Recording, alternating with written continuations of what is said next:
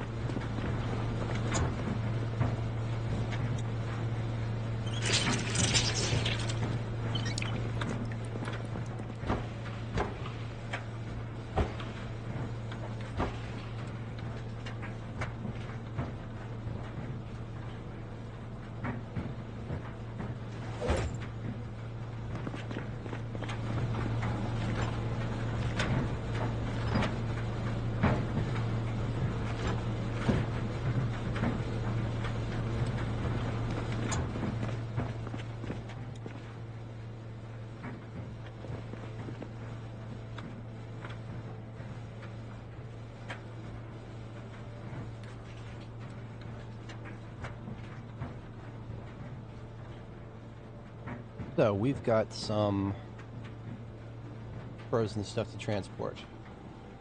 I'm going to be shutting down the generators here at base.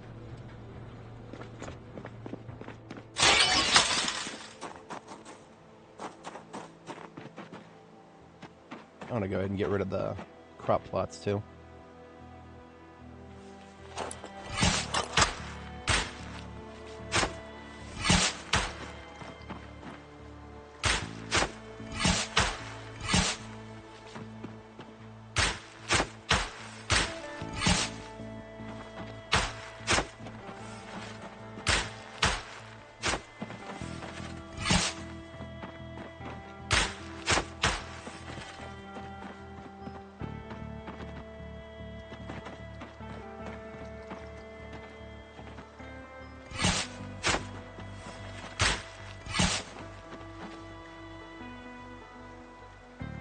Okay, maybe I'll do this in shifts, because we do have kale that is days away from being blooming, and I kind of want to catch it when it blooms. So what does it mean that it's days away? It means less than a week. Quote-unquote days could be anything between 1 and 7 days. And I have no way of knowing right now. So the way I'm going to do that is...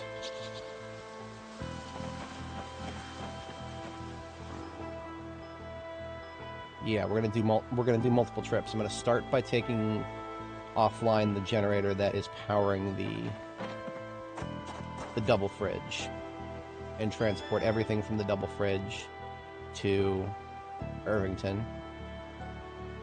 We'll subsist on that for a while. Within a week, we'll be back here. We'll harvest the kale, and we'll take everything that we harvest, as well as the contents of the 3 freezers. So we are going to have to come back up here once, but that is not just going to be to grab more frozen food, it's also going to be to grab more fresh food. That's how we're going to do this. Yep, okay. I should have checked the kale before I left last time. That would have saved me a little bit of thinking.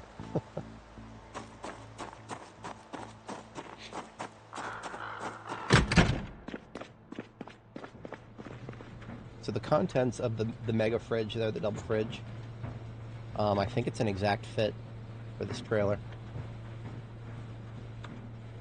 It's 65 plus 65 for the main fridge. That's 130. That's an exact fit for the trailer. But then we've got the freezers, which are 26 plus 26. That's 52. I'm pretty sure we got room for that in the trunk still. We're pushing it. Hang on. 123 minus 52. Ugh. What do we actually got to work with here? It's 123 minus 86. We only have 37 to work with. Okay. I can hand carry one of the contents of one of these freezers.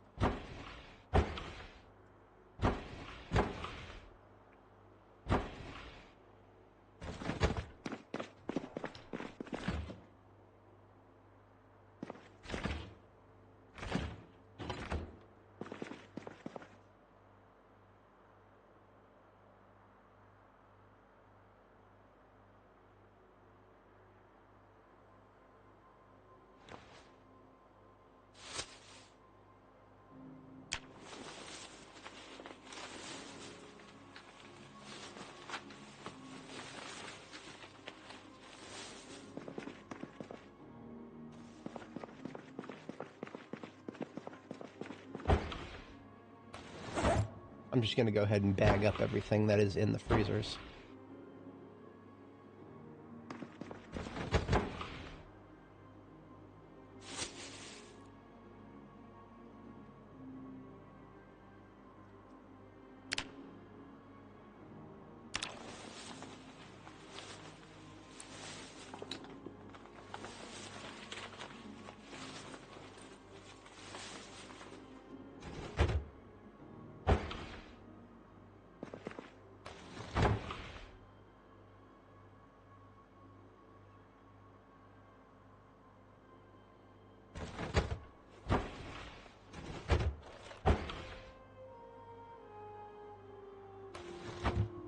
I have no, whatchamacallit, no room for stale stuff anywhere. I will just throw out stale stuff at this point. Way too much fresh stuff to be using for that to be worth it even remotely.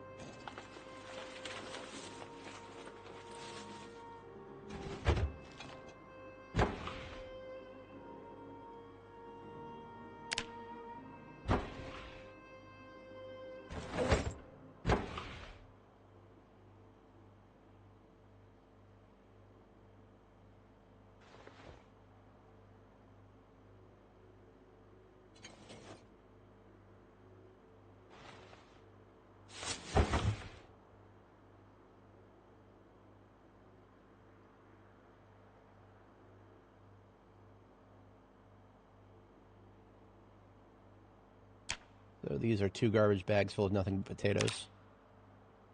I have no problem having a fridge entirely full of potatoes, because as long as you keep them refrigerated, potatoes will last a very, very, very long time.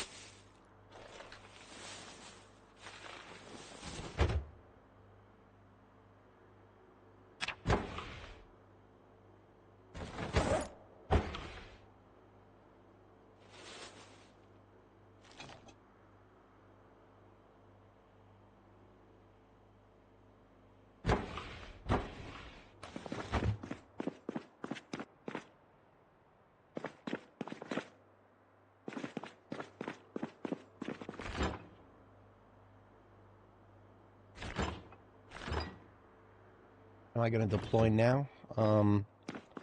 Think so. It's a bit late in the day. We should still have daylight when we get to Irvington, and it's... I'm not going to say anything about respawns. There may be respawns, maybe there won't be, who knows. Get all this stuff off the racks.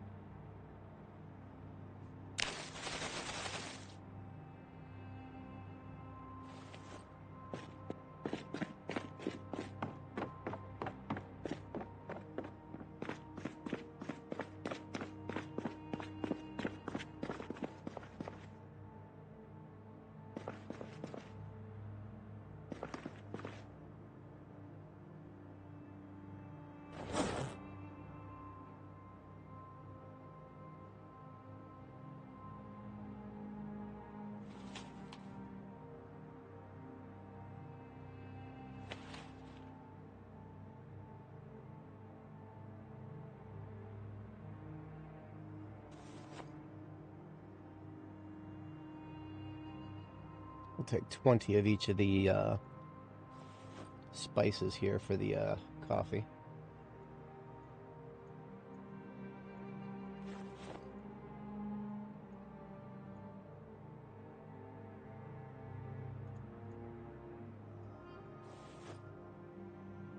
I should plant more mint next time. The harvest amount for mint seems to be way lower than other things, proportionally. It could just be that I harvested the mint earlier. Not sure.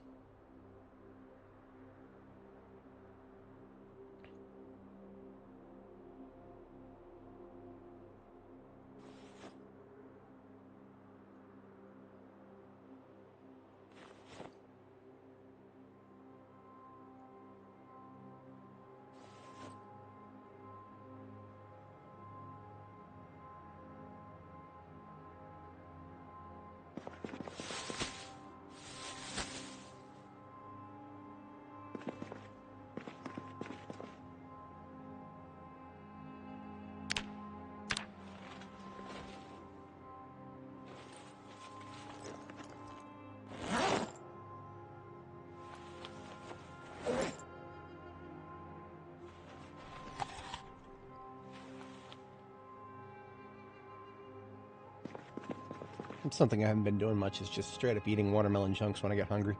It's actually not far off from a correct number.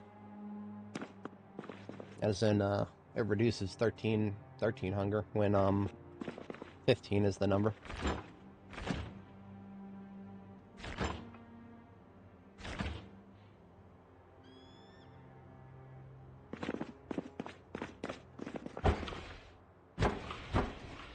Alright, so everything in the fridges have been bagged up for an instant transfer.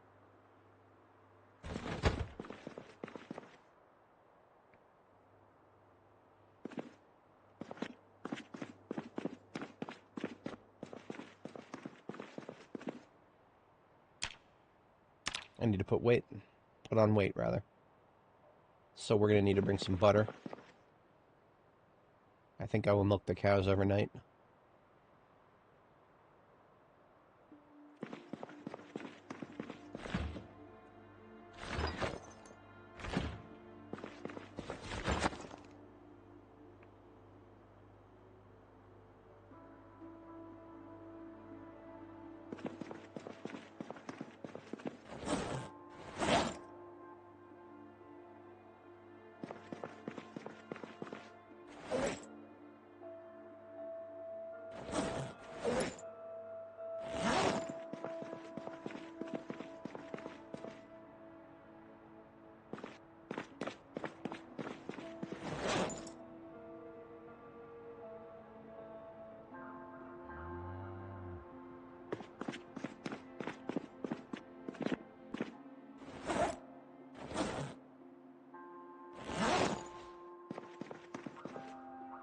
I'll take this with me as my spice bag.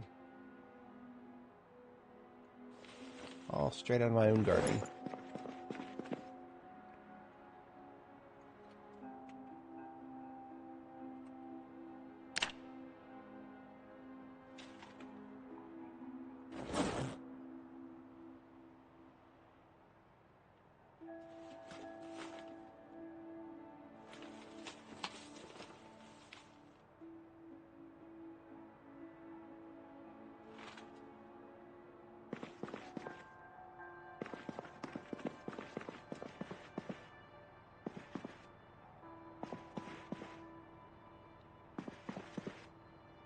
All this dye that I can't make too much use of right now.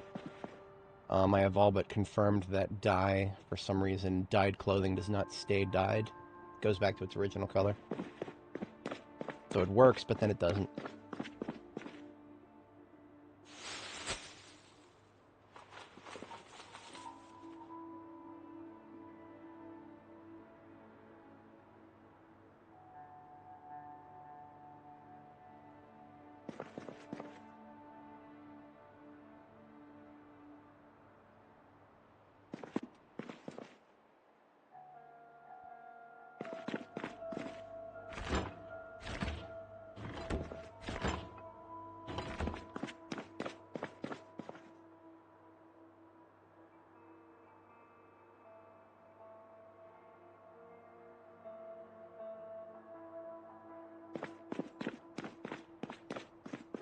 Alright, so I'm sleeping now. It's a little bit early. As an overnight task, I'll milk the cows, and it won't be that bad if I wake up early today, or tomorrow morning. Knowing my luck, I'll have fog, but I'm not going to let that stop me at this point.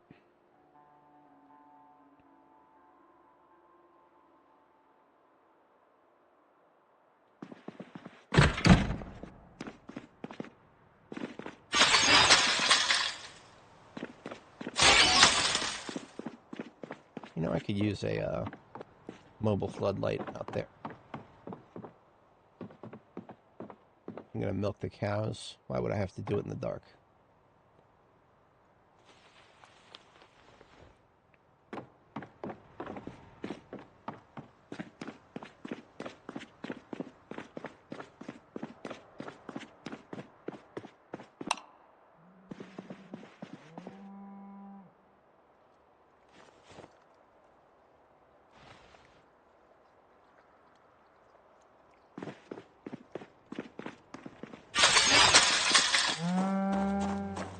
Probably also has something to milk the cows into, perhaps maybe a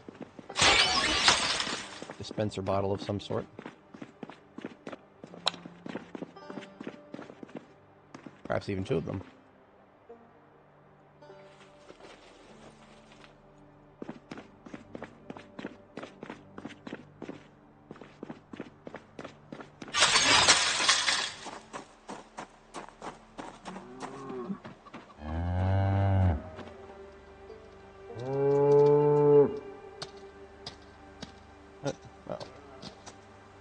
Click through my ugly face window there.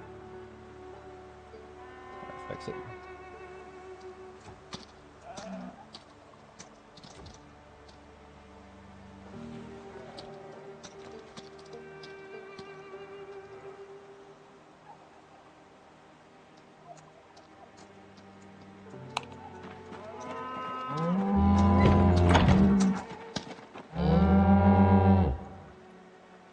Yeah, more dead calves. Like I said before, they're just going to have to watch their cows die if they're not going to feed them. I'm not going to feed them for them.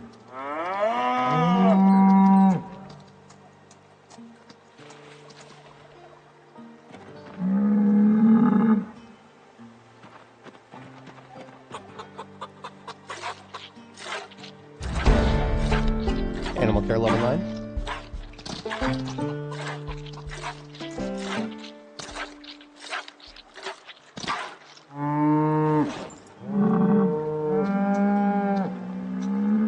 Athena continues to be my MVP. She just produced 20 liters of milk.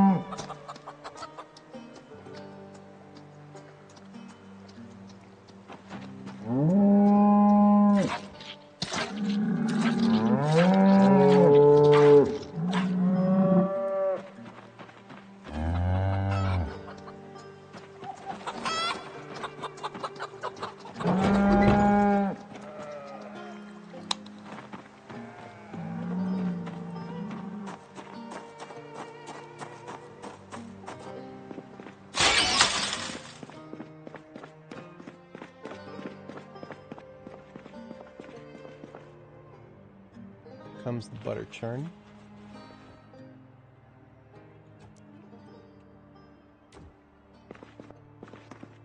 And we will churn 2, 3, 4, 5, 6 sticks of butter.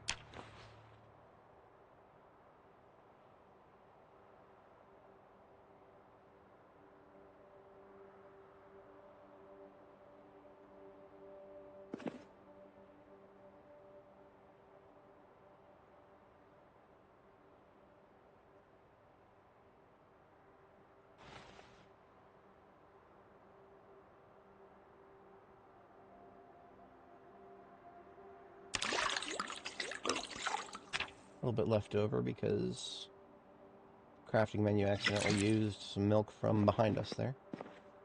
Shouldn't have put it there. Too late.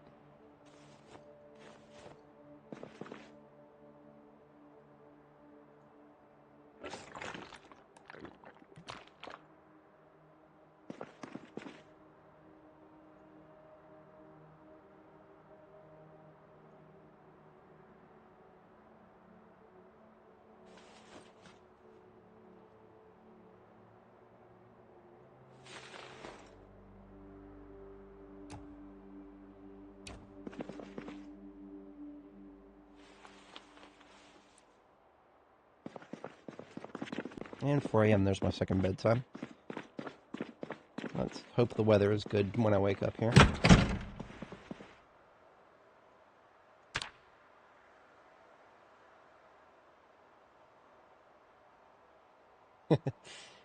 No idea who that is, but apparently they're a D-bag. That's unfortunate.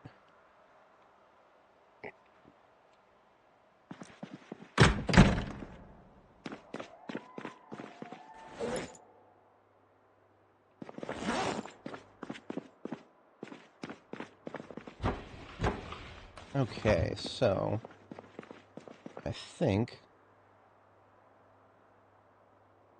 we're set. Yeah, it's great. Weather looks great today.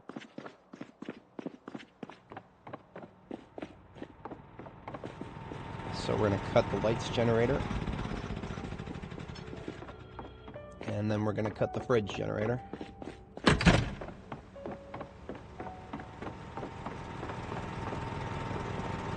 What? That's okay. That's definitely one of the strategies of all time.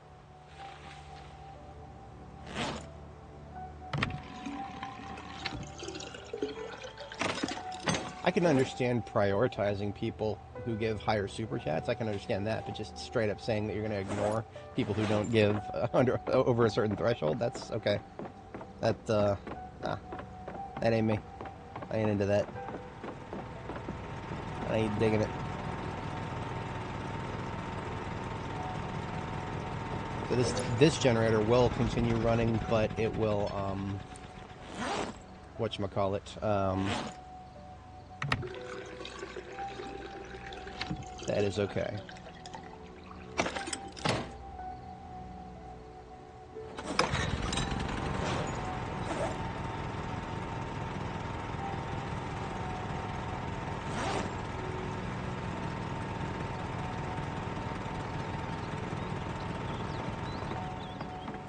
Oh, where we're on the map, we are just north of the Riverside Police Station. So if you know where Riverside Police Station is, just go into the river from there. But I will show you the exact spot here. So circled in D right there. That's the police department. We turned it into a drying rack area, and there's the gas station, the Riverside gas station. I chose this spot because it is one of the gas stations on the map that is closest to the Ohio River and also a starter town. So that was kind of my calculus there. Yeah, Rosewood is not what it used to be. Let me put it that way. I used to, back in B41, I always started in Rosewood. I liked Rosewood a lot in B41.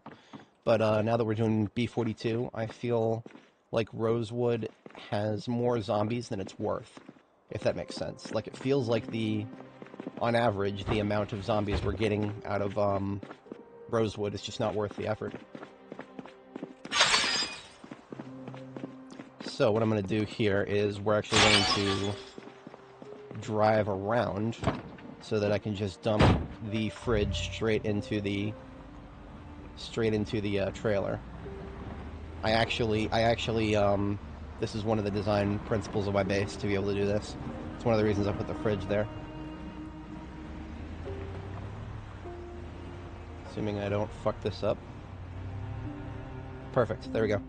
So, all 65 and 65 of both sides, that equals a full trailer.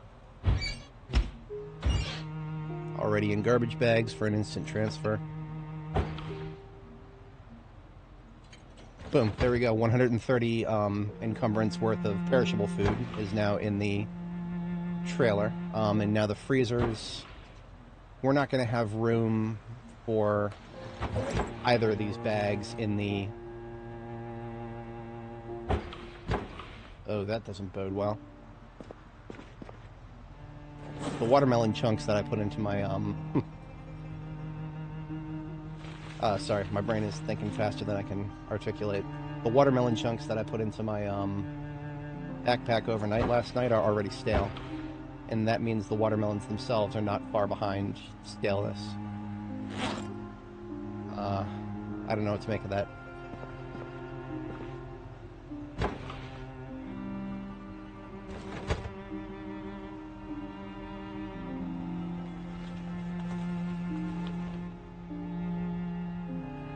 Gotta pull a little bit more stuff out of the back of the truck here.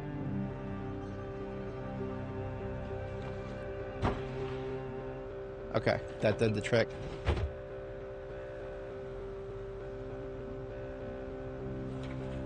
I'll just hand carry this duffel bag with the spices in it. And I'll be a little bit heavy, but that works. Okay, we're ready to go.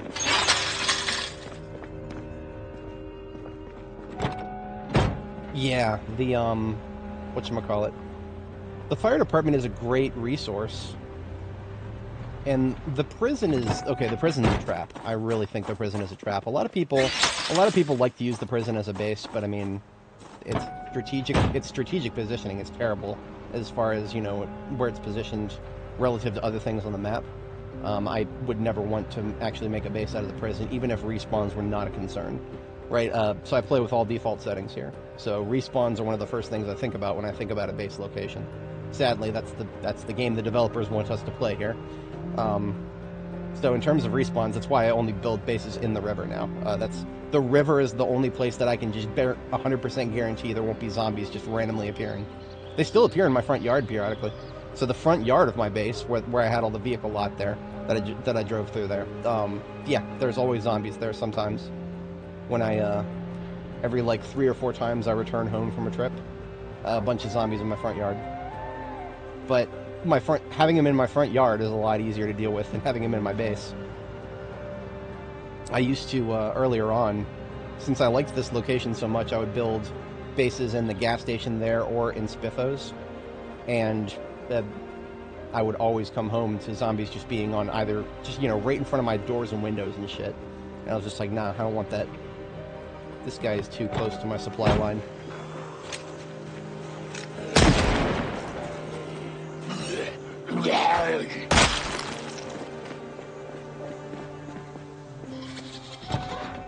Should have just rolled down the window and shot him. But yeah, I always go to Rosewood later on after first couple of months of the game. Fire department's nice. The police department is somewhat well equipped. It's better equipped than the one in Riverside. But you'll be fighting your way in, that's for sure.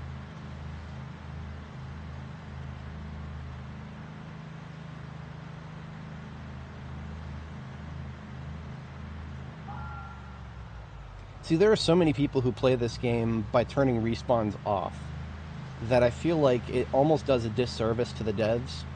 Well, I mean, it does, actually, more than anything, it does disservice to new players, because if the devs are not hearing feedback on how stupid the respawn system is constantly, then they're just going to assume it's fine. And that's not a good thing, because it's not fine. It's really stupid. More people should play it and be like, wow, this is really stupid. They should change that. Now, I know sandbox settings exist for a reason, but it's not the existence of zombies in places that I've cleared that bothers me. It's the fact that it's periodic and predictable. If you have zombies coming in to the area, it should be because they're migrating, not because they're just spawning in. The only time spawns should happen is when zombies from off the map wander into the map and then just start wandering. I mean, roving hordes would be a very interesting thing, but yeah. Respawn and migration turned off. Yeah, fair enough. See, I think the devs of this game are... I want to say that they are moving in the direction of having more zombies move around instead of just respawn, but it seems like now we've got the worst of both worlds at the moment. Because I do absolutely see zombies move in and then just... The behavioral principle that zombies seem to have, where they just feel like they need to occupy empty cells. That feels dumb. I don't like that. But unfortunately, I don't have a very solid suggestion to replace it, because when I think of all good zombie media, a lot of good zombie media doesn't really make for a good video game. I think of World War Z, I think of... well, I mean, even 7 Days to Die does it a little bit... Well, 7 Days to Die is very guilty of just spawning them in, so maybe not. But 7 Days to Die will sometimes have, like, roving hordes of zombies that are not necessarily meant to go straight for the player, but often move close enough to the player to catch them. That would be interesting. That is a mechanic that I would not mind seeing in this game. Just a big group of zombies that are spawned in from far outside of where the player currently is, and is just trying to get to somewhere specific that is not directly going for the player. That would be a much more interesting meta event than just somebody screaming, like what we currently have.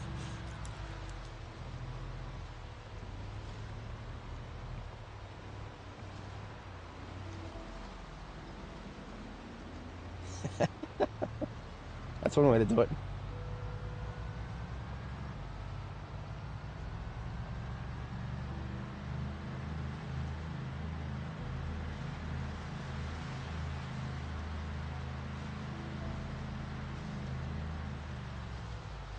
I know for a fact that some of my viewers are married couples who actually just put me on in the background. Shout out. This game is the cooperative aspect of the PvE side of things. Makes it a fun thing to play with groups. I don't understand the people who do PvP in this game, though. That sounds nightmarish. Okay, so this crossroads right here. Right is Muldraw, left is West Point. We're not stopping by West Point again, are we? Hang on. I kind of started going in this direction without thinking about it too hard. And it would have been more efficient to go through Phallus Lake since I'm going to Irvington. I'm going to take this road, Horselick Road. I've never taken this road before, but I think it is actually the best way to get back to Irvington direct from Riverside. Yeah. Okay.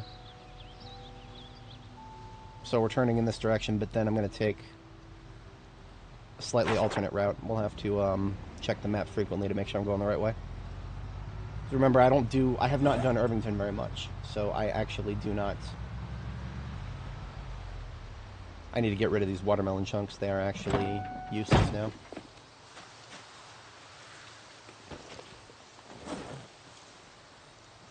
On the flip side, there was a part of me that wanted to stop by West Point and grab all those meals I made.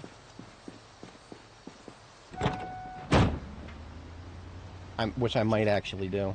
That was a lot of food I made last time. So what I'm talking about is at the end of last stream, I made a lot of food.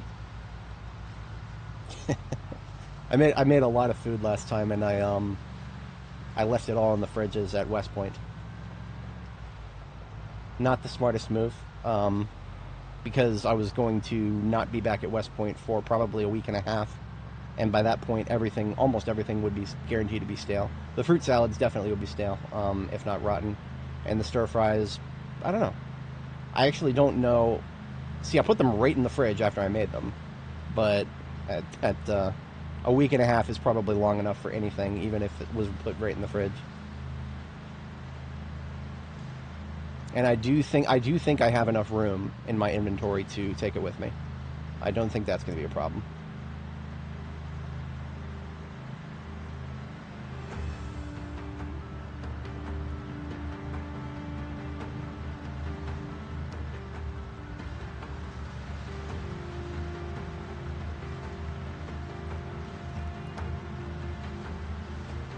I think marriage, the way it's set up right now, is kind of not what it was supposed to be. People marry for all the wrong reasons these days, and then Pikachu face at the divorce rate.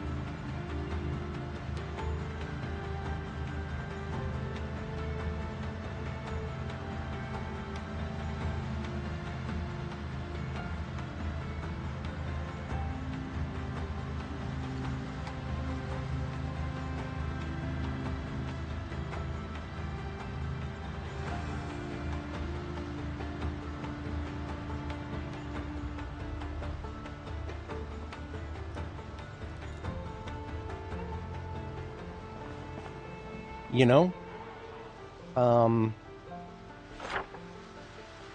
this is where I start running into problems on this Riverside Road here as we get to the crossroads. There's going to be zombies all over the place on this road. And I might know a way to avoid them. It's a risk, but I kind of want to take it. I'm all about avoiding respawns here. I'm gonna take a risk here. I can avoid that segment of Riverside Road that I just pointed out.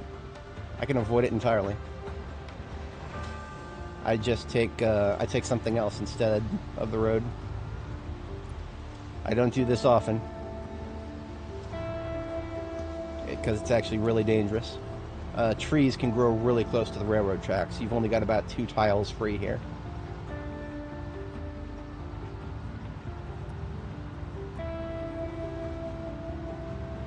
I'm all about logistics, so I can't wait for the day they add actual trains to this game. That's the correct reason to get married. It's supposed to be about families, not about the other things that people make it about these days. But humans are very flexible, and they can make very strange things work, or not. We're also very susceptible to wanting to believe. I mean, I was my own circumstance. I was actually I don't know if anybody in my audience watches Chibi reviews. It's a bit of a controversial guy. Just usually rage baits about anime most of the time. Recently, he posted about a situation where he cut his fiance sleeping with his best friend or something like that, and it was a really sad thing to watch. But it kind of got me thinking about, like, that's a lot of things going wrong at once right there. Look at that. That worked fine. That worked fine. I was afraid that there was going to be some obstructions, but we just bypassed all those problems on Riverside Road. We'll have no problem stopping by West Point this way.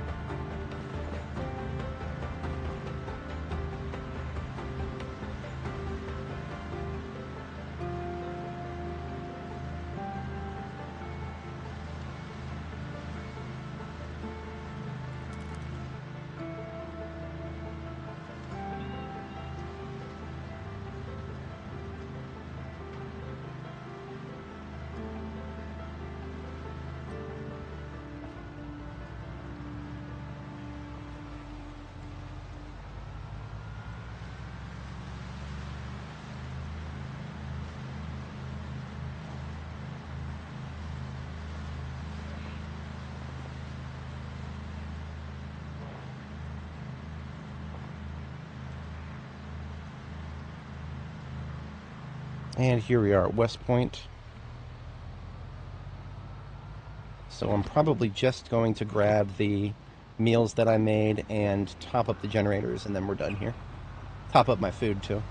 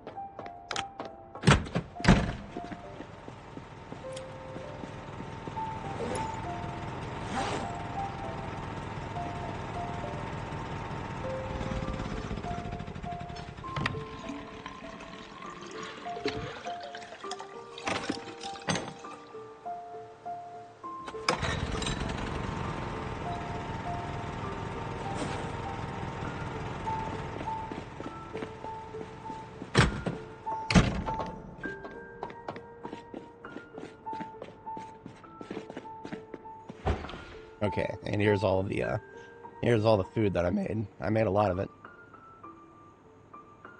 It's probably not too late. I could actually add some. Is there anything I can add to these salads to fatten it up a little bit? Because I actually need to start putting on weight.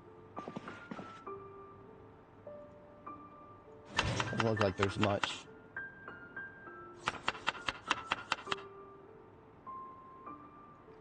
Yeah, I don't have any veggie oil here. That's alright. So I'll use a handbag here. I need to allocate 16 encumbrance for the bag here.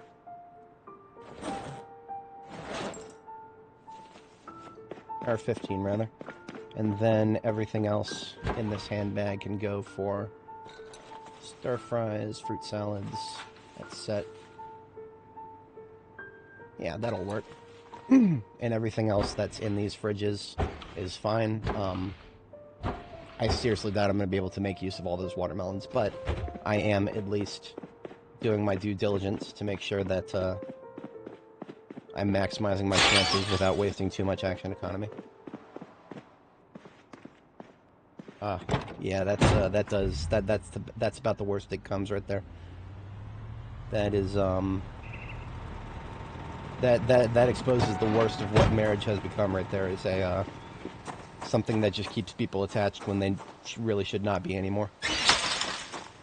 It should have a situation like that should have ended long before it got that bad, but there are problems that persist sometimes.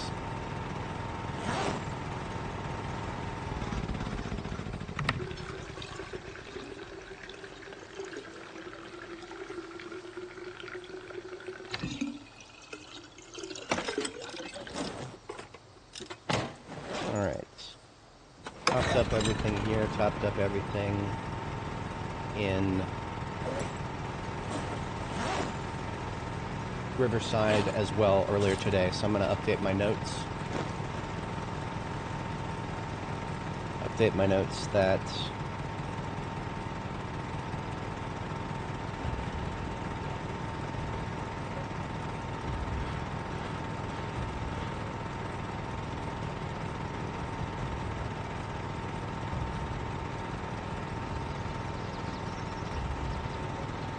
Alright, 818. That means projected RTB is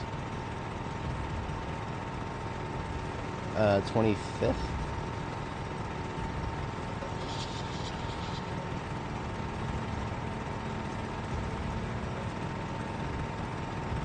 Something like that. Yes, no, I need to, no project. It's got to be 825. I want that kale. The kale back at Riverside. I want the kale. And because of that, I can't let it grow. I can't let it go too much longer. It will go rotten if I let it bloom and stay there too long. Almost forgot to get water.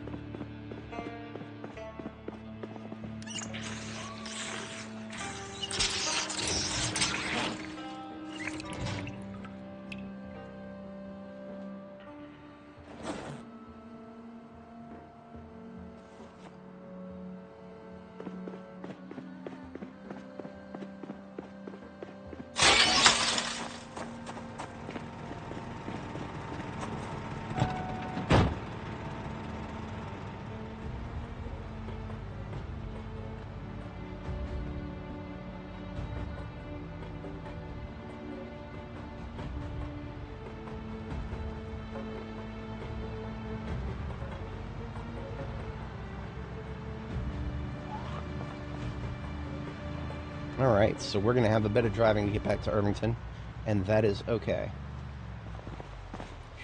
Bit of swerving, perhaps.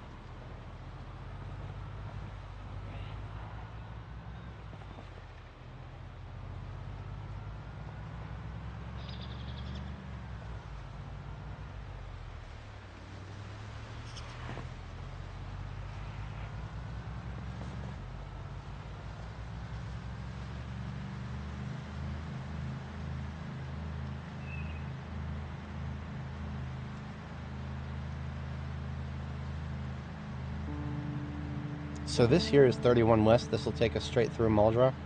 I'm basically going to stay on this road all the way to the bottom of the map. The last turn before the end of the map is going to take us to the south entrance to Irvington, and it is going to definitely be a roundabout way as far as this, as far as our travels are concerned. But it'll get the job done.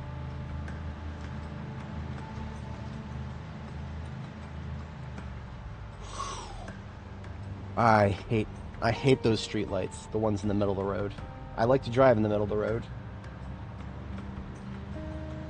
I hate how accurately this game represents the fact that certain highways somehow still had streetlights back in the 90s.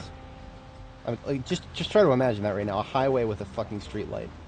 It was as stupid as it sounds, but it happened all the time.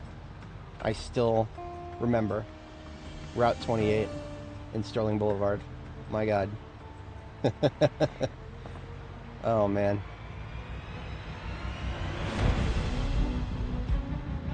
They didn't get that fixed until close to 2000, I think.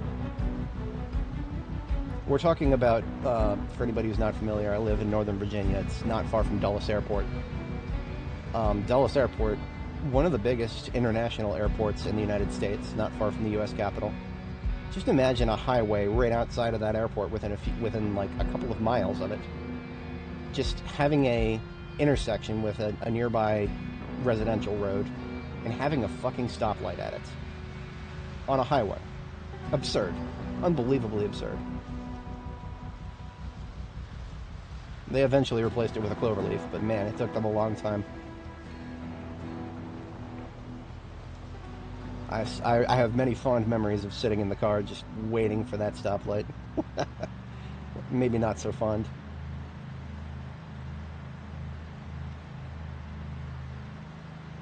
Alright, we are passing by Muldraugh now. We don't have any room to carry anything with us. And there's nothing we really need right now. I think we're good. I think we will be dodging a lot of Zeds in the road here. And that's okay. Because this is 31 West at Muldraugh, we're not going to be able to keep it clear under any circumstances. I can barely keep it clear while I'm here actively in the area for a week or two.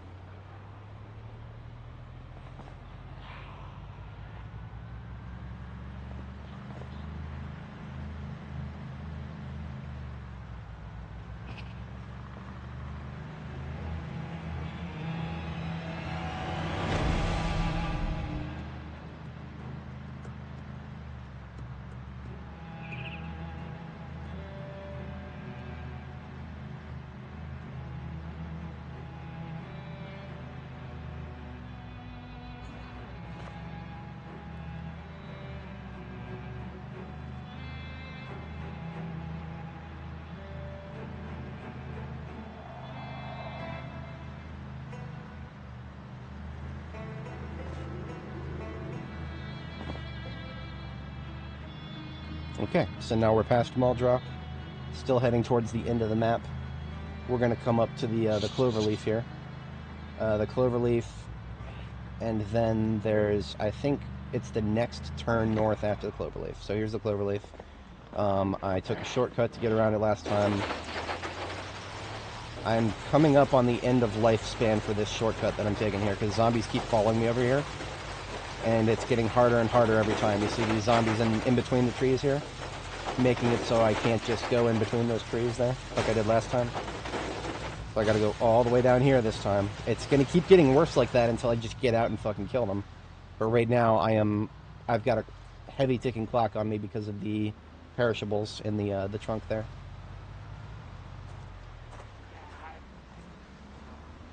Okay, so we are past the Cloverleaf now. Something very interesting that I will point out to you guys on my way down this road. Something I discovered previously near the end of my last stream. There is a back door to March Ridge. Or, okay, a conditional back door. A back door with an asterisk next to it. March Ridge is notorious that it has it's got kind of almost a fence around the whole place. But if you have either a sledgehammer or a blowtorch with a mask, you can go down past the cloverleaf like I just did, and I marked it on the map here.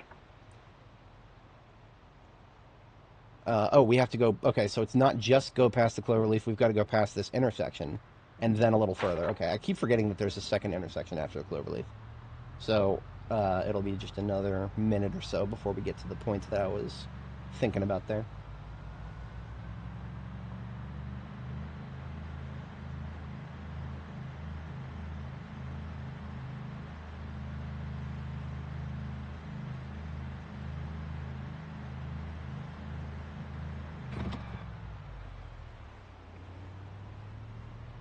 I like how that intersection is never loaded with zombies for some reason. It's always the cloverleaf. But yeah, here is... March Ridge is to the north of us now. And it was because of a silly... I was driving down this road yesterday on my way back up to Riverside, and I ran into a rat unexpectedly. And that sussed me out, because rats don't just randomly spawn out in the middle of nowhere like this. So I figured it had to have come from, like, a... whatchamacallit, like a building or something. And voila, there is actually a relatively easy path through the forest here. Now I say relatively easy, the forests are always going to be randomly different based on your map layout, so there may be a way through that's easier or harder based on how your map ends up generating. But if you look in the top corner of the screen right now, you can see the fence that I'm talking about. So in terms of getting to March Ridge, if you want to avoid that ugly entrance that's got the gate and all the respawns up there, you can cut just a couple of trees, really. Probably like 6 or 7 trees, and you'll get a straight path from this highway into the back end of March Ridge. Which is exactly what I'll be doing when the time comes to explore March Ridge. Because I've always hated that main entrance to it.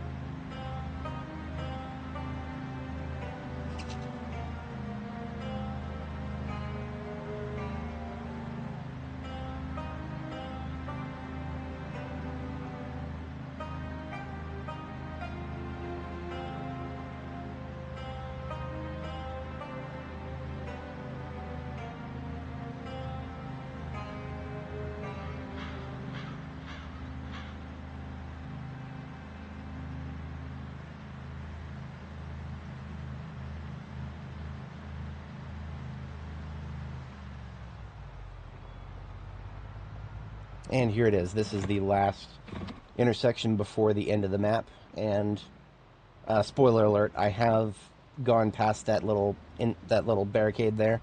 The road just ends. The road just ends, and then it's just wilderness. The wilderness does go on forever. If you are interested in just going off into the woods beyond the edge of the map, the game will let you do it. You can keep going infinitely. It'll just keep generating new forest for you. But it will not generate anything other than forest, so it gets a little bit monotonous pretty quickly. It will be a very fascinating day indeed if the devs ever come up with a procedural, like, town system. Just procedurally generate things beyond the edges of the map. I don't know if they will. I think I think they're only interested in procedural wilderness. This road is a little bit less safe to go fast on because of the trees. The isometric angle basically blocks half of the road until the last second. But we'll survive. Pretty orange and yellow trees. Clashes a little bit with the ones that are still green as if it's summer.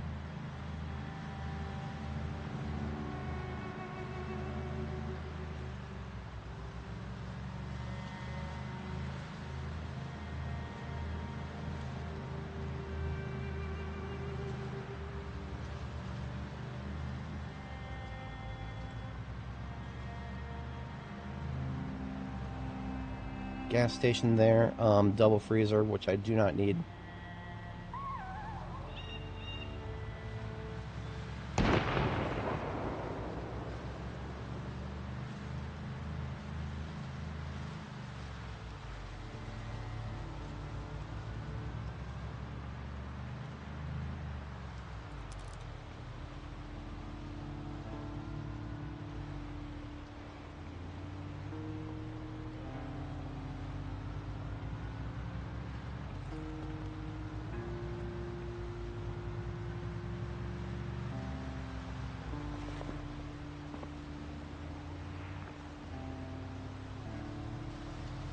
That road right there, I do think, would lead us back to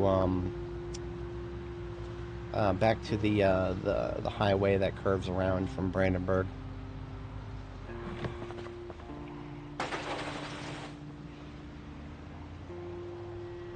As much as I would like to waste those guys, ticking clock. We got perishables to get back in the freezer.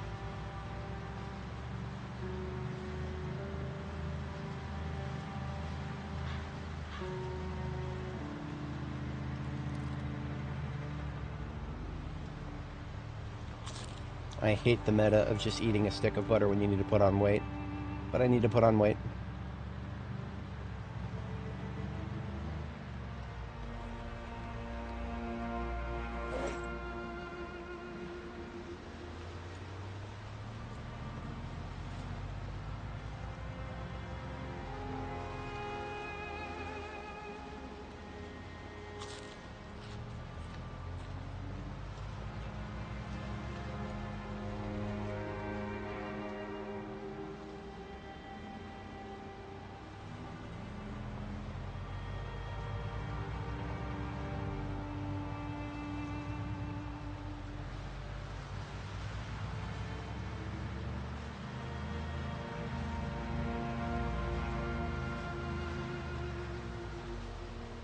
Alright, once the road curves here, that's when we start getting closer to Irvington.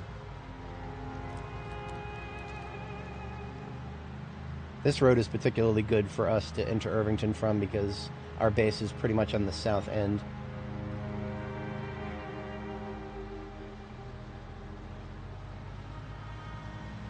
Now, we have already extracted the stuff from the military, the army surplus in Irvington. There's a small army surplus there, probably about half of the size and loot of the Jametown military surplus. But it had, what is it, that four or five crates full of ammo. And those have been delivered to West Point for our staging ground for Louisville operations. And or the military research facility. I have not yet decided how much ammo I want to commit to the military research facility.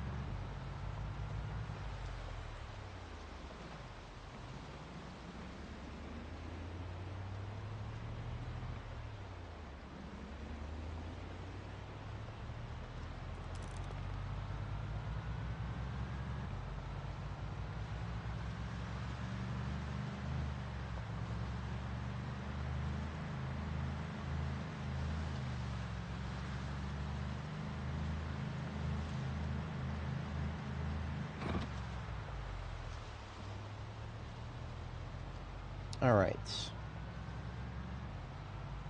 This is where we'll start running into more zombies, but our destination will be on the right.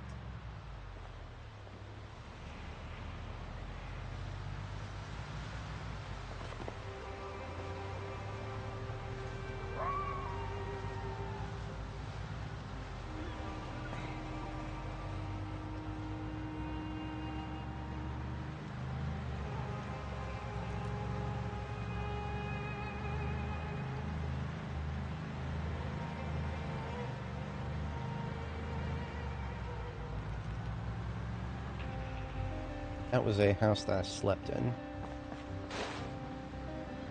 I had been meaning to check a couple of these other houses on this road. Not a very high priority thing, but I may do that as a warm-up.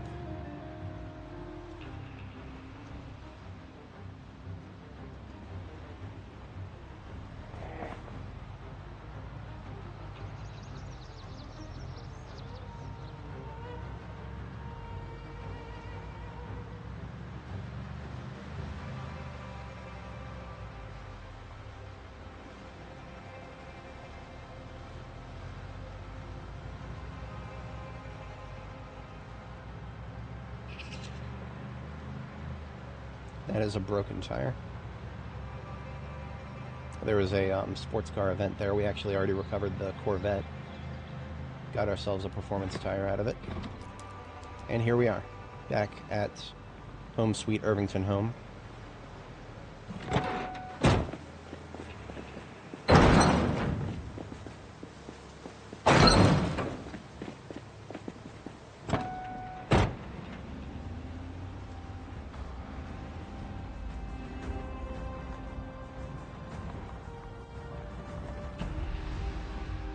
going to go ahead and park the van right in front of where I'm going to put the fridge.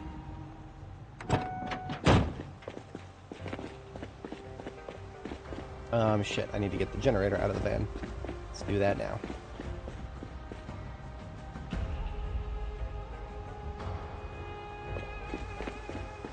Already got a spot pre-marked where I'm going to put the generator, right over here. Marked it with the tire pump ahead of time. It does not have fuel. Skill issue. Now I've got to siphon out a tank.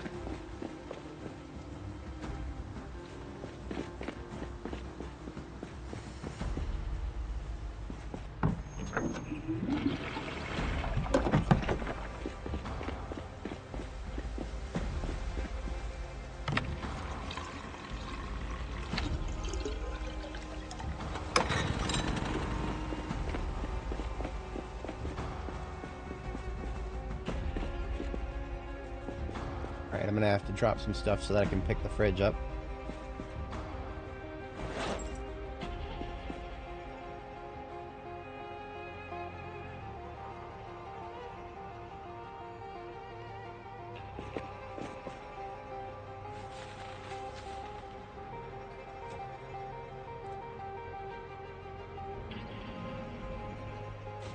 Alright, fridge is dropped and powered.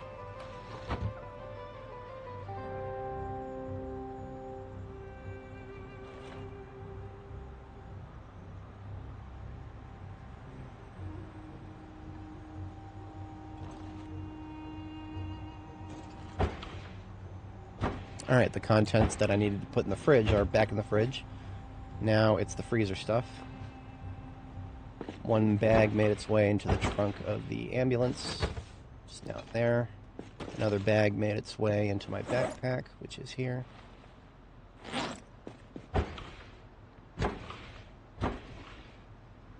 There we go.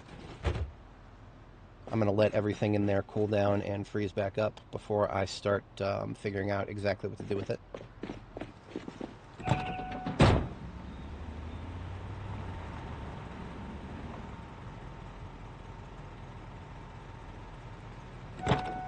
Now, I brought a second yellow generator, and that was because I had planned to bring the contents of both fridges and freezers with me, but I decided against that. So what we're going to do with this yellow generator that I brought is we're going to put it down here where the lights generator was.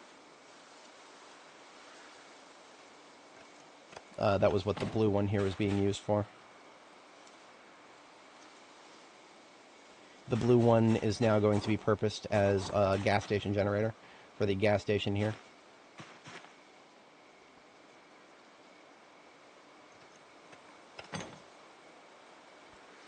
And I will need to siphon another tank for that.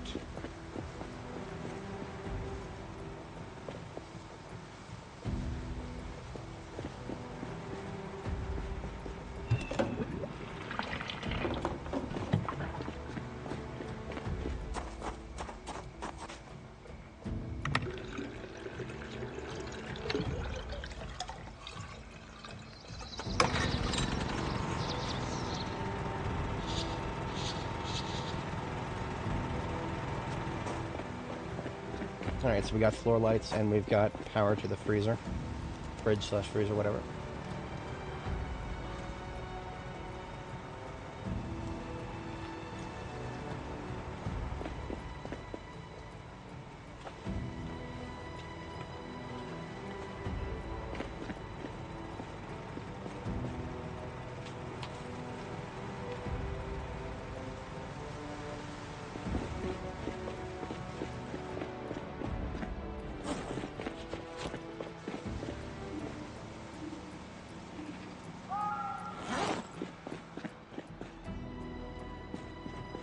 Now, I've got more food. So what I'm going to be doing is I'm going to take the other fridge that I had here before, and I'm going to put it so that it's on the circuit with the lights.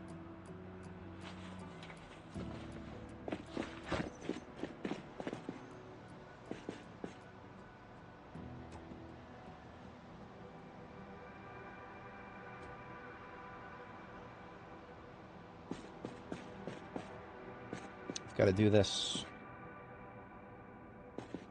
doesn't really matter where. Yeah, I could put the kitchen in here. YOLO.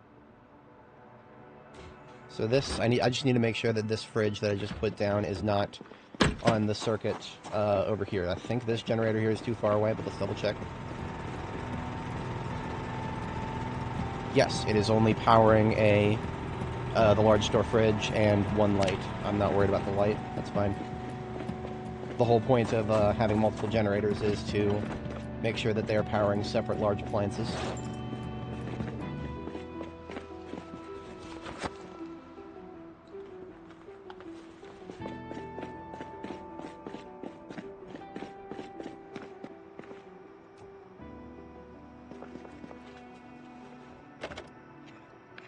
Looks like we'll have a kitchen in a separate location after all. Fine. Not mad about it.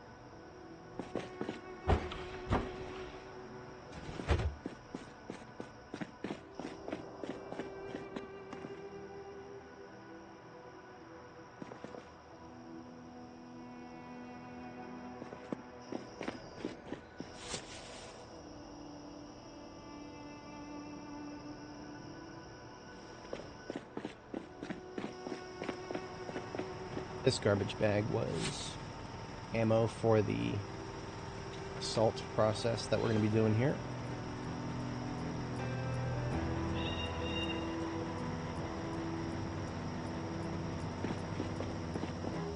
And this is our spice bag. That just goes wherever our kitchen ends up being here.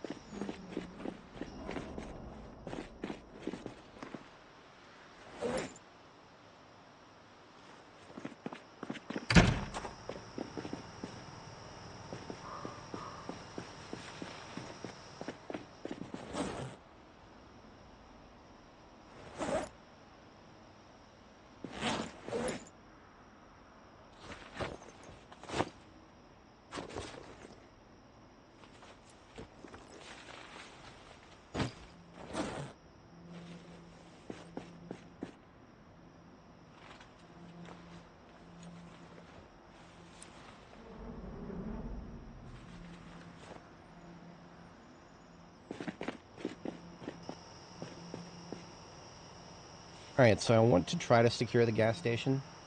If there's too many zombies, I'm not going to be able to. I'm already at stage 2 fatigue. The gas station was secure already, but this is Irvington, and zombies move all over the place, so I will literally just turn around and come home if there are too many. Well, I'll allocate a coffee for it. It's fine. Yeah, I'll drink a coffee if there are too many zombies and I need to do so. But yeah, my ambulance is already like down to below half fuel because I had to get the gas into the generators that we just delivered. So I do want to see if we can get the fuel problem sorted out now. See all these corpses right here, and then there's also just a group just chilling down there. That group that was chilling down there is already a point of concern. I mean, look at this. All these corpses, and there's more walking corpses right there just joining the party. Irvington is a very quick to refill itself place, if that makes sense.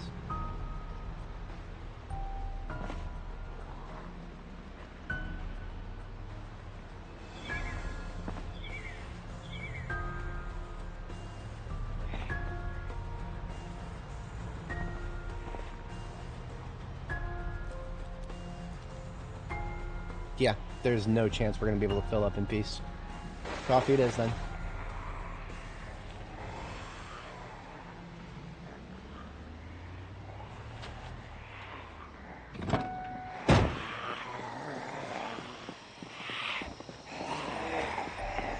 Y'all going right to my driver's side door.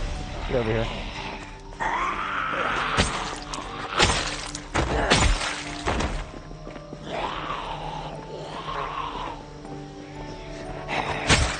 Sword is on its last leg, so I should switch often.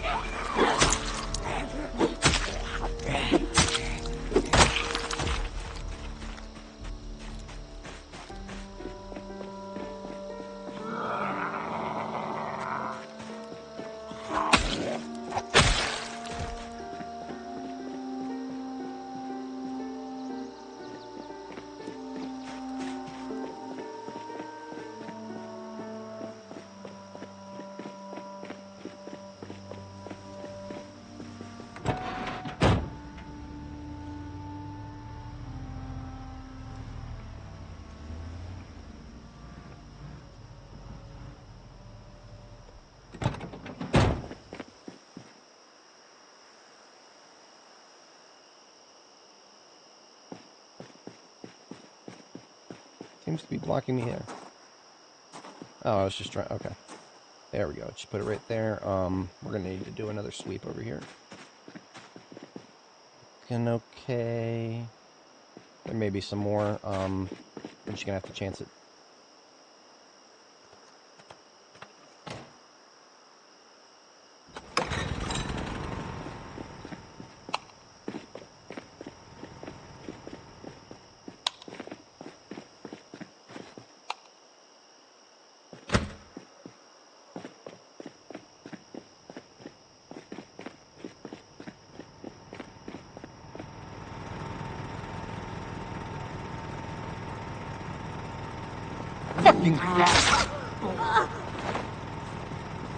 That might have been it. That might have been it, folks.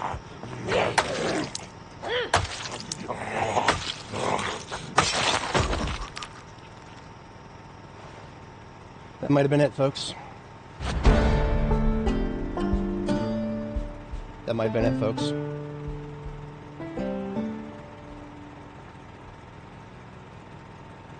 I knew I should have checked the crossroads. Oh, that sucks. Hey!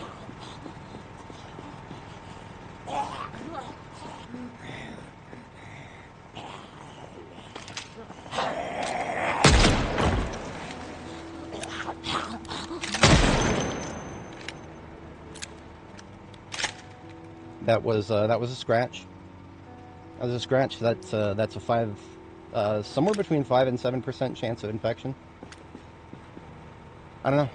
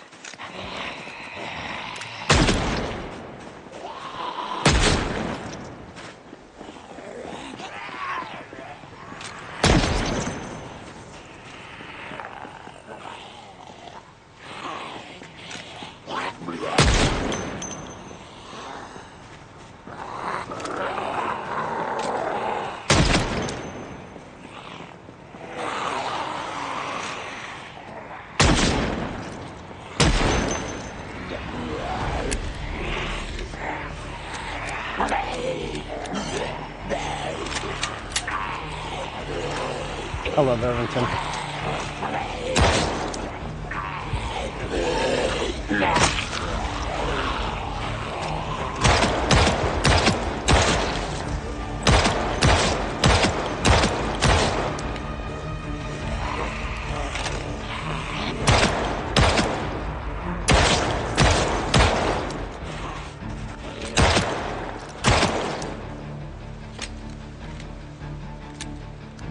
Okay, that's game over, folks.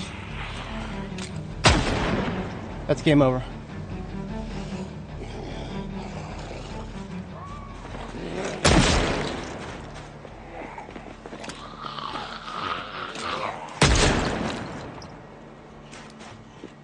So I've said this before. I'm a coward. I don't have the heart to watch my characters die, and so I won't.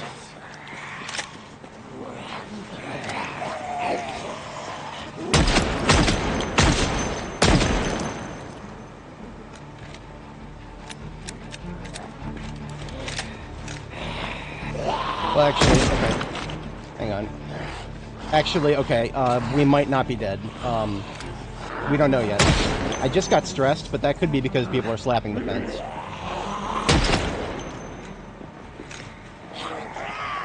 Okay, so again, I'm coping and seething, but really, we just got stressed, we just got sick.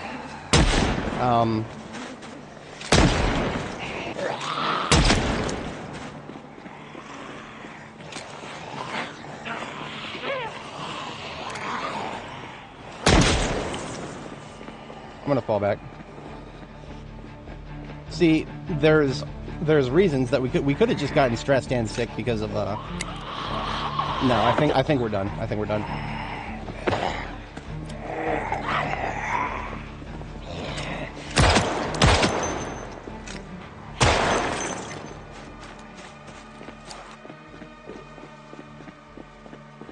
Okay, I'm falling back because I need to know. We could have gotten sick from being around the fucking corpses because there were literally 50 corpses around us. We could have gotten stressed because of the stupid fence. I literally can't tell, so we're just gonna chill. If the stress and or sickness actually go away, then we're not infected. If they don't go away, then it's game over.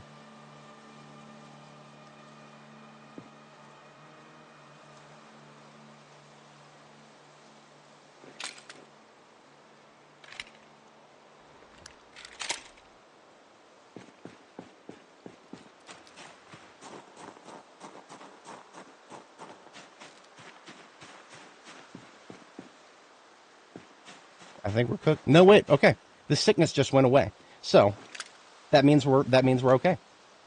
If we were infected, the sickness moodle that we just had would not have gone away, because as soon as you get infected, sickness and stress increase until you die. That is a fixed mechanic.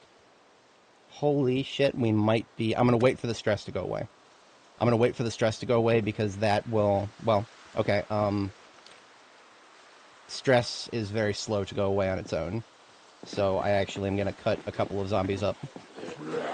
That if it turns out that we're not infected, then this will be the closest I have ever come without actually getting infected. That would be worthy of its own. That would be a legend story if that. Because I mean, all the signs were there, but now that sickness moodle went away, I have no idea. I have less than no idea. I wish I had something on me that would reduce stress.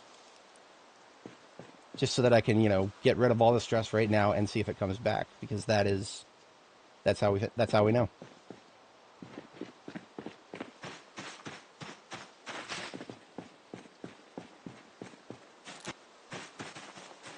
See, again, it was a scratch. I think a scratch is 5%, and I think a laceration is 7%. I don't remember the exact numbers, though.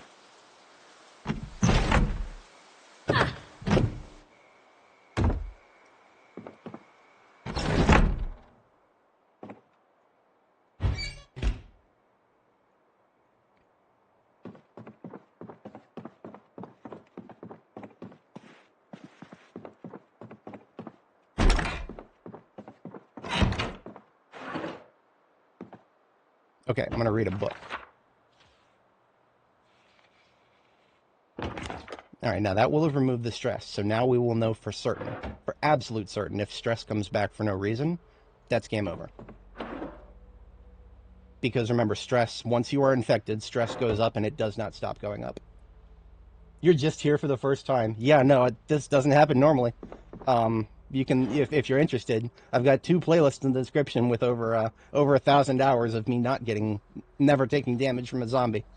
But that's what this game's all about. It's a mistake punishing simulator 2000. We made a serious mistake there. We did not check R6 when we turned on that generator. It wasn't R6 actually. Well, it was both. It was the crossroads. There is a little intersection there. I'll actually point it out on the map. So we are in Irvington right now. We're in this house right here at the edge. This is the gas station right here. There's a wreck at the intersection there, but there's also a bunch of trees. I should have, before even thinking about turning on that generator, I should have basically just gone all the way around here and killed anything in sight. See, what I did before with pulling out my, with pulling out my guns, I should have done that before I started the generator. Because the generator makes enough noise that gunshots basically it's going to accelerate the process of handling all the zombies that you otherwise would eventually have to deal with. The gunshots are just basically a way of getting it over with quicker. Now, I could sleep. If I went to sleep, that would fast forward this process. If I went to sleep, but then maybe I have a nightmare and I wake up stressed, then that would just prolong me not knowing. So basically what I'm doing right now is I'm just sitting around for a bit, and I'm going to make sure that I don't get stressed for no apparent reason. Because if I do, then we know for sure that game over. But ever since I saw that sickness mood will go away, I think we're good. But let's just keep an eye on that. I mean, if nothing else, we're currently severely handicapped for combat. The almost bite that we took, it was just a scratch, but the almost bite we took was on our hand. Which means that was our right hand, that's our dominant hand. You see how we're carrying this one-handed weapon on our right hand? So we are basically, our melee attack speed is a fraction of what it should be right now. We're going to be that way for a couple days, if we survive this. So, I find it very, very funny that all the signs were there. I got sick, I got stressed, but there was a valid explanation for both of those. I was ready to quit. I was ready to quit. I know I've talked about this before. I don't have the heart to watch my characters die. So I don't. If the time comes, she's got a gun on her. She knows what to do. But yeah, the default game doesn't let you actually do that, so that's fine. I don't need to see that happen. If you think about it, from her perspective, she doesn't see it happen either. Nobody sees it happen.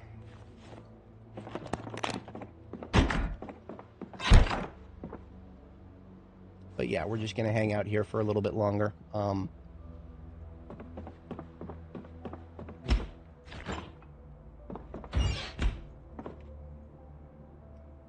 Let's do an ammo check here.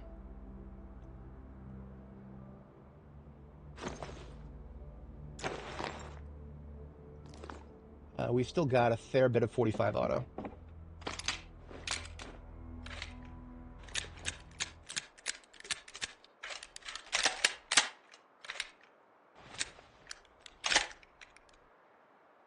Yeah, so we've got 7 plus 1 and then 31. So we've got about close to 50 shots. I was going nuts with my 9mm. And I did not sufficiently manage my magazines here.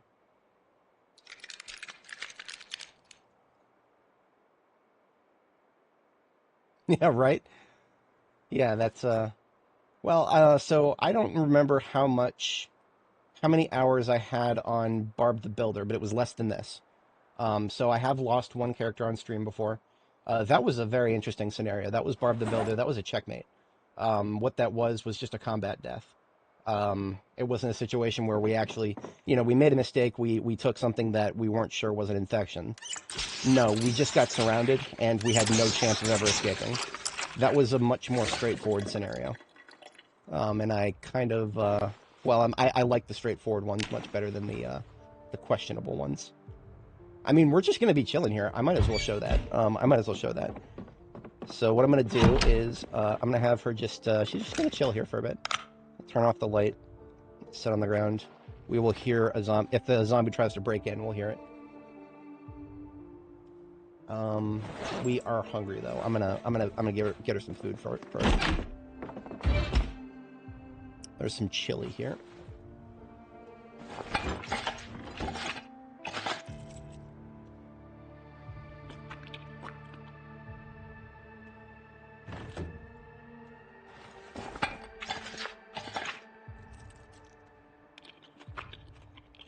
Okay, that should do the trick.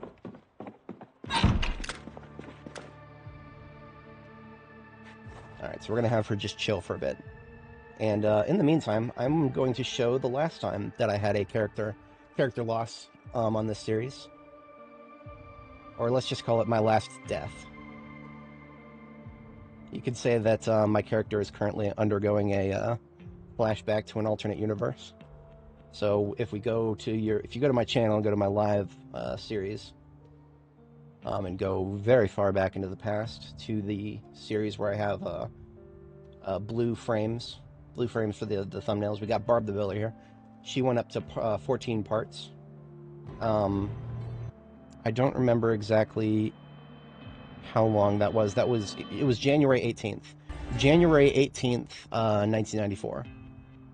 You know what? I've got a little shortcut for that. I've got a shortcut to timeanddate.com that's automatically fills in the start date of the game, which is July 9th, 1993. So if I just put in January 18th, 1994 here, Barb the Builder survived for 194 days. So that's about half. That's about half of what Nora the Explorer here is. But yeah, this is Barb the Builder. We're in Muldraugh. We're in the south part of Muldraugh. From all angles now. And this, okay, you can already see this situation. You can already see how bad things are. I am surrounded on every side. I should not be in this situation. I should have run away long before it ever got to this point. There's zombies flipping over the fence. There's trees preventing my ability to see who's coming from the north. I'm switching weapons very inefficiently too, but that's a little... this guy right here. I caught him. The other guy, I did not. So, one guy tried to swipe my feet. I caught him. Another guy tried to swipe my feet. I didn't catch him. The guy on the ground bumped my feet. And as you can see, there are 3 zombies closing in on me. The one behind me, I never saw coming. The one behind me just appeared out of nowhere, coming out of the other side of that tree. And that was it. That was it. 3 zombies directly in front of me, nowhere else to go. That was a combat death, a very straightforward combat death. And yeah, just like this time, if we had lost Nora just now, I would not have watched it happen. I would just GG. But yeah, I am actually thinking about sleeping here tonight.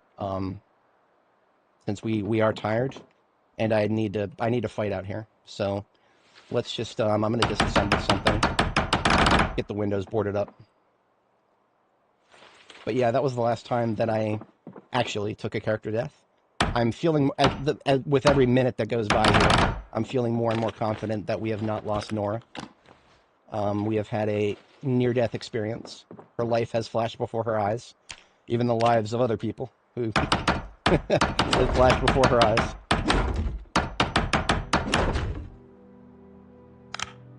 Alright, so we're sleeping without a pillow. It's gonna suck, but whatever. Oh, of course, the second we go to sleep, our hand has a dirty bandage. Whatever. So I have another sterilized bandage in my Alice kit. Now that I actually have time, I'm going to disinfect the wound, and then we're going to put the sterilized bandage on it. And then we're going to wash the bandage that we just used. As you can see, we are prepared for the odd injury here.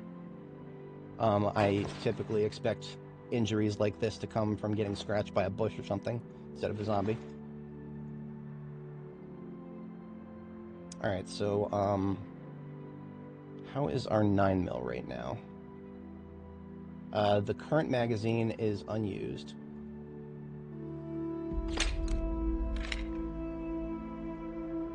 I'll put that away. 9 rounds into the current magazine.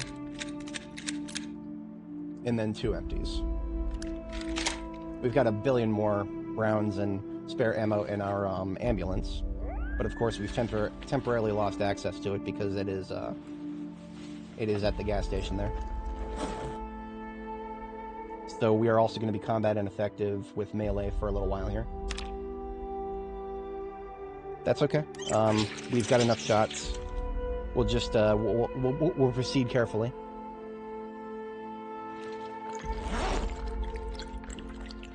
That's all we can do. I'm gonna take this flag. I didn't know there was one here.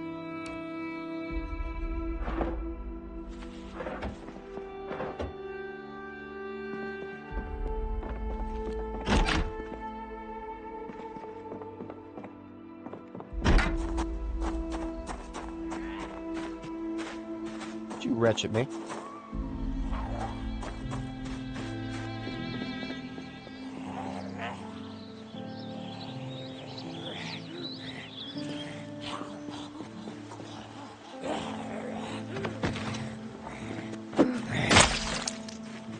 So what does it mean that our hand is injured? It means our attack speed is really slow.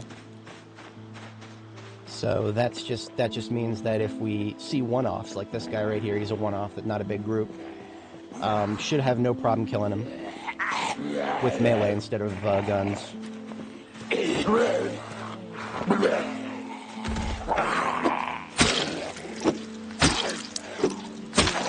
Okay.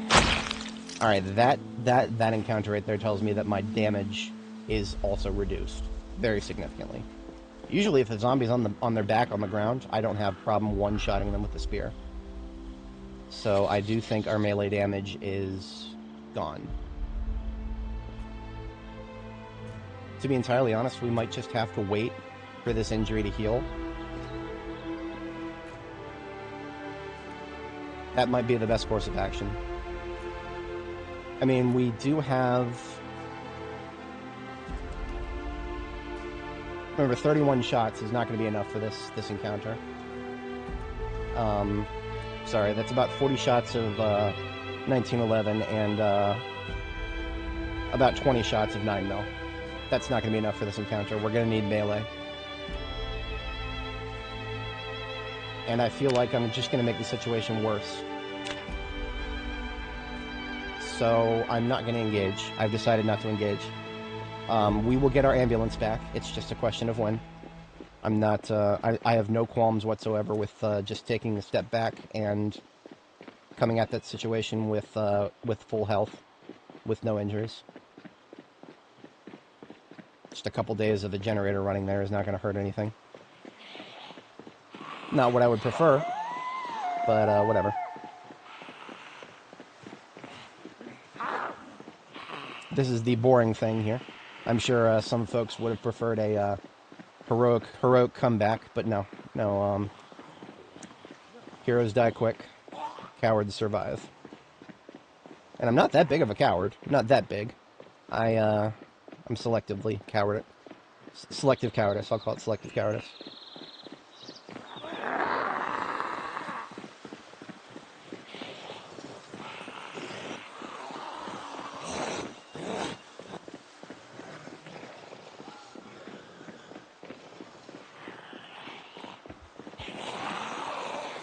Oh, we have a lot of plans. In fact, we earlier on in this stream, we were executing quite a bit of quite a cross-map logistical operation. Our current plan is to take Irvington. Maybe not, clear every zombie off the map in Irvington. That's not necessarily the goal, but I need to explore every residential area. We're looking for books. We're looking for an M16, which I seriously doubt we're ever going to find unless we get extremely lucky. But some of our only chances to get what we want in terms of books and or guns is going to be from survivor houses. Survivor houses have a chance to spawn in pretty much any residential home. So the way the game works right now for late game, if you want to fill in the blanks on stuff you never found, some of your best chances are to search every possible house on the map. And that's kind of what we've been doing so far and what we're going to continue doing. While we're on this side of the map in general, we do plan to hit the military research facility. I've been putting that off because it's a really tedious prospect to me based on my meta knowledge of the game, right? After the first couple of months of surviving in this game, you get trees randomly growing on all sand and dirt tiles and grass tiles. So lots of trees will have spawned on dirt roads. The military research facility that we kind of want to target, maybe to get an M16, maybe just to see what it's all about. I mean, it's one of the in-game things in this game. If we go here to b42map.com, lovely website, always shout it out, and if we look at where the military research facility is, it is right here, and take a look at the only way to get to it. The road ends in a dirt road, and look at how long this dirt road is. Remember, every single dirt and grass tile that this road is made of is going to have trees grown enough to block our vehicle. Look at all of that. Look, all that crap. I mean, I actually took a wrong turn there. All of that to get back to the highway here. All of that. We would probably spend 3 or 4 hours IRL having to cut trees just to get to the military research facility. I've never wanted to do that, and I still really kind of don't, but at some point, it's just, you know, it is something I do want to do at some point, so I will. But in the meantime, there's other things I'd like to do first. Slightly more interesting things.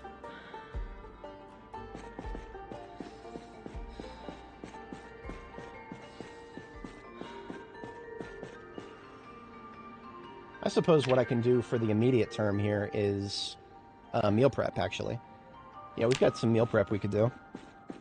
One of the things I was hoping to do, what we were just doing, is get some gas from the gas station, and also maybe come home with some furniture, so that we can fill out our kitchen a little bit more here.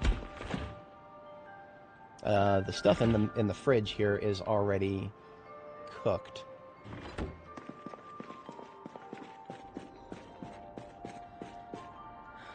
Let's give her a break first.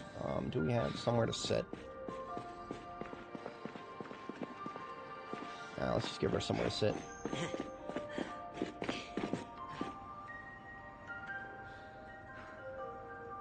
Here we are.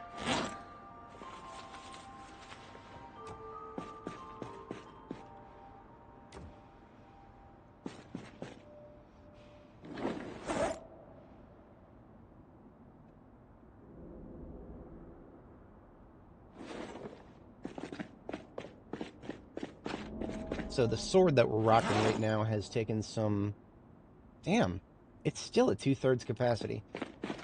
This sword is a trooper.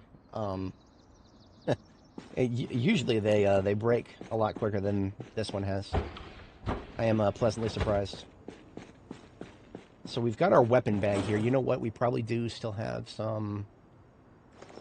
we've got 38 special. I'll take my revolver here.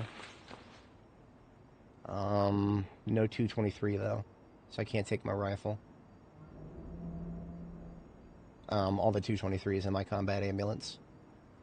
All of these M9 mags are empty, because I put the empties in here before refilling them from the ambulance. The ambulance is my mobile combat vehicle, so losing access to that does definitely set me back. In the meantime, here's something I can do. That almost bite that turned into a scratch. That was on our hand, which means our glove has been damaged. So we're just going to fix that next. Being tailoring level 10, this ain't no thing. Just patch the hole first, and then replace the leather strip. Voila, glove's good as new. Hey Hassan, we just had a brush with death. We just had a moment where we thought it was all over. We took a scratch on the hand from a zombie, and we immediately got sick and stressed. I was almost 100% convinced that it was over, but then I reassessed the situation and I realized it was sickness from corpses being around us, and the stress was from zombies slapping fences. So it was That was the most the craziest false alarm I've ever had, to say the least.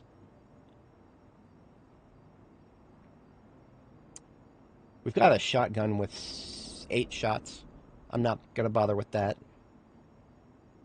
Yeah, I'm not gonna bother with my weapons bag right now. It's supposed to be supplementary to the ambulance. We're just going to do some cooking. Bro's just gonna cook.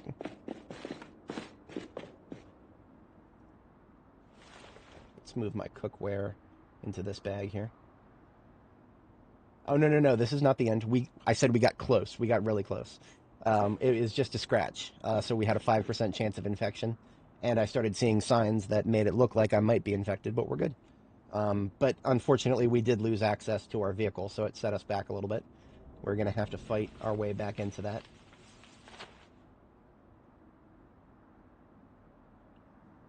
Yeah, let's put cookware and... what else? Got small form food over here. We're trying to put on weight, so we are... let's just eat chips for now.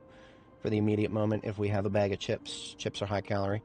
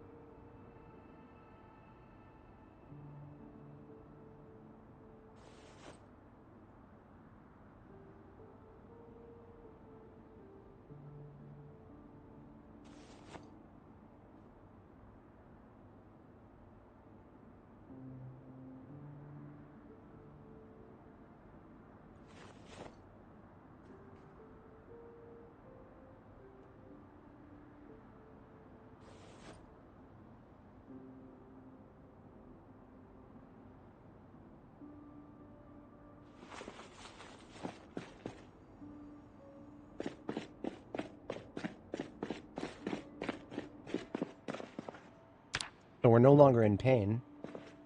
That's a good thing. That doesn't mean we're healed yet, though. I'm going to say that we're probably not going to be healed yet for another couple of in-game hours here. Which is okay. I'm not particularly rushed. There is some chill base work we can do in the meantime.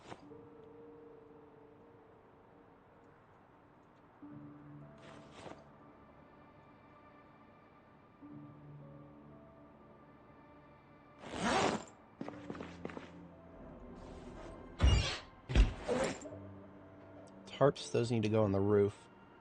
I mean, need is a strong word. I suppose we could build out the rest of our rain barrel infrastructure. That's what I brought these materials for. Might as well purpose them for it. I will allocate one tarp for that and leave the other one behind.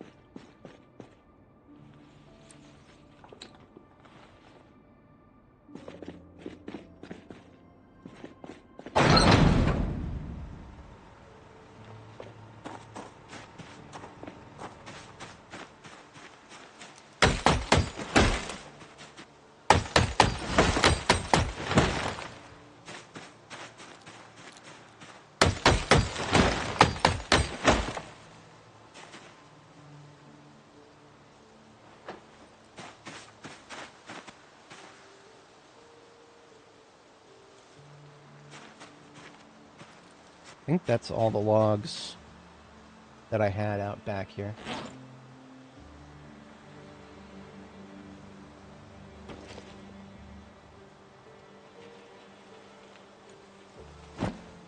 But yeah, Hassan, there will still be a tour of the military base. It's just, that may have been a slight setback for that. It's in the cards, though. At the very earliest, it could be next stream tomorrow, but I'm not sure. I don't want to make any promises there. I've said this before, but it could take a long time to get in there. Maybe it won't take as long as I'm afraid it will.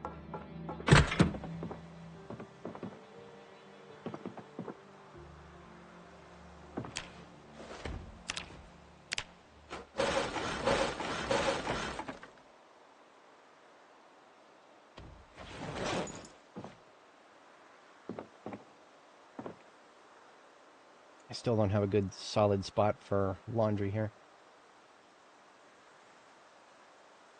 That's what we lost access to it because of the fight we just had, which is okay.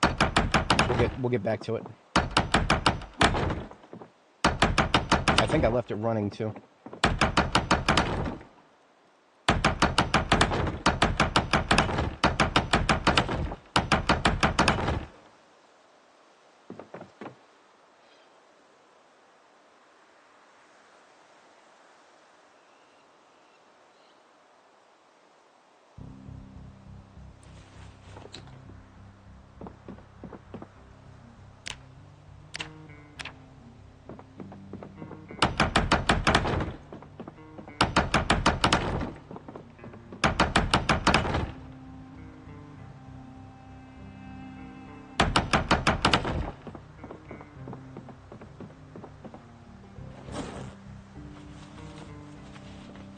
Okay, so if I do end up doing laundry infrastructure here, it will be in the back corner after all. That's a big if, though. I don't know if I actually will go all the way through with that, because that would require me moving the bed, which I'm not opposed to doing that, but that's just a consideration.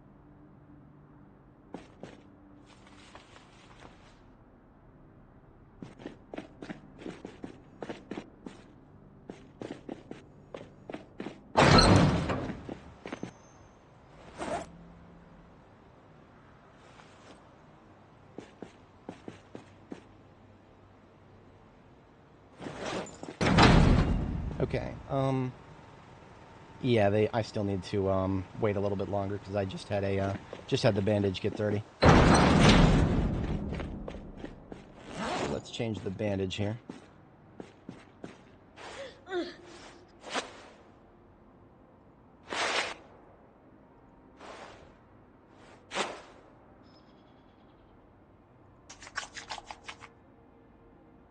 This is why I always carried 2 bandages with me, so that I can replace the dirty one with a clean one right away, and gives me an opportunity to get the dirty one washed before I have to replace it again.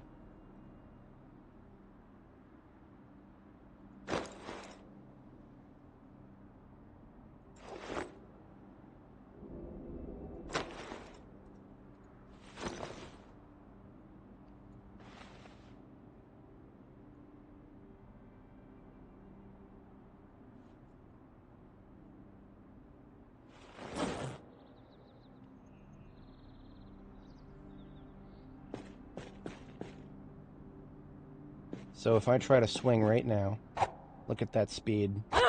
That is pathetic. Still not going out there to fight. Not yet, at least.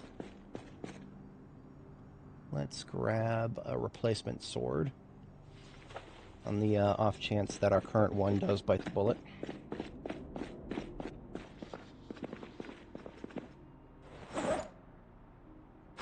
We did drink 1 coffee, so we could make another one.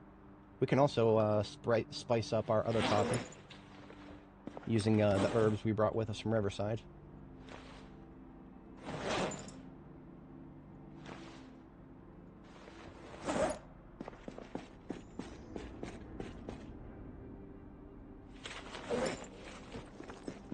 Yeah, so I went over this before. It is a 5% chance to be infected from a scratch and a 7% chance to be infected from a laceration. This one was a scratch, and we were paying very close attention to our symptoms.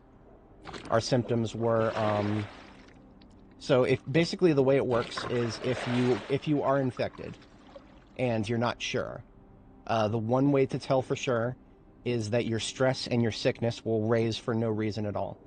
And so that'll give you the queasy moodle, and that will give you the stressed moodle. And one of the reasons I thought it was over because we started getting stressed and sick. But there was valid explanations for both of those. And what we did, most importantly, is we stepped away, made sure that we got far away from the sources of stressness, the corpses that were making us sick and the fences that were making us stressed.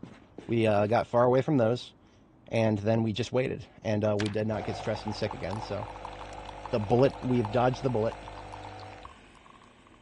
We are we have the trait called where's our info here? This trait right here. Prone to illness, more prone to disease, faster rate of zombification. So if we were infected because of this moodle, we would know it. We would be dead by now if we were infected. We literally would not have survived the night.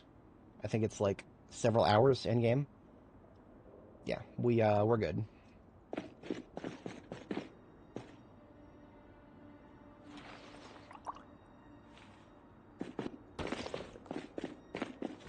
So we added some brown sugar to the coffee, and now we're adding rose petals and lavender petals and mint and marigold.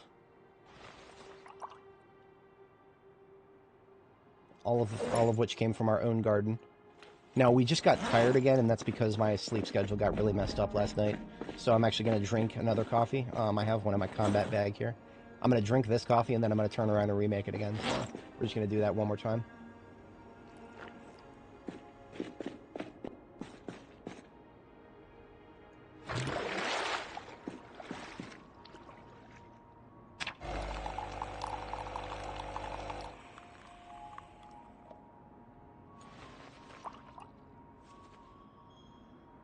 If I had another mug, I would make yet another cup of coffee, but I actually don't have another mug right now, so that's fine.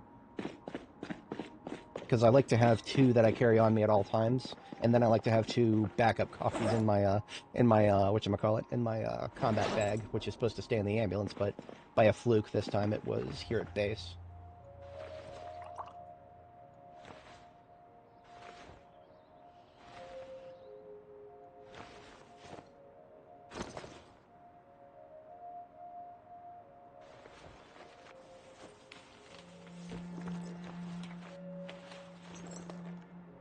Mural?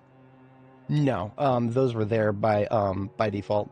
If you're talking about the graffiti back there, yeah, that's just part of the map. I wish I could spray paint. That'd be cool. That would be very cool if I could do that.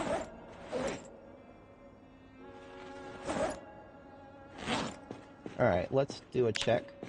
I no longer have any pain. So what's my swing speed? That's a lot faster than before. I'm not sure if it's optimal. I'm gonna let's just do a stress test. There's probably a couple zombies not too far from here. Let's just do a stress test and fight a little bit and see how it goes. But before that, I'm going to be burning a lot of calories if I have to run back. So let's take let's actually make something good to eat. Well, I'm going to do the lazy thing, actually. I'm going to do the lazy thing. I brought a lot of butter. This put me in rapid weight gain. No, it didn't put me in rapid weight gain. Okay. So we do still need some butter. But that's fine. So I've got, that'll take care of the immediate problem, and now I've got another stir fry in the backpack. So that'll be the food for the rest of the day there. Okay, we're as well equipped as we can be. I did get another weapon, so we have a fair few shots of ammo.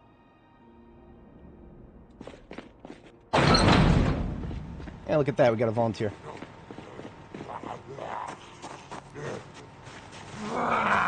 Oh yeah, we're back, we're back. We are so back. On a scale of 1 to back, I would say we are so back. I'm going to preemptively slap the bandana on.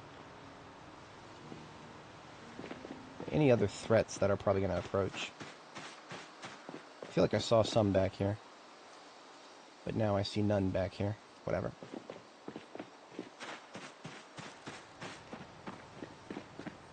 I'm not even going to run. I'm just going to walk.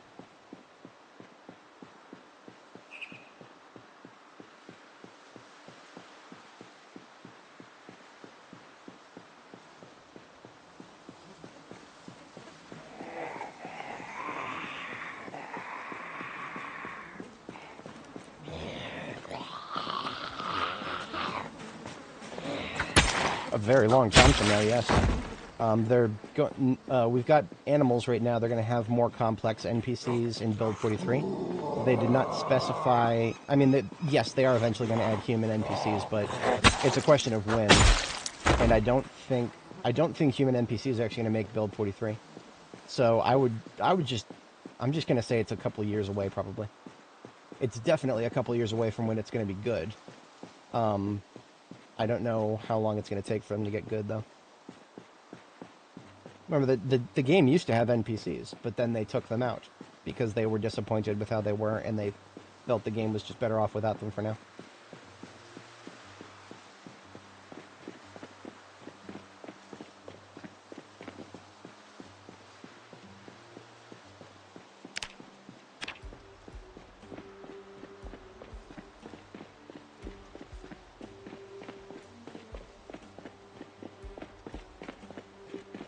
It's 80 degrees out right now. There's no way I'm gonna not be, no way I'm not gonna be, whatchamacallit, overheated a little bit.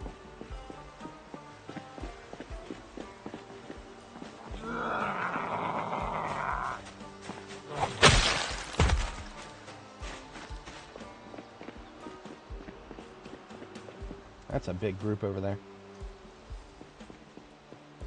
If I kill them, that will secure the highway a little bit better.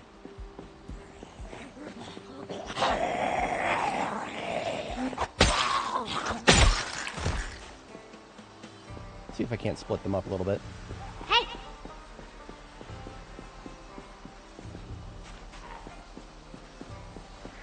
Oh, I just got sad. That's not good. I'm actually going to go ahead and eat some of this stir fry right now. That'll get ahead of the sadness. It's the discomfort is making me sad right now. But this is a pretty good stir fry, so I'll be happier if I eat it. Look at that. All the sadness is gone.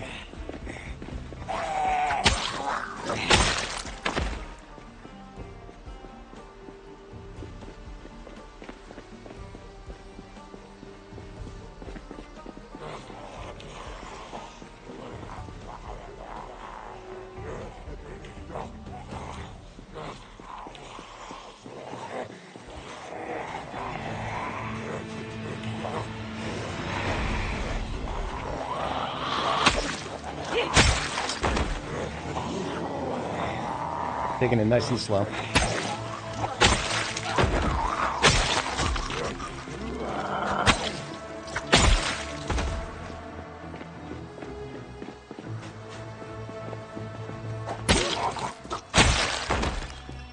Oh yeah, absolutely.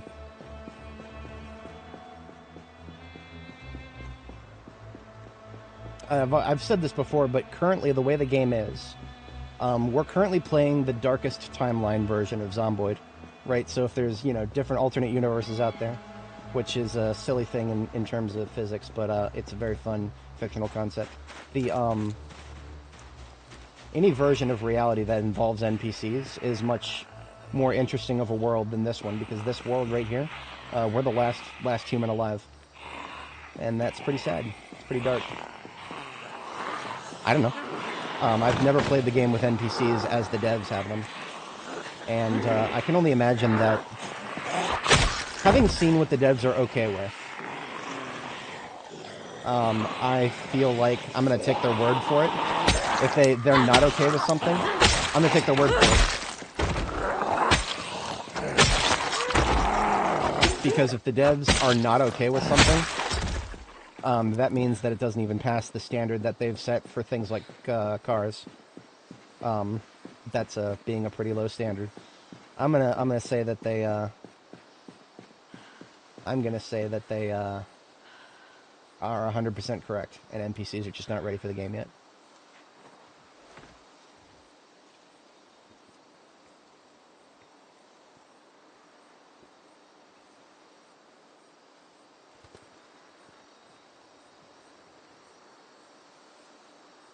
What I've heard, this is just not something I've absorbed, just what I've heard, is that NPCs had almost no chance of ever protecting themselves against zombies efficiently, and they made very silly mistakes that got them all killed very easily.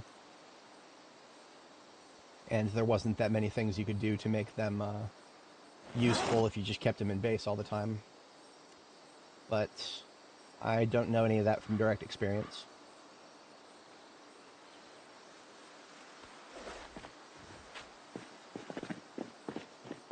Alright, that was, just took a break there, and now we are resuming. I don't mind turtling this road because I do want this road clear. I should have cleared this road fully a long time ago, but I've been doing the lazy thing and just going back and forth.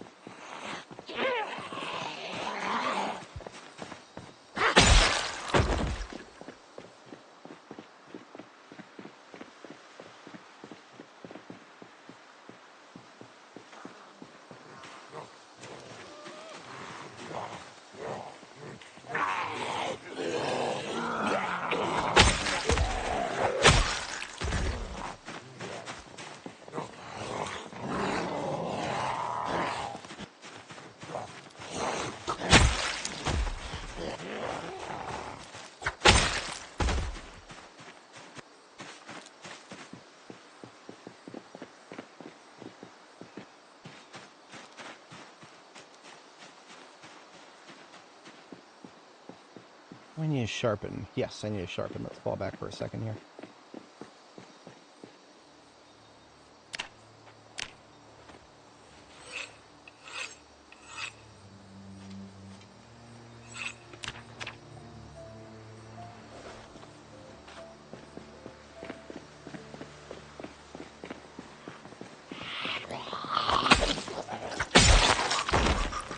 Yep. In a game this unforgiving, you really don't want NPCs with a complete inability to defend themselves unless that's a part of their character, right? I can totally accept certain NPCs just being like eggheads who are not capable of combat. I can understand that completely, but we don't want them all to be like that. We want some fighters out there to be really good, because that opens up your ability to you know, just instead of doing all the fighting yourself, maybe you could roll around with a posse. I would never play that way. That's not how I do things. If I'm going to play a game like this, then my main character is always going to be the frontliner. But I could see a lot of people enjoying the game tremendously if they just roll around with a party, and their character is more of a organizer who just kind of leads things, but doesn't always go straight to the frontline combat with the zombies. If I had a group of NPCs with me right now, and I could just order 2 of them to break off together and clear the area to the south here, the other side of this tree line, that'd be great. That'd be really efficient. I could do that. I would love to do that. But until I'm convinced that NPCs are capable of doing that without a sizable chance of getting themselves attacked, taking direct damage, I'd much more happily do it myself, because I'm confident in my skills, for the most part. Not always confident in my decision making. For example, sometimes I turn on generators long before I am reasonably sure that there's no massive groups ready to approach.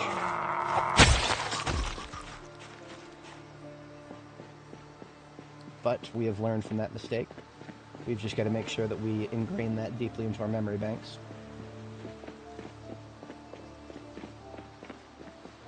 Coming up on the apartment complex now.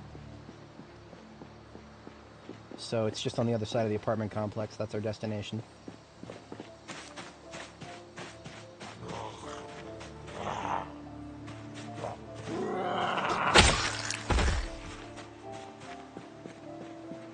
This was a party house, so that's where these guys came from. It's interesting because you can tell that they were having a sports car or a sports party, because you got the guys wearing the jerseys here. So that tells me that the Zeds who spawned in this house never migrated really far beyond the front yard, and I find that very interesting, because that means that migration movements for some Zeds are basically a non-factor. I would expect sometimes that if Zeds spawn in the house and then make their way out of it, that migration should bring them a pretty far distance away.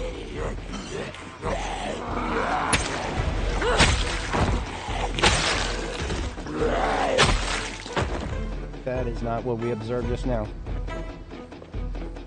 It's not like I haven't given them a chance. Those guys would have broken out of that window in the first couple of weeks of the game. So for the past year and a month, like 13 months. 13 months, they barely left the front yard. Migration. It's definitely not a thing for everybody.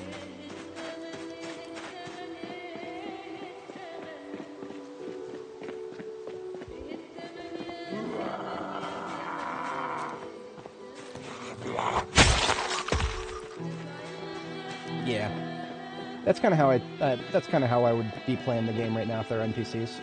In fact, I don't know if I would ever bring NPC allies out of my bases. Even if I was confident in their skills, I would let that confidence get pushed towards having them suppress any respawns around my bases. That's kind of how I would do it. Now, the only exception would be is if enemy NPCs would be attacking us with guns. If there were enemy NPC, I've articulated this before, but if there are enemy NPCs with guns that could just randomly attack you based on, you know, entering unfamiliar territory, maybe enter territory that some unsavory people think is theirs, that would change this game tremendously. Because then I would be wearing bulletproof vest armor everywhere I go for initial exploration. And I would probably want to have a group of NPCs with me who are wearing the exact same stuff. So instead of a solo person going everywhere and just kind of exploring zombie-infested territory, it would be people in like bomb disposal armor, running around just hoping not to get shot. That was okay. So the Naba El Haya, the whatchamacallit, the vocals behind "Maybe We Can Win This." It was something that Zach Beaver came up with on a whim by buying it from an audio library. Naba El Haya is used in a couple of other soundtracks here and there. I don't know what games, if any, but yeah, it's not just this game that uses it. Other games use it. It's just part of some audio library that artists use.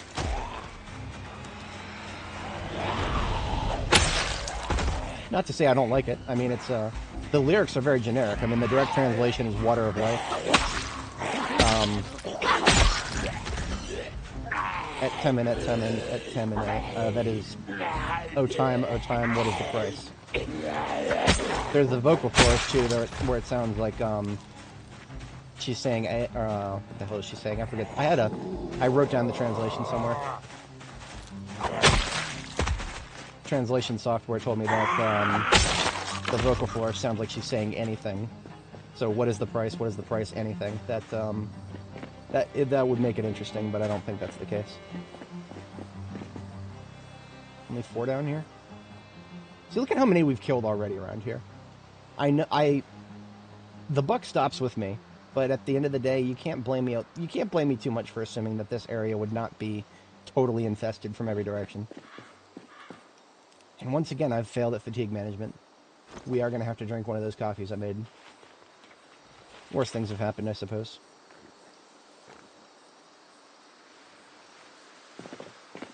I do find it the dissonance is very interesting because it is. The vocals are in Arabic. It's in an Egyptian dialogue, or an Egyptian dialect. But it is the instrumentals are nice and appropriate for Kentucky. It's all banjo instrumentals. I suppose you could say the snare is a little bit generic. The snare drum could be anything. Yeah, I mean this is where we took the scratch. It was because we turned on the generator and we weren't sure how many were left. I need to get I gotta find a timestamp of that at some point. I was so concerned that was going to be the end that I never even took a timestamp. It would probably be about 1 hour into the stream, something like that. Oh, we just got tired. That's not good. This is not a good place to be tired in. We're going to fall back and take a quick rest.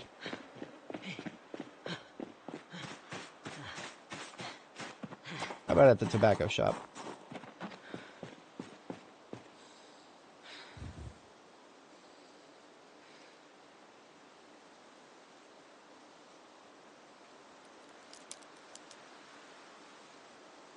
Do I still have that translation written down? Yes, I do. So I used Google Translate for part of it. That's never good enough if you want an accurate translation. So I also checked through on some notes that some actual Arabic speakers gave me. But yeah, these are the lyrics. This is the romanization. I always thought it was et temen instead of ya zaman, but there's a very weird process when it comes to romanizing Arabic. I feel, yeah. I always thought that it was Naba, N-A-B-A, instead of N-A-B-E, but that's just that's my understanding of English that's throwing me off. But this is the English translation, the lyrics to the song. Water of Life was what I thought it was, but other people have said Fountain of Life is more accurate. What is the price? Oh time, oh. It's very generic, though, is what I'm trying to get at. It's very generic. It could go with just about anything. That's why it's used in a lot of other media.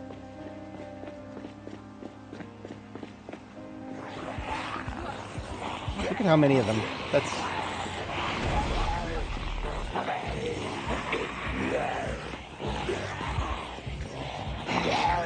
I am going to go weapons free.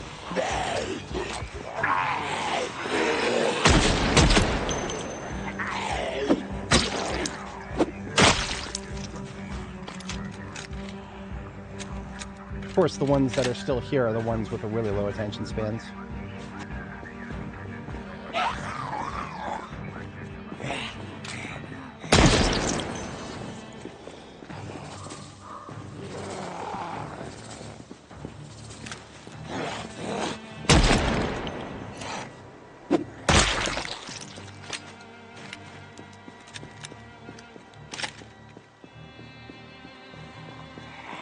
Yeah, it is. So, how's it going, KTO? About an hour ago, we had one of the craziest moments I've ever had in Project Zomboid. So we were right in this area, and I had turned on the generator there that's currently attracting these zombies, and I had sorely underestimated the chances of one just wandering up immediately, and we took a scratch to the hand.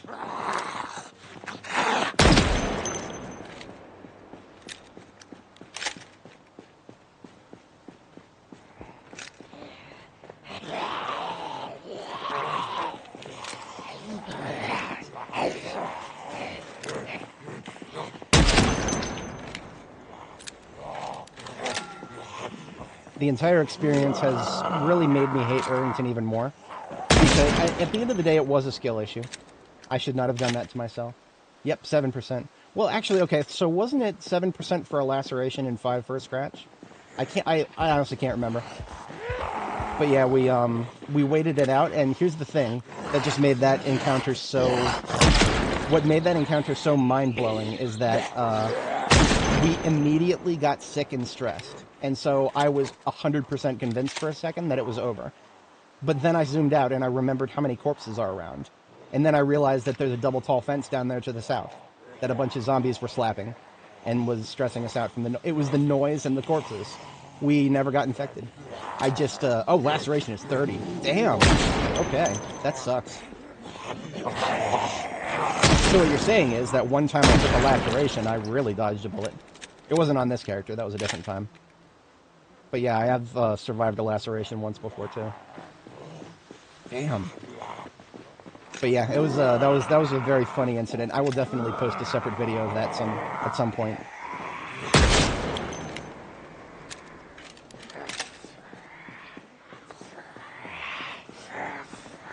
See, I don't really want to kill them right next to the. I really don't want to kill them right next to the. Whatchamacallit, where I need to drive. But I'm starting to get a little fed up with this. I have no chance of like sneaking up there and turning the generator off. Yeah. Well, so I was mentioning this before, but our trait selection makes it so we never really have to worry about questioning it for long. Because, I mean, you know, sickness goes up by, like, for... If I remember right, back when I had a stat bar, I saw this happen once. Sickness and stress would go up by, like, 1 point every 5 seconds or something like that. Which basically means that if you get the Moodle will never go away on its own. So that was how we knew. That was kind of how we figured it out, right? We got sick, and we waited for the Moodle to go away, and it did. The Moodle went away. Which should not have been possible if we were infected. Because when it comes to sickness, the only thing that can make it go away is removing yourself from whatever is generating the sickness, and then time. There's no other way to get rid of it.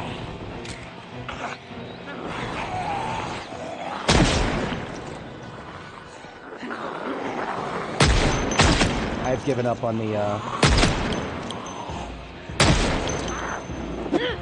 I've given up on the corpse management.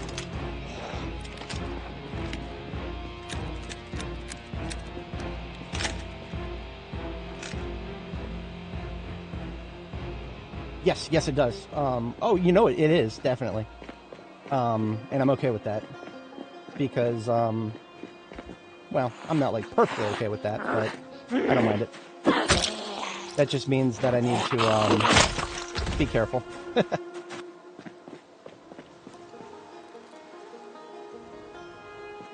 Oh, you know, I never really parsed that there was a junkyard up here.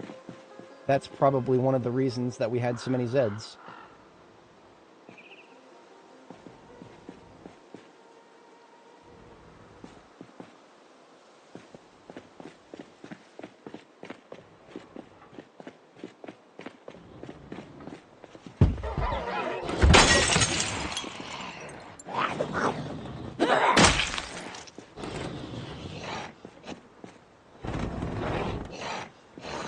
I don't know how many more of them are in there.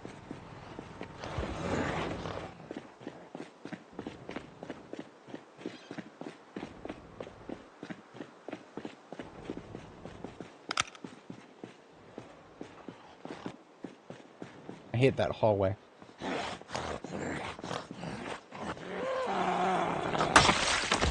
Just gonna run right past the hallway. Okay, we're good.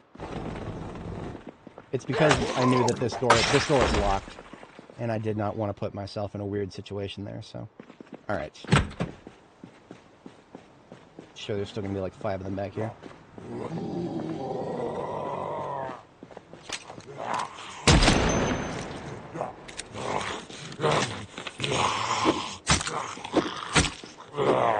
Really?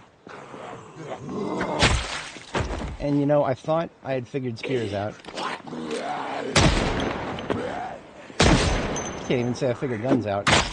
The number of times that I've accidentally shot somebody not that I was aiming at. Am I going insane? Where's my ambulance? What the fuck happened to my ambulance? It got detached from the trailer and moved somehow. Okay.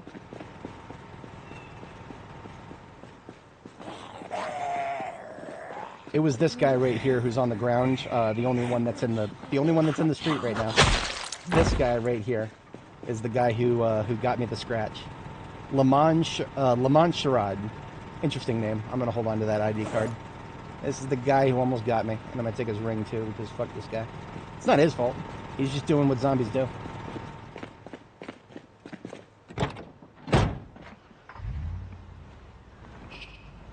So, because it should have still been attached, there might be a weird thing where if I get back too close to it, like, look! Yeah, I've seen that happen before.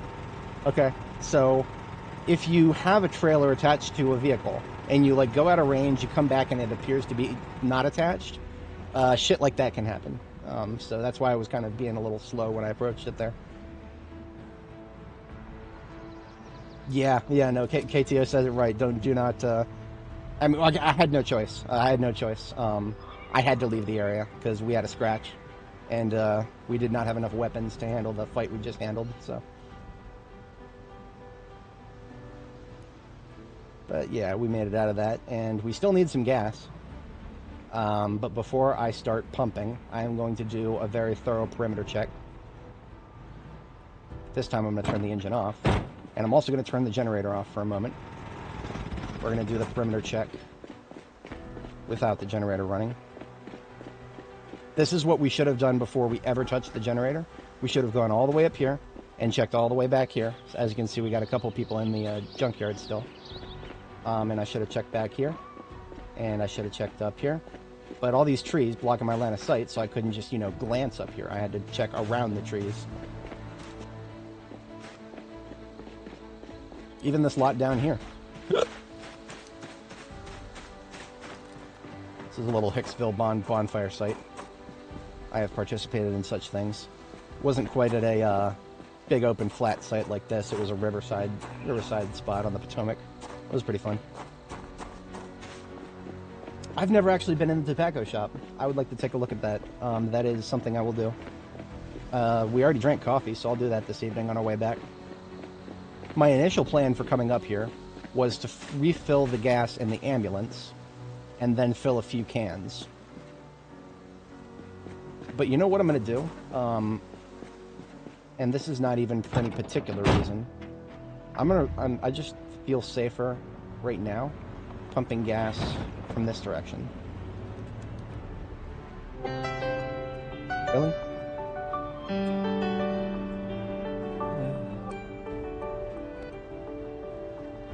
This always happens on the weekends. Our weekend guy, when he goes on lunch, standard procedure is to not re-forward the phone, so the phone will just ring for anybody who's still logged in, and my dumbass who never logs out. Apologies for anybody who got jump scared by the Cisco Jabber ringtone.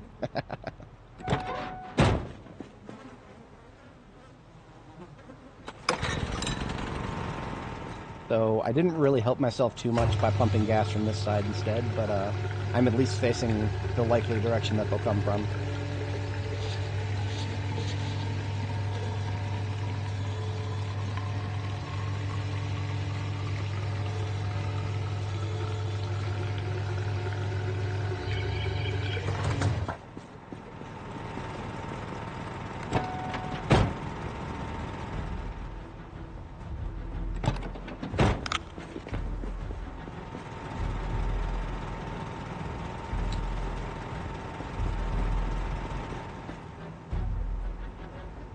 Oh, the red side is empty on this side, too.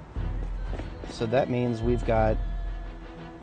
Okay, so only the yellow sides still have gas in them here. Interesting. Oh, yeah. I will try not to die. And have a good one. Have a good one, Hassan.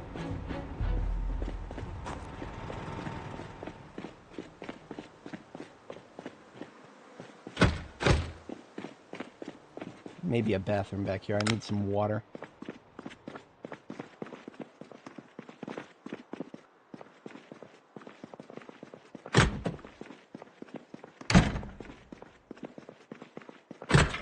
Really?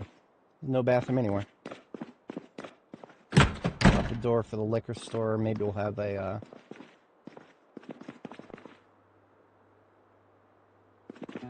shouldn't get too crunk. How about some beer? We can afford a beer.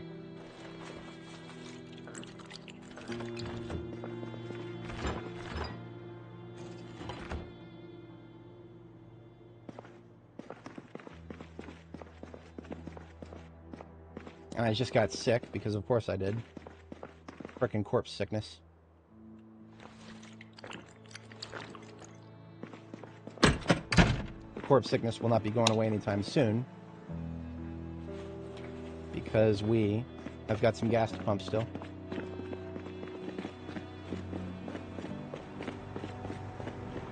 One more quick perimeter search, because we have been running the generator for a second.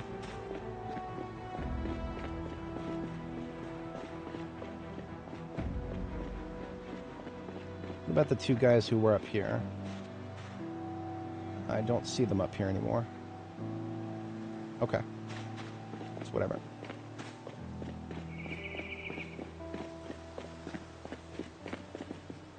You know, if we're going to be running the...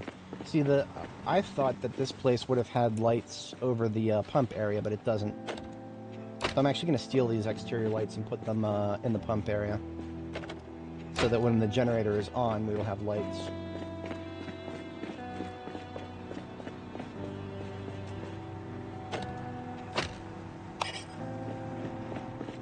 Really weak lights, but they're lights.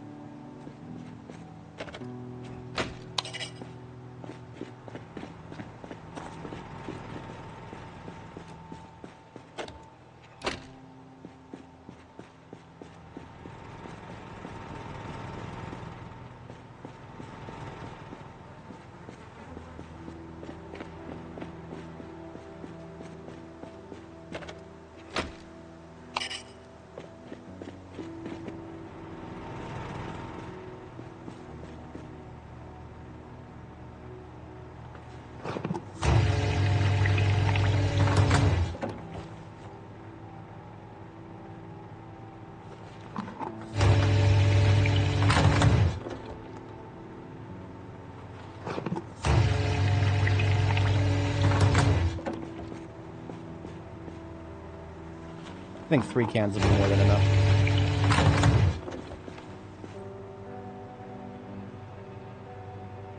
Okay, let's get out of here.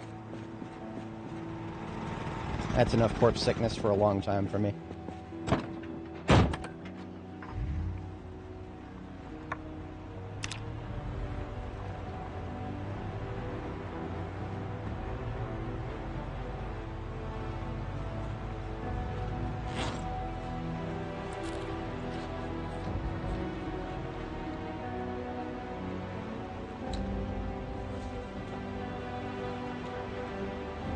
We have exactly, or almost exactly enough 9mm, I think. No, I might have. Okay, never mind. I can get my current 9mm back to like 14 out of 15.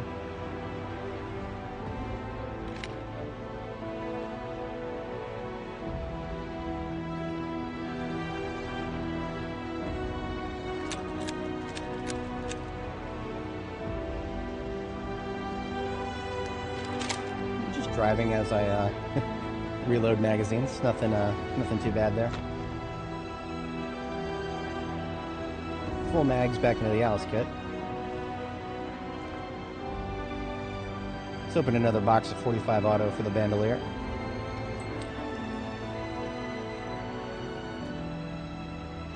Glorious. All right, we are home with gas in hand.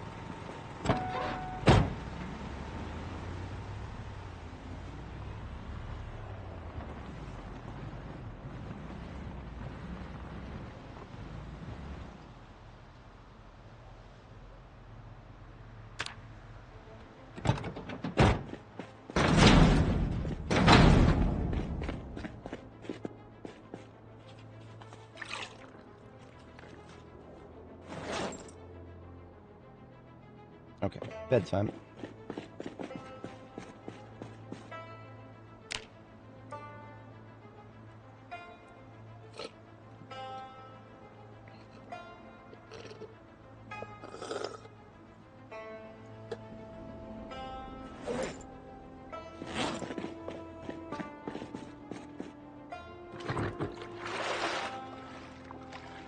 More coffee if I have it. I do.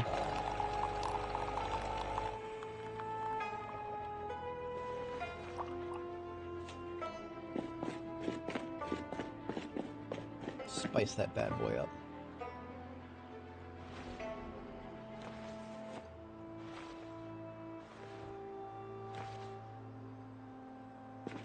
Something that would make the cooking process a little easier is if there was just a way to right-click and then hit Add All Herbs Available.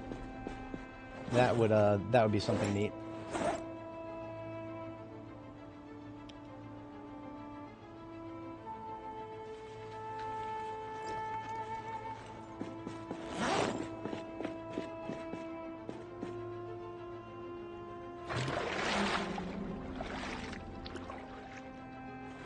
Alright, and our sword is finally done.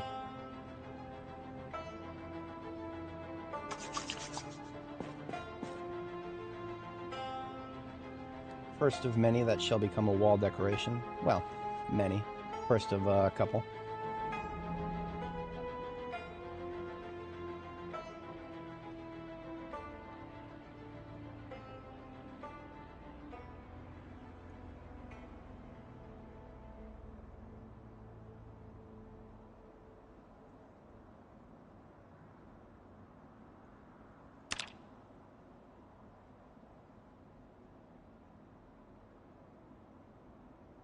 Yeah, I heard you mention that. That is something that I have not actually tried to do yet. I have a couple of step vans right now that I could try that with. That is actually kind of worth trying. Given the current circumstance, even though trailers feel like they're going to be a little bit more stable. Well, okay, so there's the thing. Step vans right now have the same storage capacity overall as trailers. So really, at the end of the day, it's not all going to be all that different, but I am curious to see what this feels like.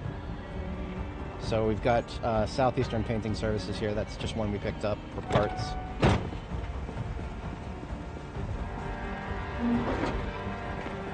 Tires performance 75 plus. I think we're at 70 plus. Yeah, except for rear right. So we're close, but not quite there. Let's give that a shot. Yeah, the 2 seats, that is in addition. Look at that. I regret not trying this sooner. I even said that I was going to try this when you mentioned this last time, but I completely forgot. So we made it to second. We're kind of struggling to get past second, but I could see this situation fixing itself if we got our tires fixed up.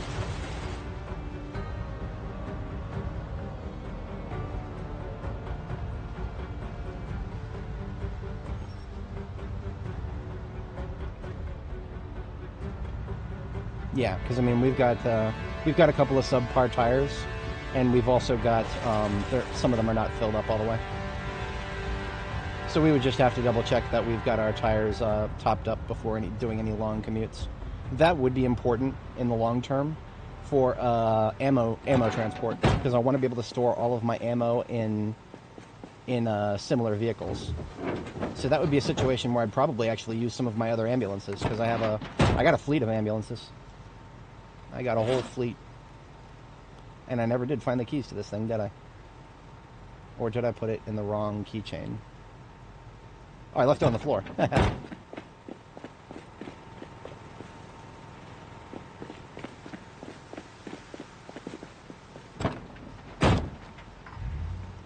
See, when we originally recovered this van, Southeastern Painting Services, we towed it backwards because, well, my brain meat had forgotten that you mentioned that. But also, I guess it's a good thing that we didn't try to tow it forwards, because that was a tight situation. And, well, as you just saw, we couldn't make it out of second gear because of our tires not being perfect. So I will consider upgrades to my... See, that would be a good thing for an ambulance that is not actively in combat situations, because that will help reduce the wear and tear on the tires.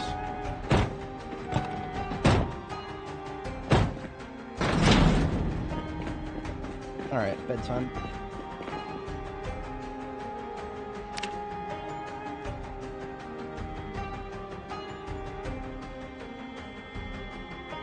I think the 6-seater still is the highest, technically the highest storage, as long as you don't damage the trunk.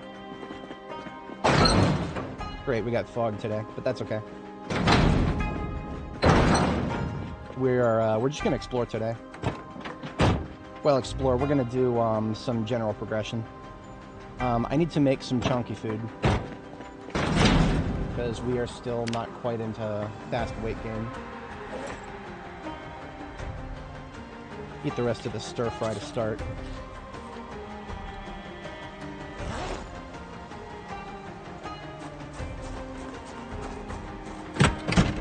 Yeah, I understand that completely.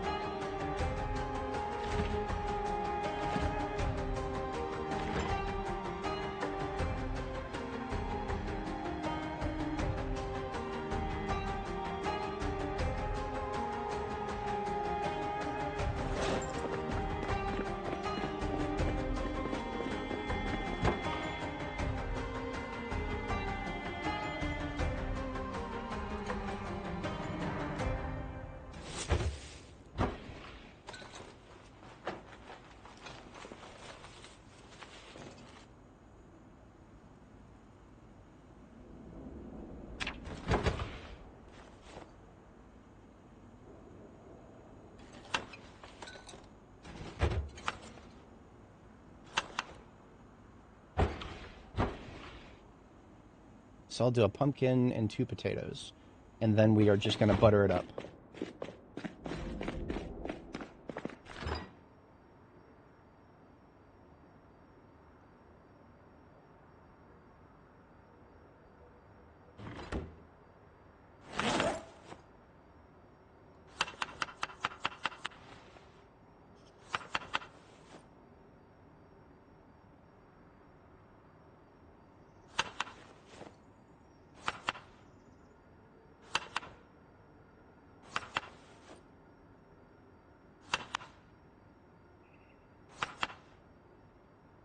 Hell yeah, that looks like a good one. That is, that's almost max unhappiness reduction. Oh yeah, absolutely. Oh yeah, so KTO, what we, something I pointed out earlier, I think this was before you joined us, there is a back door to, March Ridge. So I have always hated March Ridge for having this only having this one entrance here. But we drove back and forth a few times down 31 West to get here to Irvington, and at the end of this road in the far south corner, we would only have to cut a few trees down here to create a very easily traversable road from 31 West to get us basically a back door into March Ridge. That feels like a very useful thing. I haven't actually exploited it yet, but, and I noticed this because of a rat. A stupid-ass rat that I ran over in the middle of the road. I was like, wait, where did that come from? They generally only come from buildings. Yeah, I'm definitely going to be using that. That is going to be fun. Lots of fun.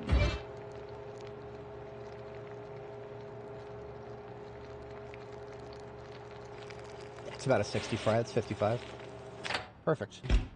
That'll be food for the day, and it will be, I'm going to call this a chunk fry. That will get us into weight gain most likely, because we have a lot of chunky stuff in there.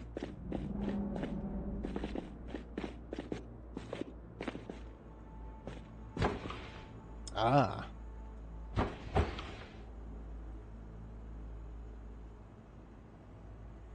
Lamont Sherrod, that guy. Alright, so what's our current endeavor going to look like? Take a look at the map. I might do some residential trawling down the, down south, down this way.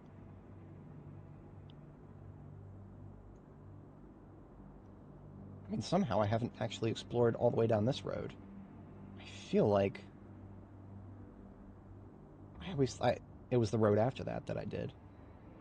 There's not going to probably be any survivor houses down this road, but I feel morally obligated to take a look. And it's a very short distance from base, so we can do it now, and it won't cause us too many problems. I'm going to put this guy's stuff in a lunchbox because we were almost his lunch. Lamont Sherrod.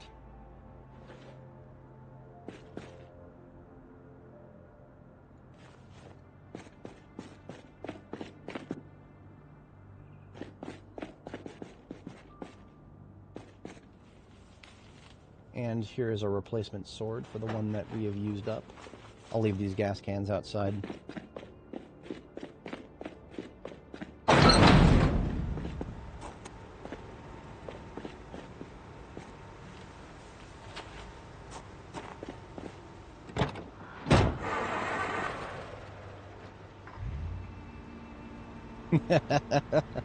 120, geez Louise.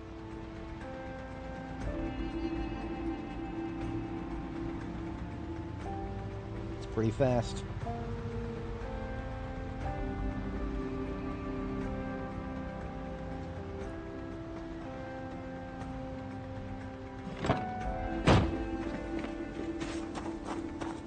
So that's a burnt out house, but it's got a garage. A looted and trashed garage with a couple of sacks. And a grand total of almost nothing in the boxes. 6-seater right here. Locked 6-seater. It's looking really pretty. Is it a survivor vehicle? Yeah, it's a survivor vehicle. Let's smash in and see if it has got anything special in the trunk.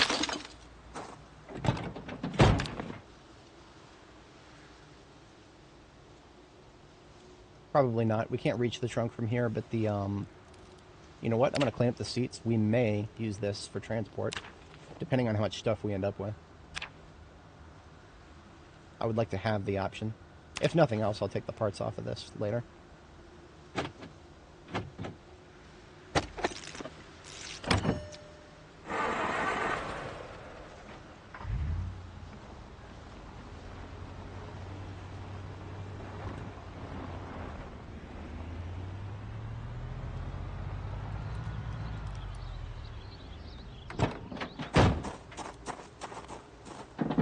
Napkins, that's it. Okay. So it may be valuable for its parts or its transport value, but otherwise it has nothing in it. I was hoping because it was a survivor vehicle. That is where we found our pipe bomb, back on Annie.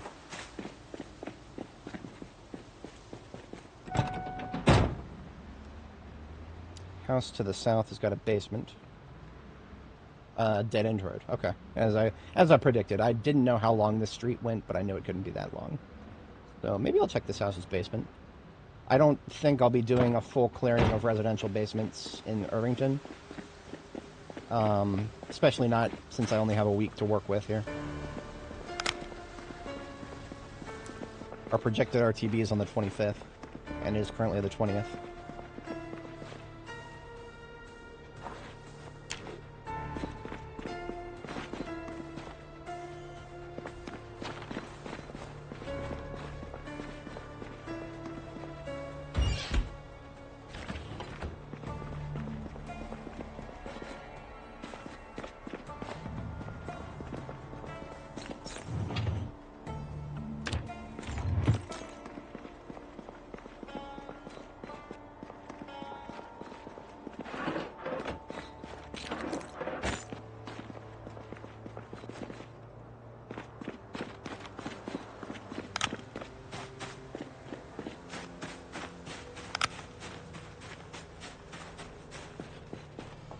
Ooh, it's a crafting basement. It is still looted and trashed, but these basements are always interesting. Performance, standard, perfect condition. 2 of them. Holy shit. I don't think I actually need those.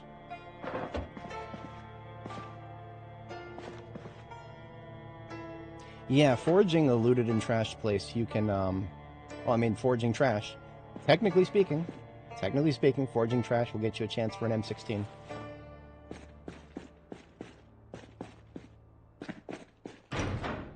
Hey, there's a large hook. That means we could butcher here if we wanted to. I'm not particularly keen on the idea of having even more meat to do something with all that I brought with me.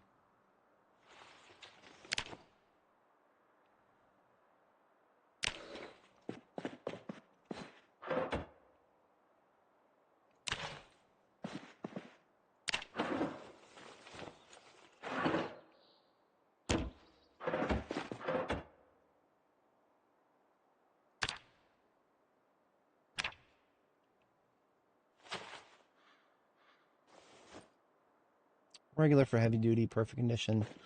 Not really interested in that. It's a performance sus for standard. I'm going to take that, put it on the Put it on the trailer.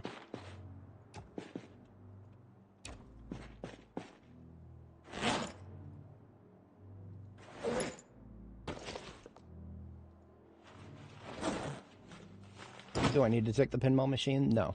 Am I going to take the pinball machine? Absolutely.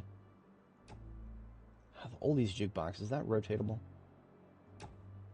Yes, okay.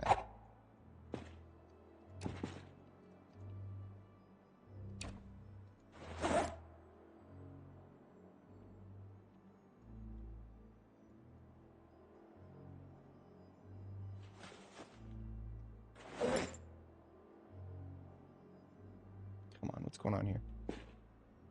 Why can't I put the tarps in that bag? Oh, it's because I can't take the tarps out of the backpack. That's funny.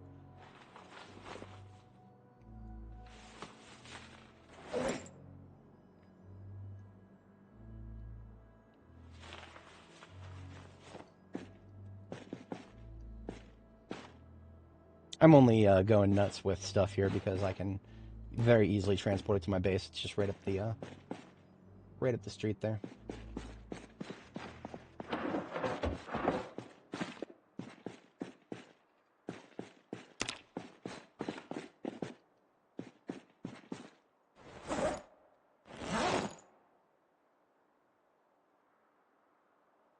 I am not going to make myself vulnerable, though. There could be somebody waiting for me at the top of the stairs here. I've had that happen before. Basements are not just dangerous from what's below, but from what can appear above. Hey, look at that. The fog's lifting. We can be a little bit more cavalier now. With our exploration in the vehicle, at least.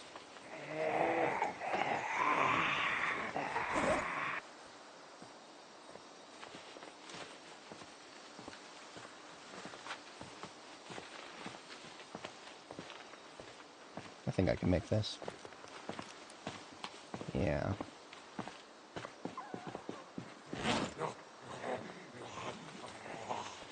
All right, let's go. Thank you for waiting.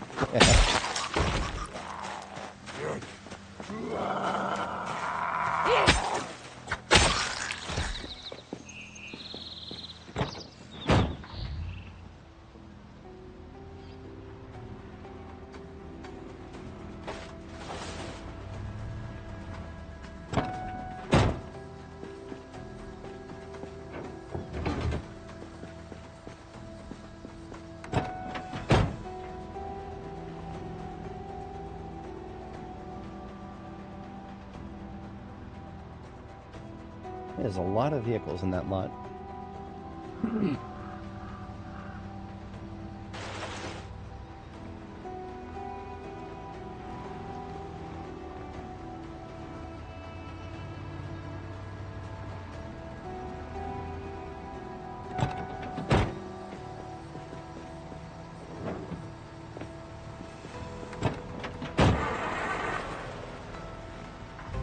So yeah, this thing is going to be donor parts for the other step vans here.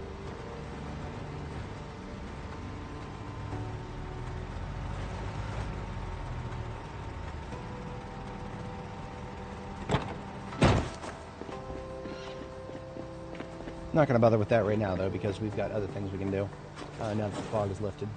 If the fog was still here, I might have actually gotten started with that, but no.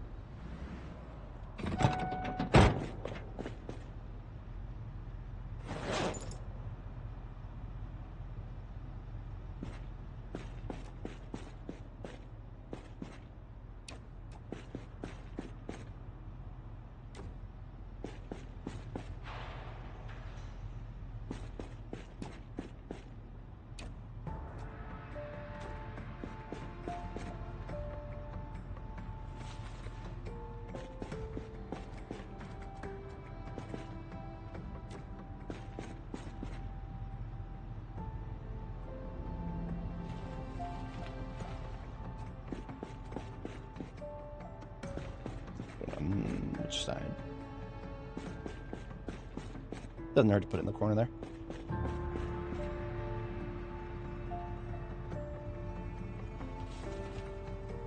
Okay, that's the trunk emptied out. Looking good.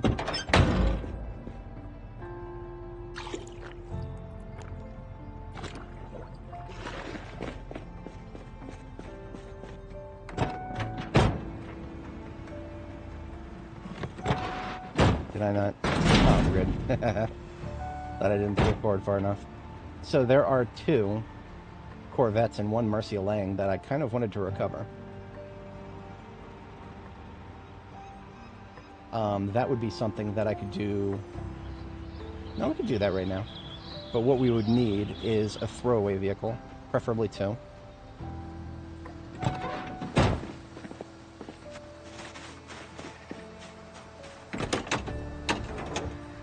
Okay, battery, nothing to lose there. How about this one? Okay, battery is workable. That's 85% performance tires. That's more like it. Alright, we gotta throw away these. So yeah, there's 2 Corvettes and a Marcia Lang. So what I'm gonna do is not smash my windshield. What I'm gonna do is take the throwaway vehicles down to the lot where they are and use them to tow each other back. Shouldn't take too long, they're Corvettes after all.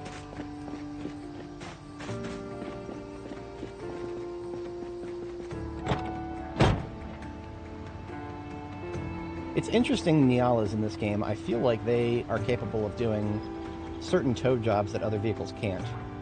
I can't specify what, though.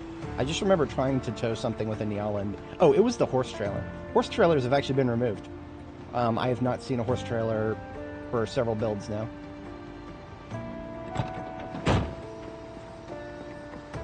And I find that particularly funny.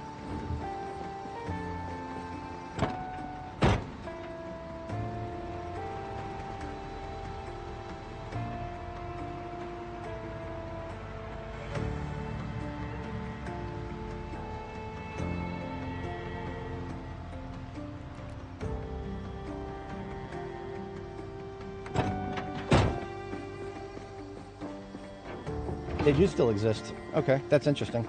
I have only ever seen the white animal trailers everywhere I've been so far. A horse trailer would have been an interesting anomaly to see at this point. Oh, so they still spawn in crashes. I don't think... the number of crashes I've seen with trailers has been surprisingly low. Like, of any kind. I think I've seen maybe 1 or 2 animal trailer crashes total on this character.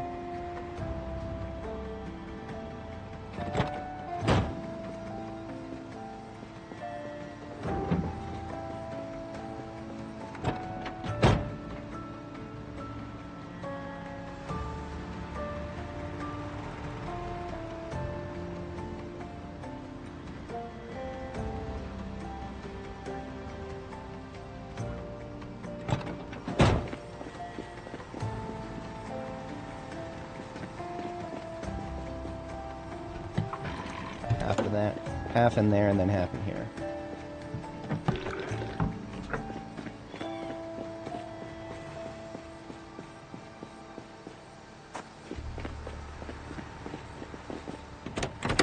And then I'm going to take with me the this can here for the vehicles in our destination. Bad boy already had the key in the ignition. Sweet. Yeah, the horse trailer is, I always found... So that was the funny thing about the horse trailer. I've noticed that Nialas can tow them better than other vehicles. And I never understood that except for... I feel like the devs probably use Nialas for testing things. That's just a random guess on my part. I feel like the devs probably use Nialas to test things. I don't know how far they go with that or if that is even slightly true. But that is my current feeling. Based on that, is that if they just, like, let's just say they added horse trailers but didn't go very far with testing them, the fact that it was towed well with a Niala but nothing else that I tried, that makes me feel like that Nialas are specifically used for testing. But anyway, our destination is a sports cars shop, which is going to be up here on the left. I already clocked that there's 2 really good Corvettes in it. I can't remember if they were keyed or not. If they are, then amazing. If they aren't, then, well, we decided to come back here after leveling mechanics for that specific reason.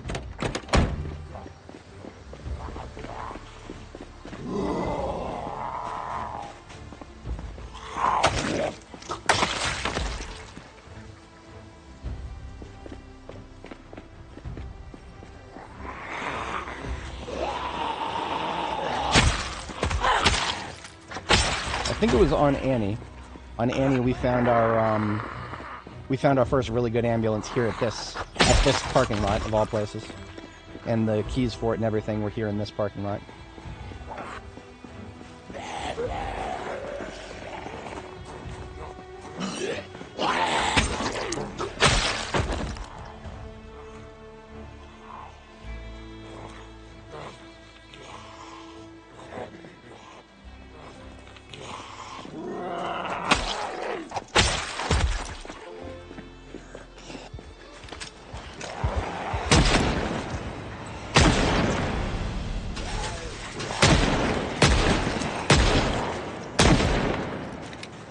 A lot of easy shots right there. Almost felt morally obligated to take them. I did make my job a little harder though.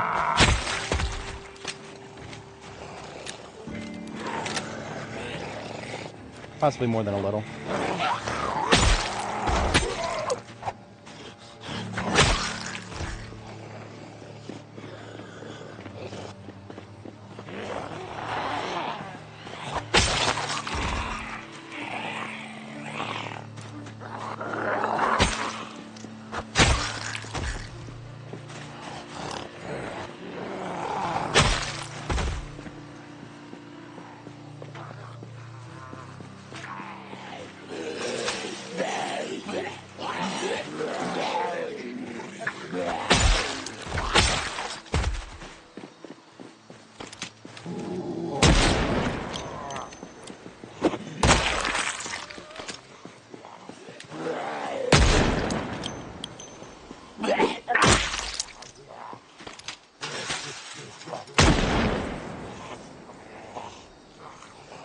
Go on, flip over the fence.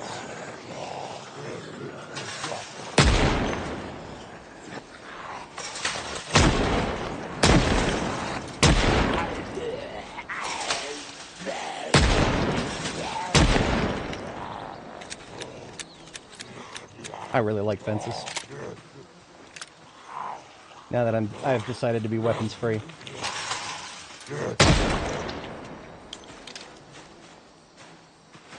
Gun loose and fancy free, as it were.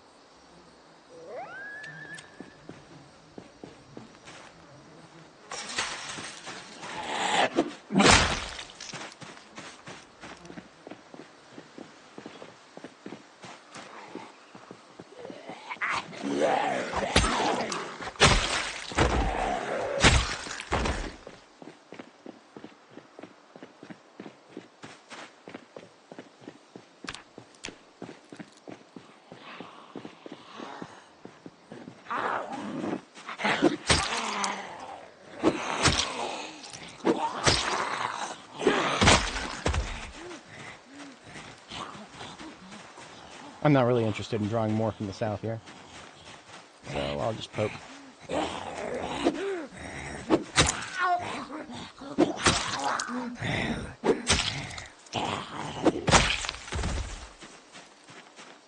I don't think I ever did find the keys to any of these Corvettes.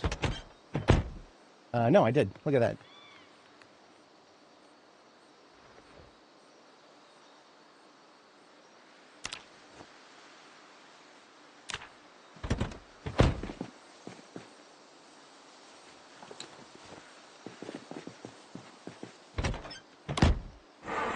Of course, no gas. That's fine. That's what we brought it for. So I'll add half to this one, and then half to the other one.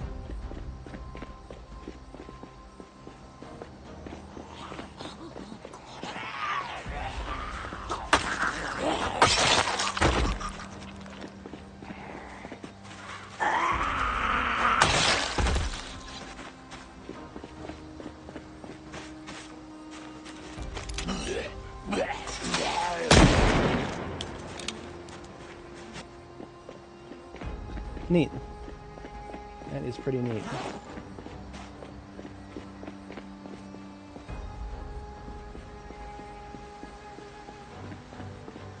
I can't say that's ever worked for me. I have tried a couple times. Problem is, usually by the time I've leveled forging, I've also long since leveled mechanics.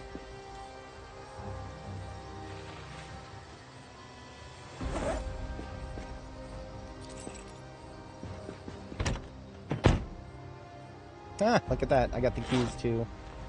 That's probably why I marked it on the map, was because I actually had the keys to everything.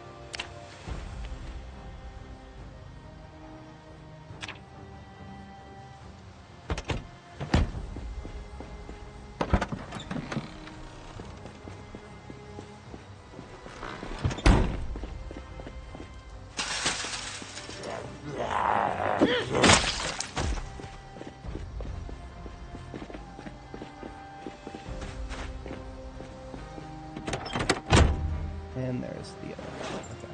I really do need to establish a key ring for this town.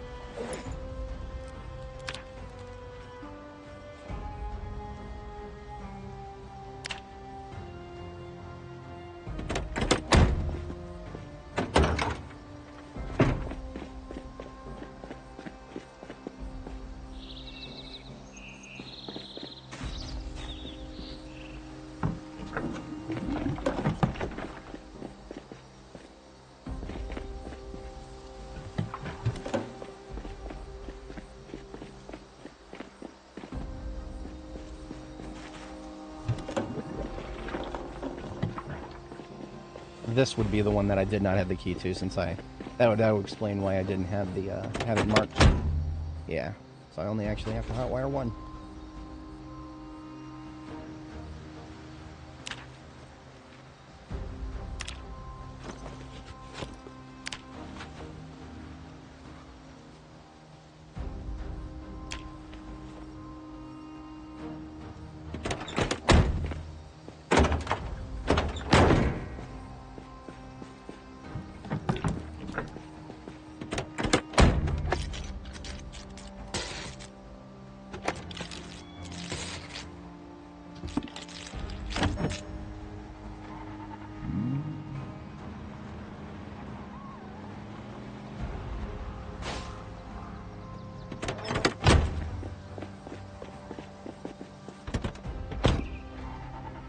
I really do want to say that a Corvette can tow forward a Mercia Lang.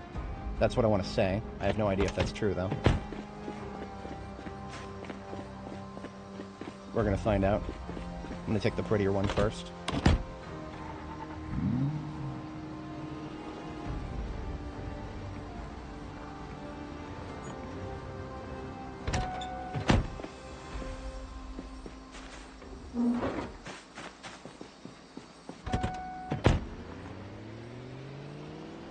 I feel like we'll pull this off.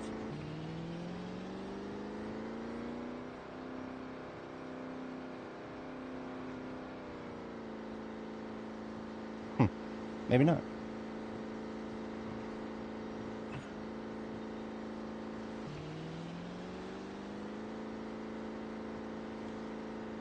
I have an idea. I'm just curious if this works. I'm just going to give myself a little bit of room to start here. Nope, not quite. Yeah, we made it to second. It's going to take a while to get to third. Typical arbitrary limitations on speed. As soon as you get close to 30, it just starts bottoming out the RPM for no reason. Like, literally no reason. I'm not even kidding.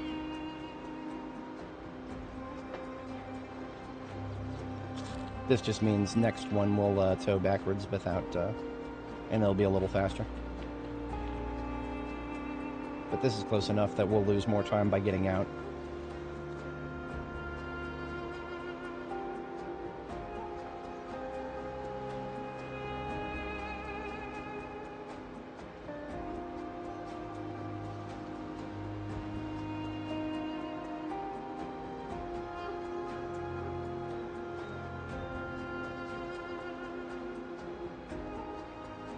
.104 degrees in this car.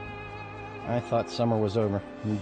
You would think from the trees how many of them have turned red and yellow. But no, summer is not over. As far as temperature goes, it is still very summer.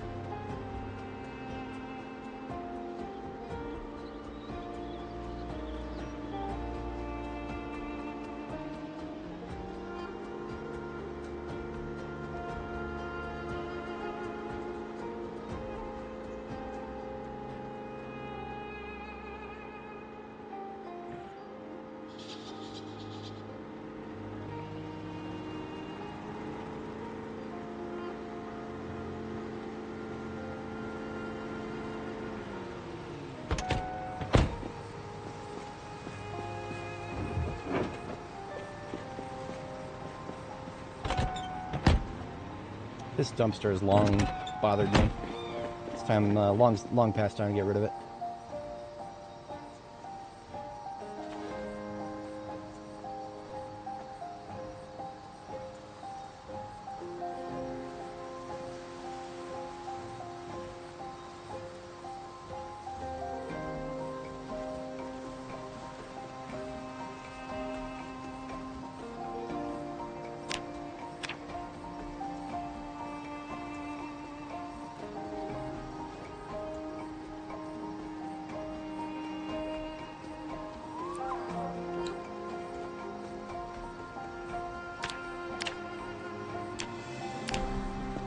Now I'll just grab my crowbar, which I keep in the field kit here.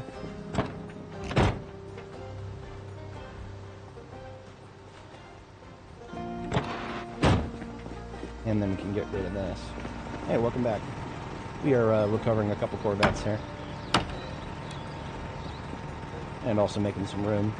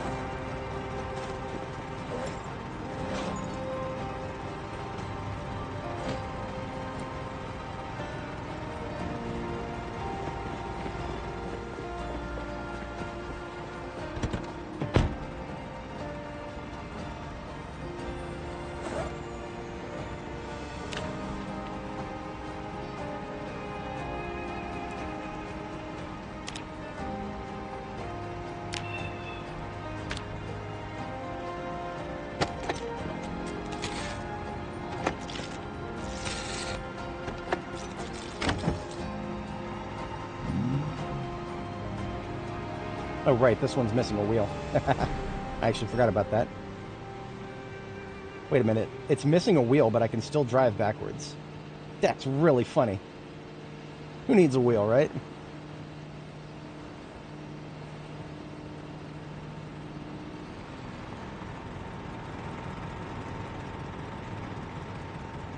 Ah, perfect.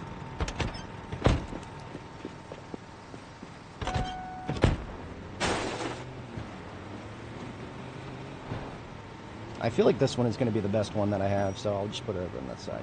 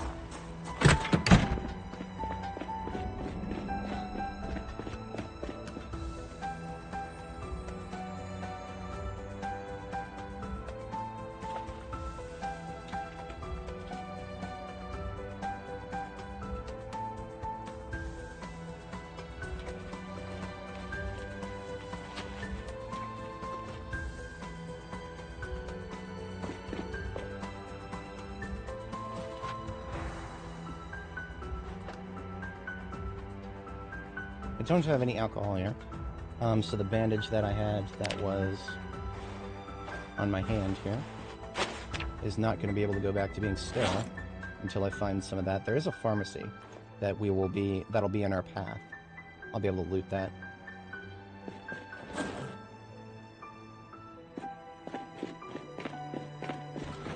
She is so insane, she sleeps with spiders.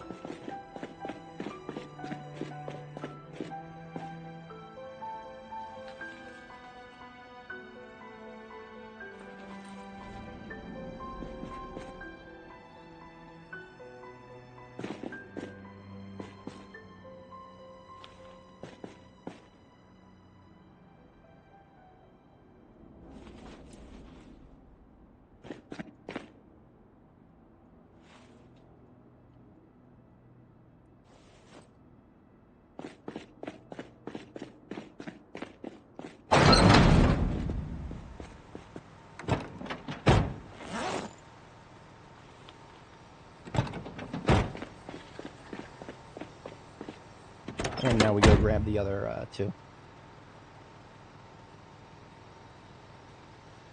Of course I missed a spot.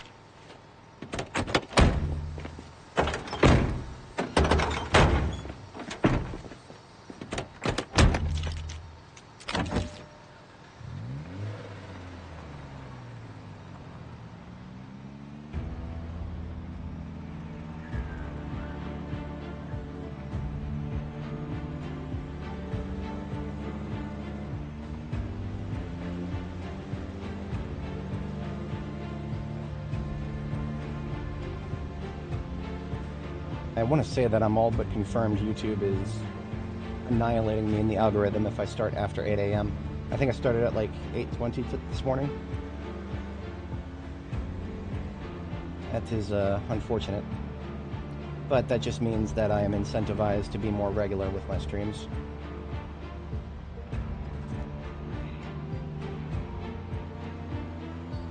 See, right now I should be getting peak traffic. For the first Saturday, this is some of the weakest traffic I've seen in a very long time, so not like much has changed about my content, but that's YouTube for you right there. Very strange, arbitrary decisions.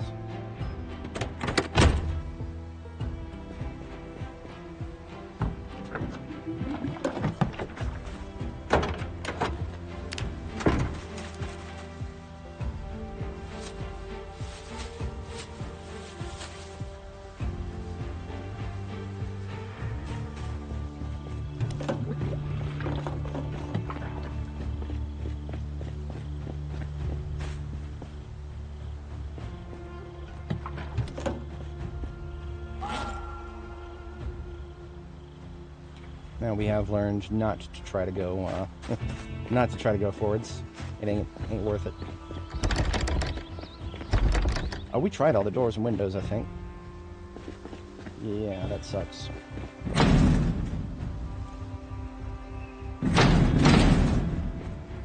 Oh, I hate doing this, but oh well.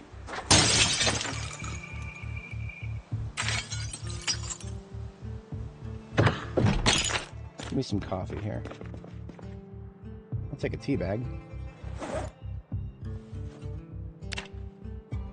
Hey, a bucket. 2 mugs. You know what? I'll take it. Indirectly, I got some more coffee.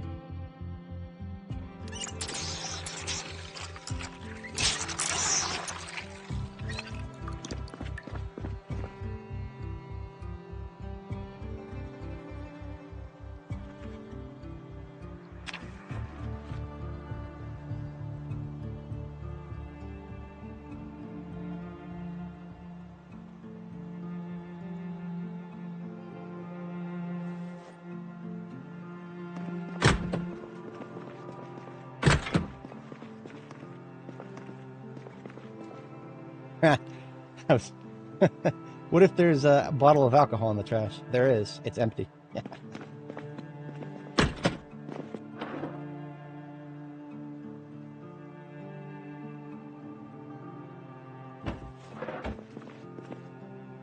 What? This is a key to the mail van. The mail van that's all the way down here, almost off screen. Okay. I guess the sports car salesman here was very close to the mailman down the street. I don't know. That's not the first time I've seen something weird like that. And here's a key to a Primani. There was never a Primani in the parking lot out there. So once again, we've got a key to a vehicle somewhere nearby that I don't even know where it is. Bizarre. Truly bizarre. There's a third one right there. Key to a Chevalier Dart. There's no Dart out there. Okay. What a strange situation this place is.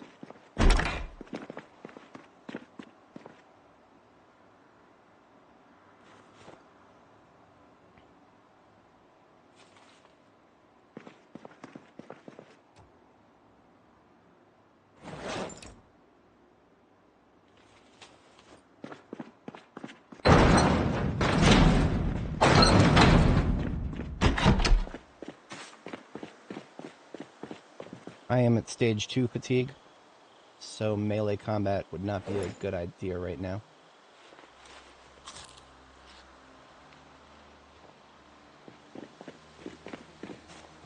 Hey!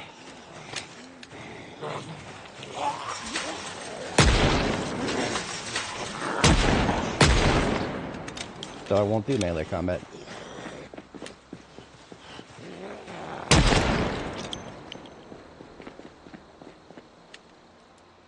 Yeah, I don't see a Primani anywhere on screen.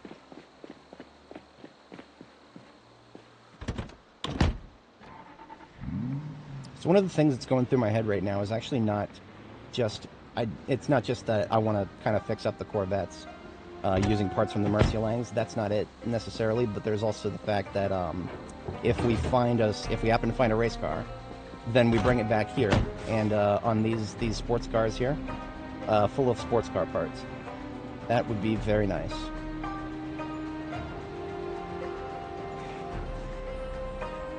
In the meantime, I'm looking out for a Primani. Is this the Dart right here? Did I just find a key to this Chevalier Dart right here? All the way down the road. I feel like I gotta know. Inquiring minds have got to know. Yeah, I found the key to this car all the way down the road.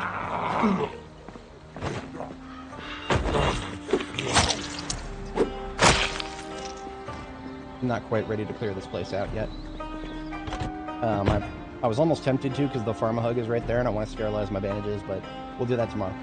We'll do that when we have fatigue to work with. I don't want to guzzle more coffee when there's no real reason to right now.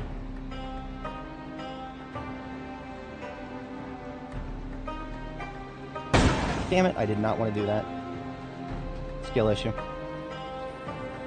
What would have that been? That would have been the door, I think. That door was already damaged, but still. It's the principle of the thing. So yeah, tomorrow we're doing the tobacco shop there, the Pharma Hug. Maybe I'll parse these apartments. They're definitely not anything survivor related there. I would just like to parse through and verify that it's all just standard residential loot. You know these guys? I'm going to shoot them.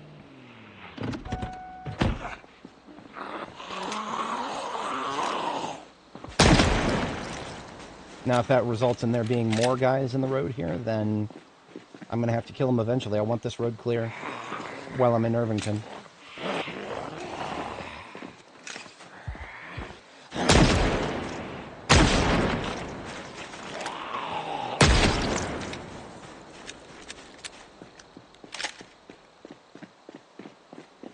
Anybody who would have been attracted by those gunshots would have probably made their way into the road eventually. So if I come back tomorrow and there's 5 of them there, so be it.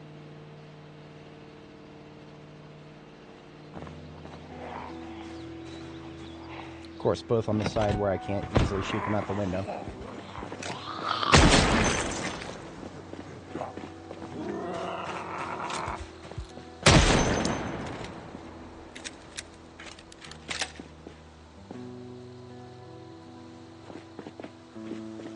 He was wearing a dark green apron for a second there.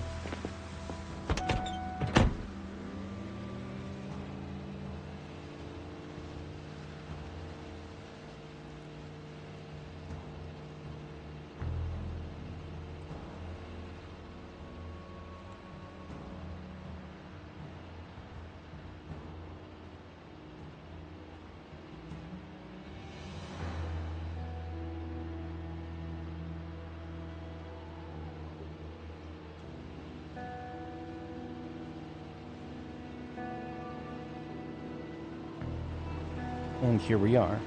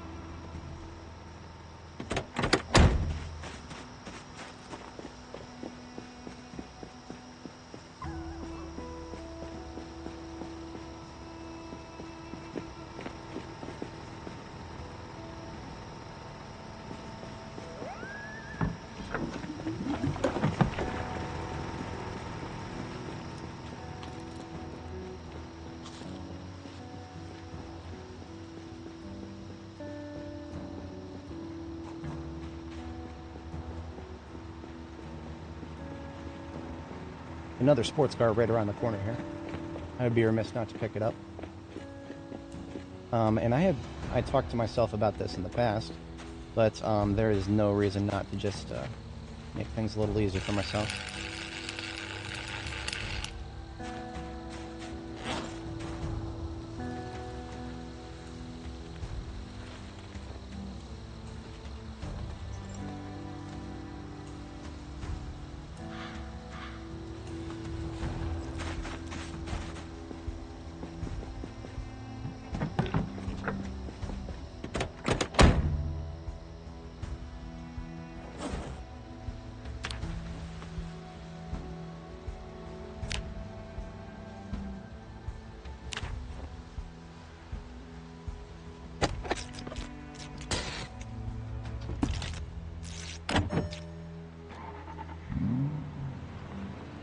Unfortunately, the engine seems to be pretty bad.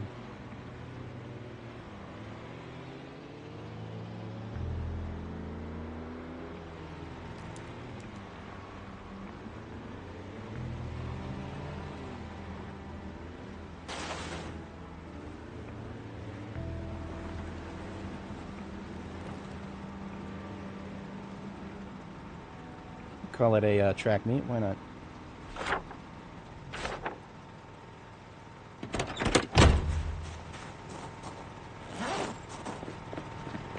Yeah, the only reason I picked it up was sports car parts, since that is what kind of what I'm establishing for the lot there. Everything, yeah, I know did not load anything in the ambulance today.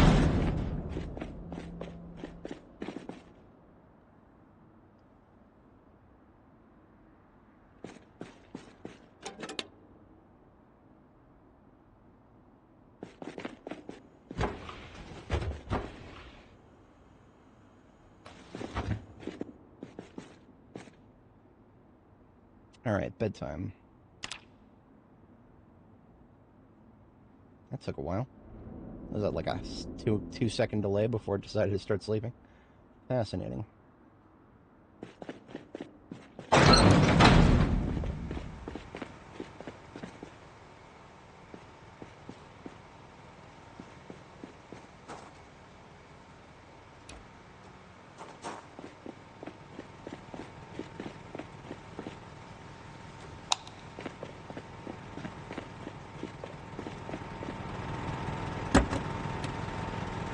Alright, we got a 94 here.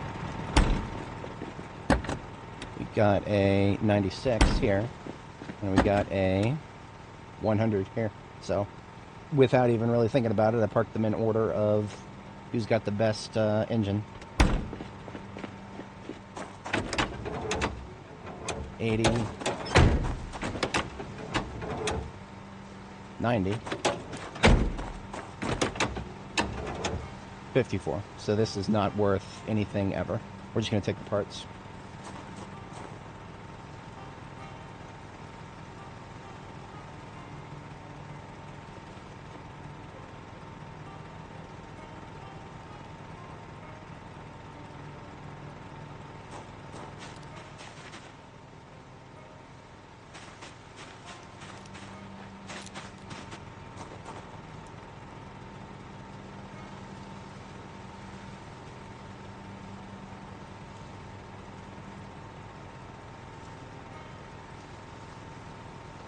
Couple of good performance suspensions. All the rest of the undercarriage is garbage.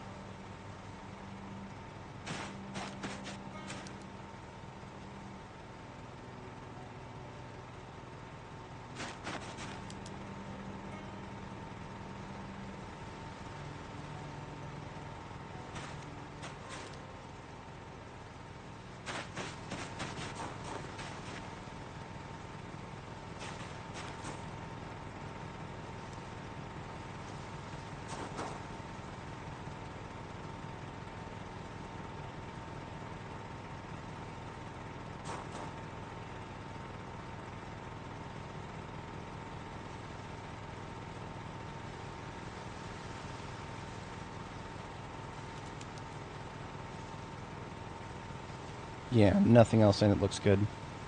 Okay.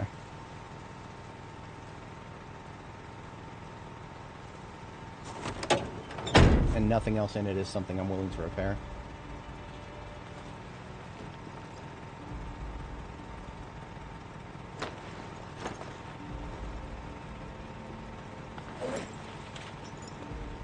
Finding a free account for Project Zomboid. What? 15 accounts. I have no idea what accounts you're talking about, man. This game just requires Steam. You go on Steam, you install it. I have no idea what would possibly be asking you for an account other than Steam. I want to contact Steam support.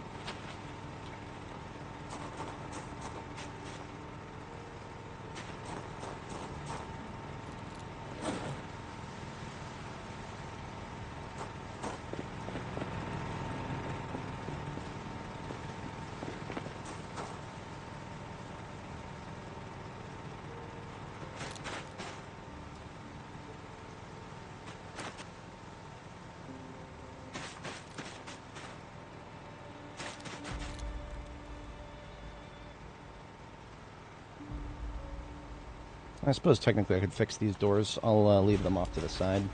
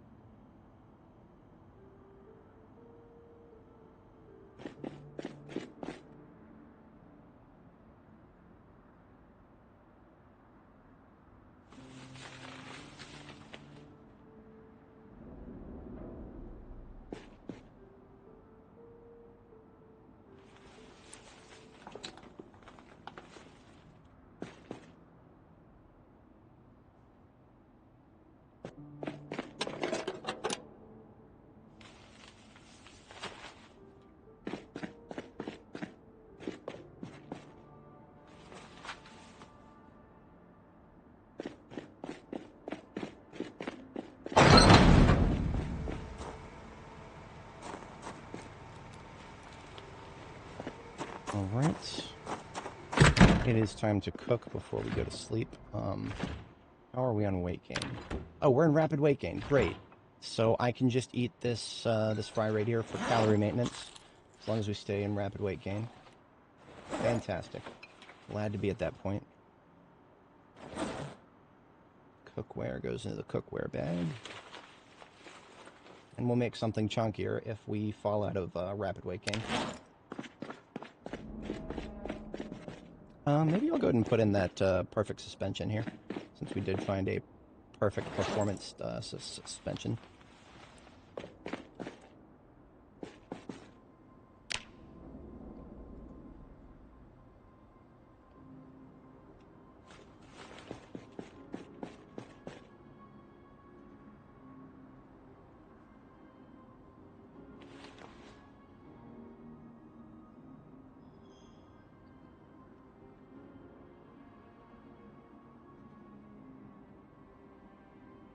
Probably going to bother me.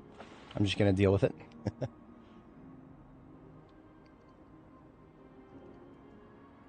Oh, I never inflated the tire. That's really funny. I've been pulling this thing with flat tires the whole time. That's really funny. I had no idea. Holy crap. Okay. Yeah, tomorrow morning I will inflate the tires.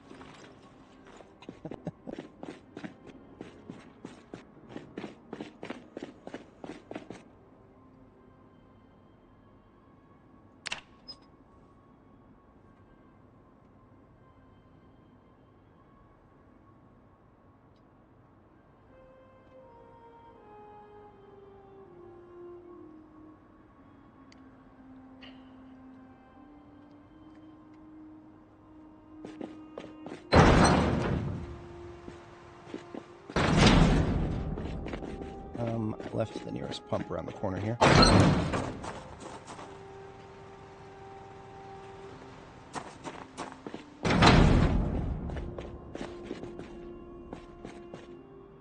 have no idea if this will change anything about the performance of the device, but I do know that it's better to have tires inflated than not inflated, generally.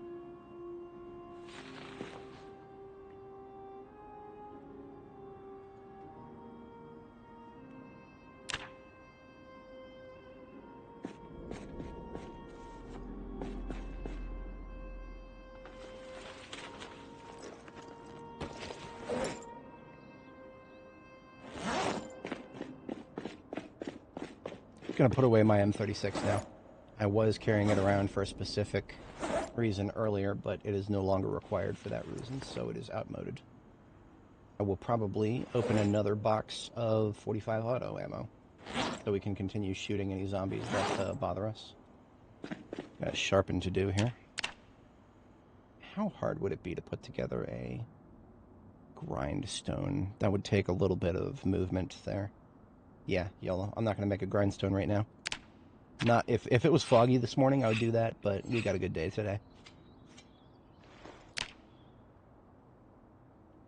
I am going to repair the handle for the spear. Yeah. Yeah, I've got plenty of adhesive tape. I'm just going to use adhesive tape to fix it.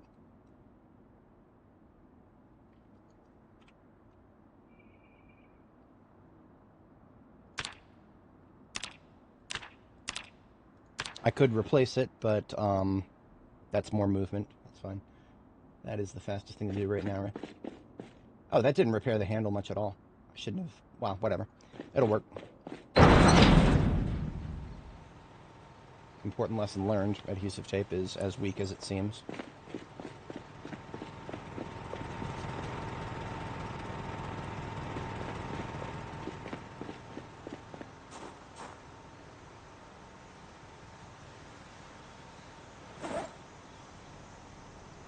Okay, let's go ahead and head out after we refill water.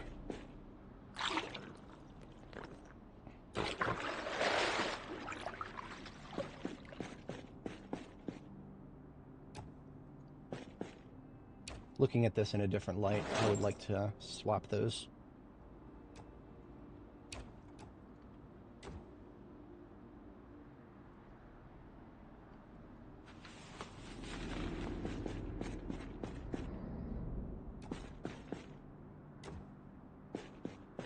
That's fine for now.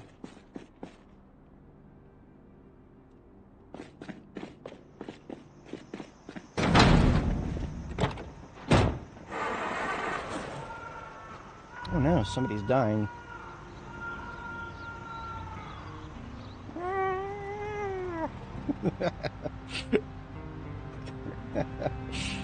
I wouldn't laugh as much as if it was an actual NPC, but those don't exist. The game just played an audio file. It might just be, that might just be our character. You know the meta events? Meta events might just be our character being disturbed. We might just be hearing other people. Because we've been alone for so long.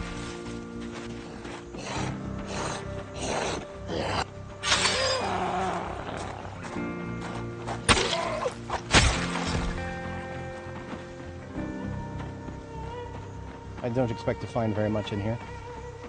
I wouldn't be opposed to some engine parts. I recently realized that you'll never, 100% ever, find a good engine quality in any of these, so anything that is in here in any junkyard is just 100% guaranteed to be worth it to pull the engine parts off of it, even if you only end up getting one.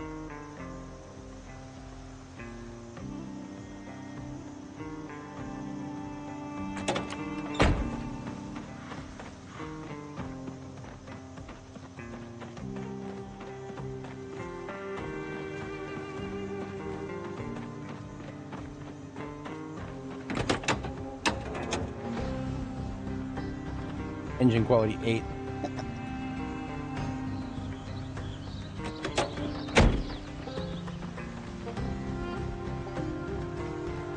So even if you see a pretty looking vehicle in a junkyard, engine quality will still be in the gutter, and therefore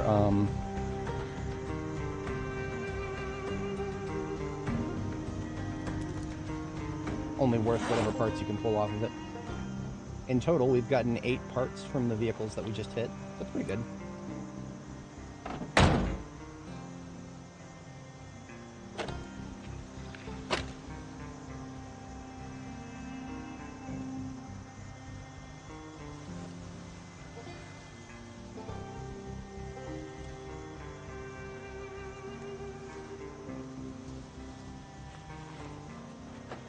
Yeah, having 15 different accounts is probably the first problem. I have no idea why why somebody would do that, but I'm sure there's a reason. Hey, Mason's trowel. I don't even know if I have one of those back at base. I have never seen a junkyard have a vehicle with survivor loot in the trunk, but I will never rule it out. I feel like it's there's a chance for it, and that chance is independent of where the vehicle ends up spawning.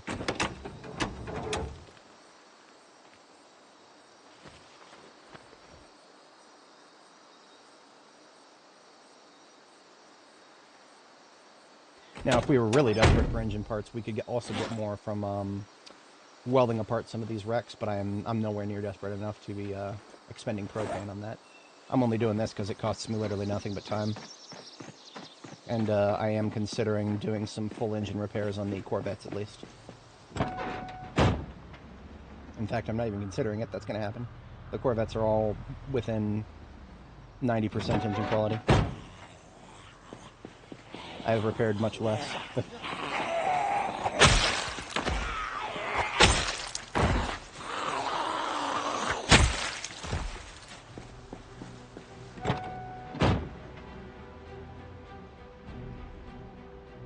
Oh, speaking of propane, there is a propane tank in that guy's backyard there.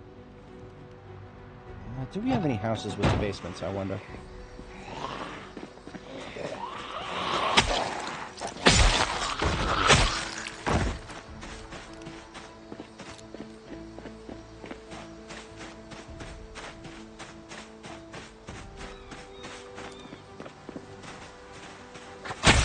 This guy's got an SCBA with a tank. The tank is almost full. If I actually cared about that, I would probably do something with it. But I don't know if I would ever wear an SCBA. The silly thing blocks one of your 2 webbing slots. And I can't wear glasses with it, so I would have to permanently have no vision while wearing it.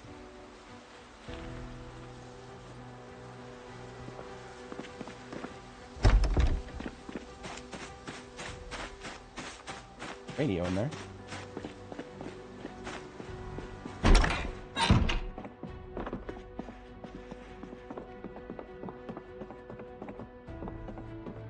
There is a basement to this house.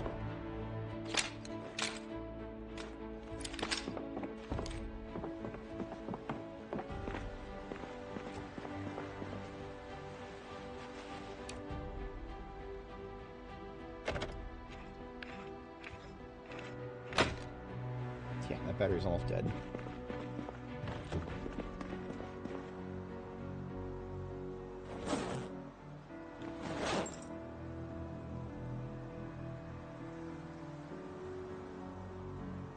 I want to be carrying around 2 guns.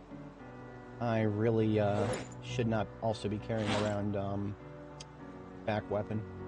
I'm over encumbered right now rather often. A lot of that would be solved if I could just have 2 more encumbrance in my standard carry weight, but I can't do that because I'm not level 10 strength. And getting level 10 strength would require well over 2 months of full days of exercise. And that is... I don't know how I feel about that. I would want to... I'm not ruling it out, but I'm also definitely not committing to doing it. I'm still thinking about that.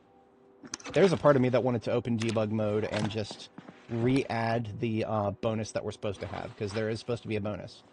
And it's because of the problems with character traits that were introduced with 42.13, which is when we created our character. That's the only reason we don't have the bonus we're supposed to.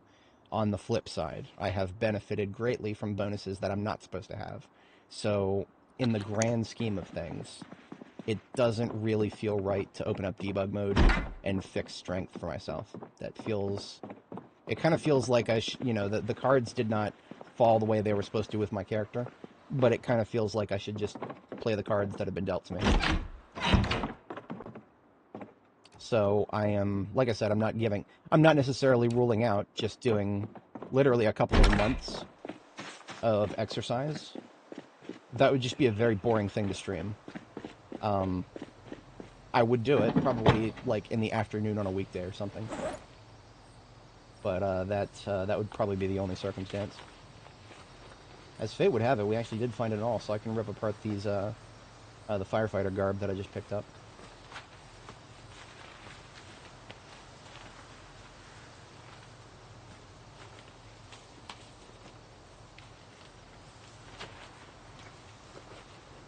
I wonder if anybody I just killed has a key ring. I could really use one right now. Everybody's got a wallet, nobody's got a key ring.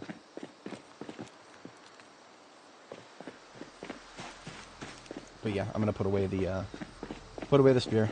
It ain't gonna do me no good indoors anyway.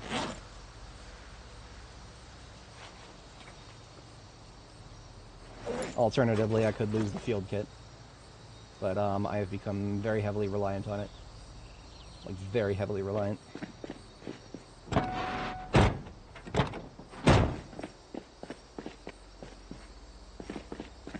Alright, let's check the basement here. There is no door for the oh, there is. It was just left open, okay. Neat. I've never seen this layout before. Doesn't look very particularly compelling. But I will take stuff.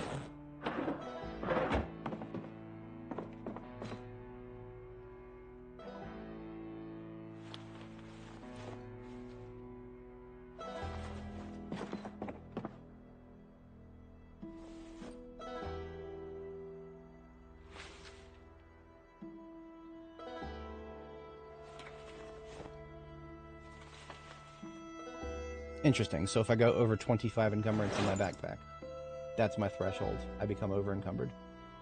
I am considering just leaving the M9 behind. That is something I could do that would solve the problem. Well, no, it's a stopgap measure. It really is. It is a stopgap measure.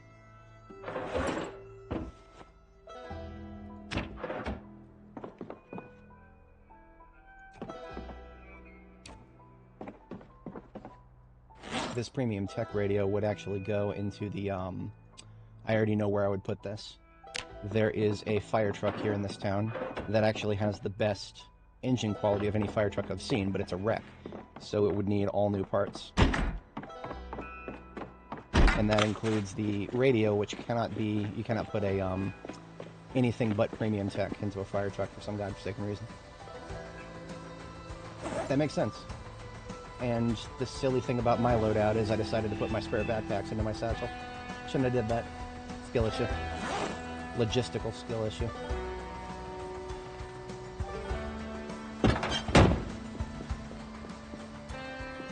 Nice little diversion. Yeah, I was gonna do something, get rid of this firefighter gear. Be nice to have some locally sourced aramid thread. For what? I don't know, but for something.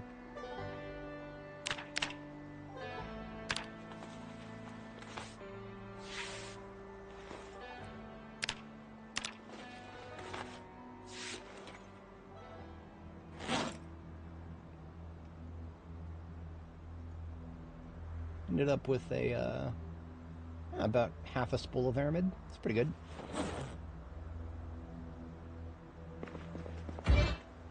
Juice box.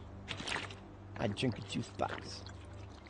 Nothing else here that I can see. Alright, we're done here. So I went to washer and dryer. I installed the infrastructure for it.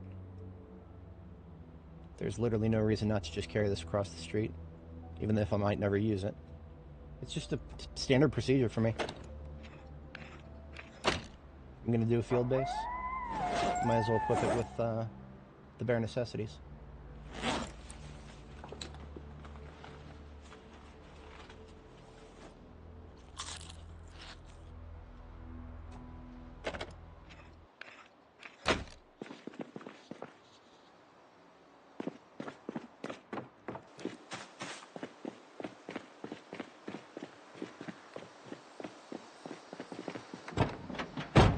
This is one of the reasons that I sometimes just don't loot residential at all. I do kind of sometimes tunnel vision on stuff that I really don't need. Not, I mean, need is a strong word when you're this opposed to scarcity. There's a lot of want instead of need here. I wouldn't even be opposed if you called it greed instead of need. If anybody watching is a World of Warcraft veteran, I'm the kind of guy who would roll greed on everything. 100% of everything.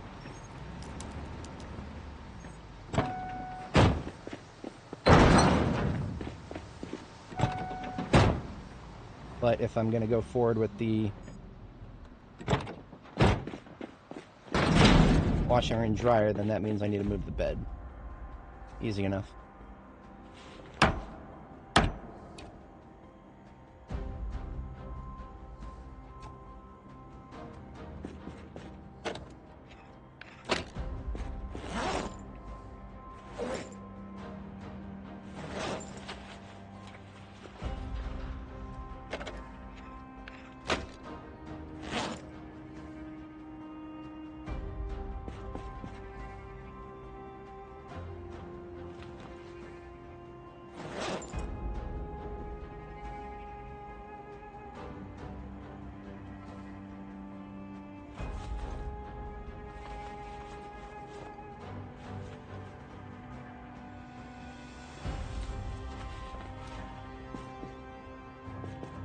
This corner is no longer viable, and I'm not moving the fridge. Put it over here, I guess. One of the reasons I found it interesting was that I can't put it under the stairs. Was that I also had green furniture in the kitchen here.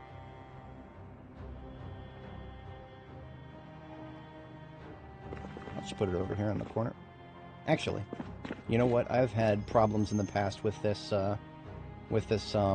mandatory wall right here, the switch right here. I have to keep this wall intact because of the switch. So as much as I would love to remove that, I can't. So this would just help me never accidentally run into it again by just putting the bed right there. Hell yeah. Works for me. I don't know how often I'll be driving all the way to the back, but, you know. Maybe once I get some race cars.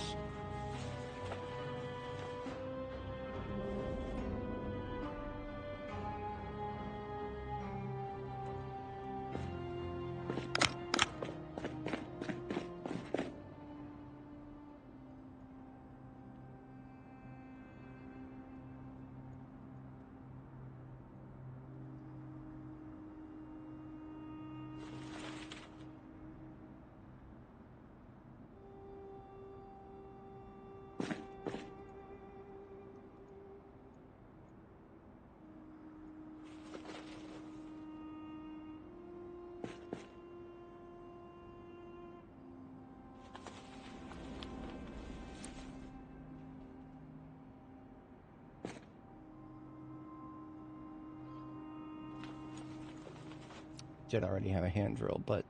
Oh, I did have one wooden mallet. I did not have a mason's trowel, so I do have masonry gear down here now. I did not expect to find any masonry gear in here. You don't often find it in workshops for some strange reason. And because of that, but I did get really lucky and find a chisel here.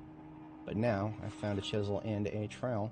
Trowels are easy, though. You can just, you can make a trowel if you have low-level carving.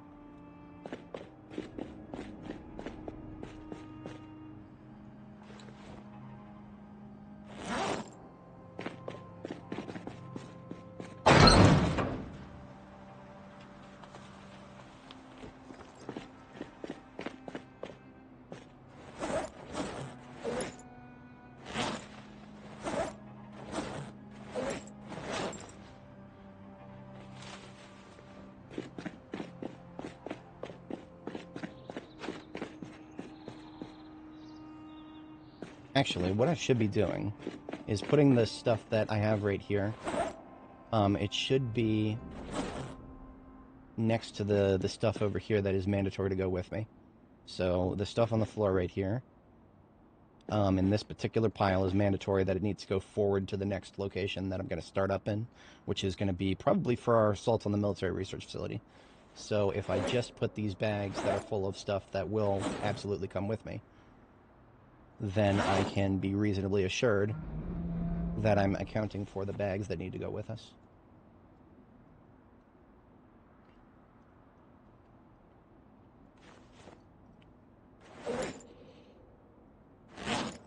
Yeah, see, that's already, we're already up to more than half of a trunk just for the stuff that I want to bring forward with me, so good to know. This stuff here is stuff that's going to stay.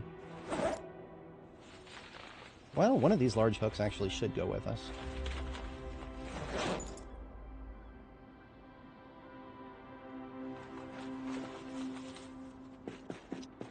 Who knows if I will have an opportunity to use a butcher hook at my next site, but I've already given up one opportunity to use a butcher hook at this site.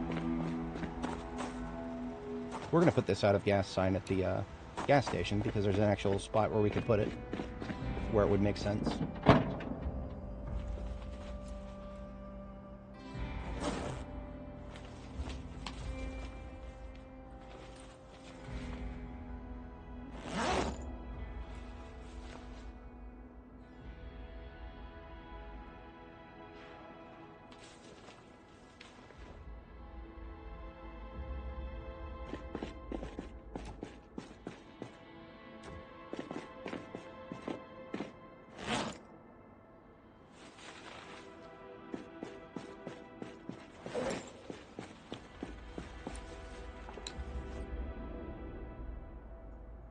I brought these socks with me because they technically are going to match my outfit, I think. But I need to put leather strips on them before I start using them. And I keep forgetting to do that. I'll get it done at some point.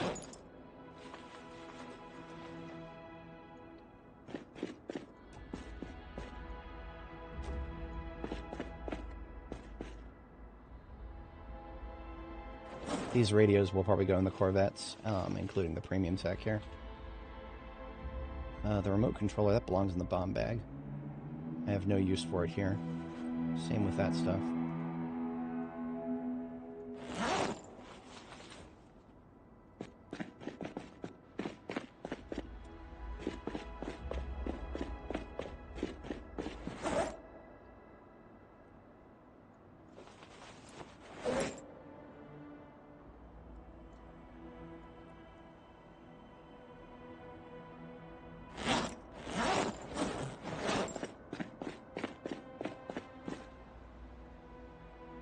Oh, there was an MSR 700 here. In that case, I'll do this later, but I am thinking about my current MSR 700 is taking some condition damage, so I could use to replace it.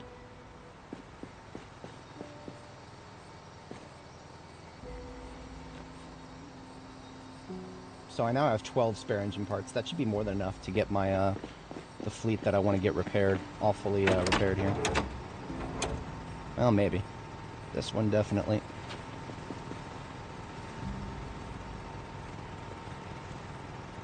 Hell yeah.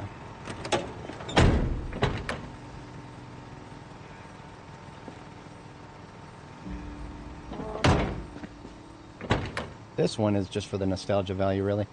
Its engine quality is not that good, but it was the first van I used. I had to abandon it here during our initial map tour, so coming back and recovering it was pretty fun.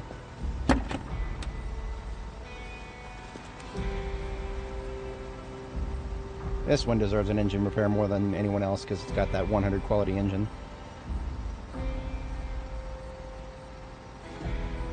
All tires performance too. It does need new brakes. All the brakes are regular.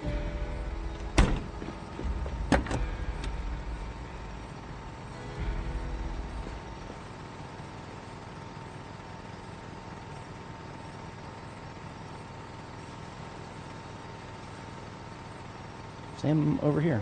Brakes regular. This one's got performance brakes, so I would take the brakes off of this and put them on the black one up there.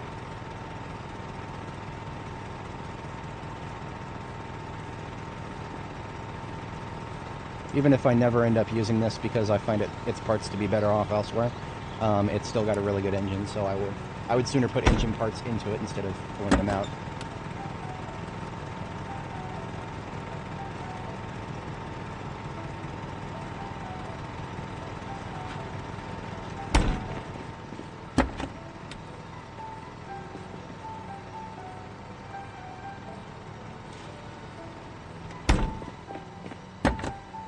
This one gets that perfect premium tech radios too. Glorious. I love seeing a car with really high numbers. It's pretty. All the radios that I pulled out of them were not perfect condition, so they can get dismantled.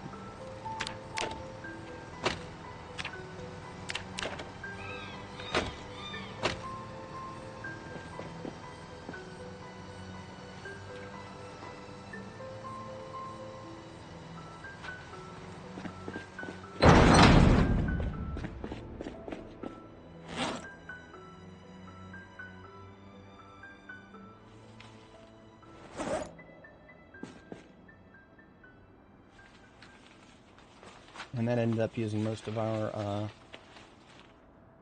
our spare engine parts, which is exactly what I needed them for, which is great. I may need more in the future for the NASCARs that I want to bring back, but I'm not worried about that for the moment. This large hook, I do want to build a butcher hook right here. 100 dart.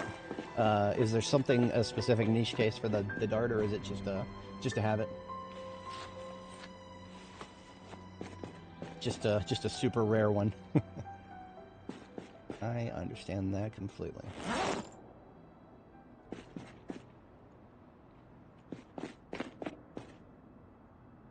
I was supposed to have a...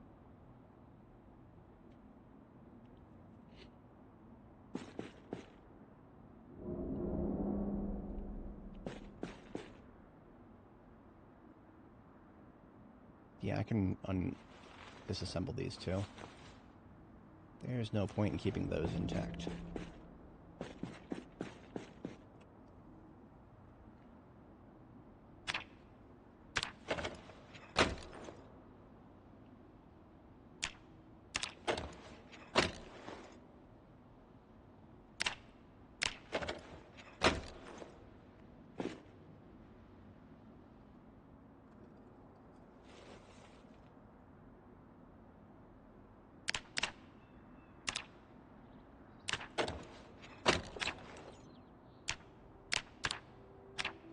The pagers I actually do want to keep intact, because if I get enough parts, I need to build another remote.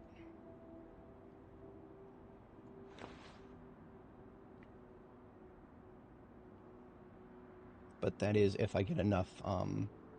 Scrap electronics aren't the problem for that. There's other things that are problems for that.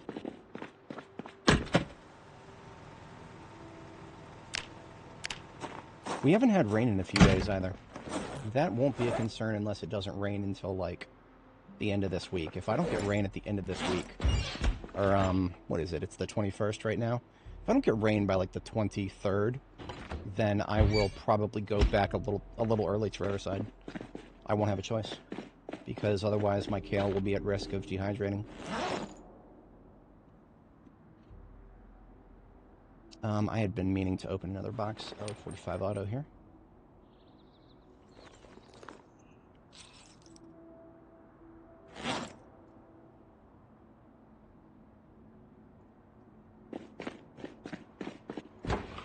We are already tired for the day, and that is okay-ish.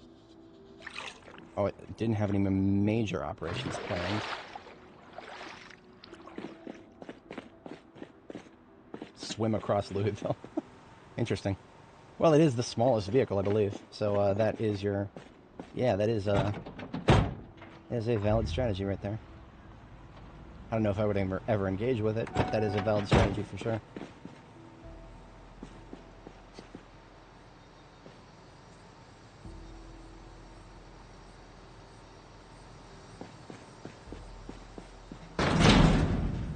Do we have any coffee left, I wonder? 16:40 feels early to be fatigued. We don't have any coffee left, but we do have a tea bag here. I'm going to try to make some tea.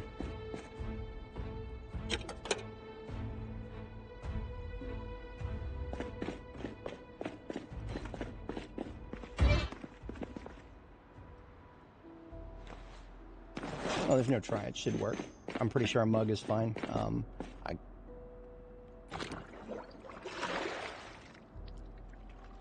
No, not with this, okay, but we should be able to right-click on it and say, yep, create beverage. So this is weaker to do it this way, but that still works.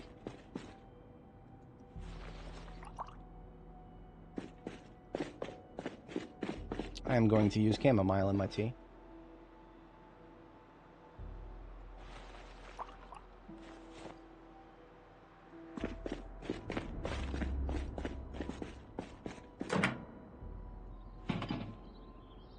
Oh, you know what? I can't remember if we got the penalty for using a microwave. We'll use the oven, as silly as it sounds.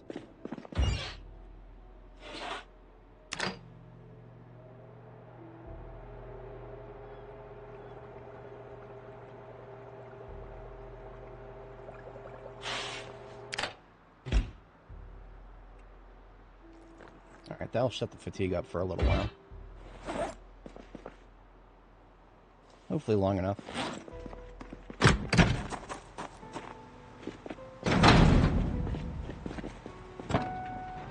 Mostly what I would like to do is clean up the rest of this road and then maybe get everything out of the way at the crossroads up there. That would be a nice order of operations for the evening here. I might even want to reinforce the gas station.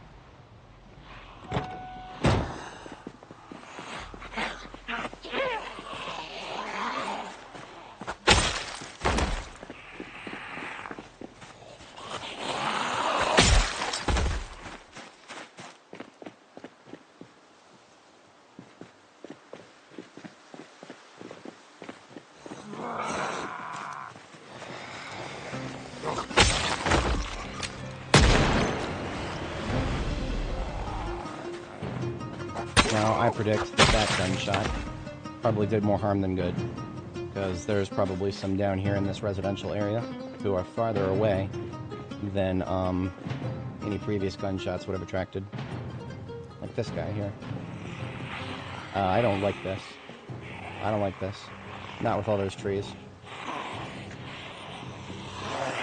I strongly dislike this.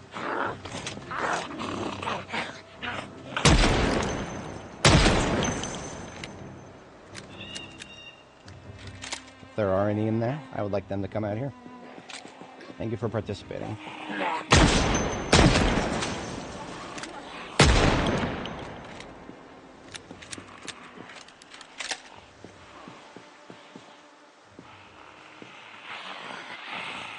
Look at all that.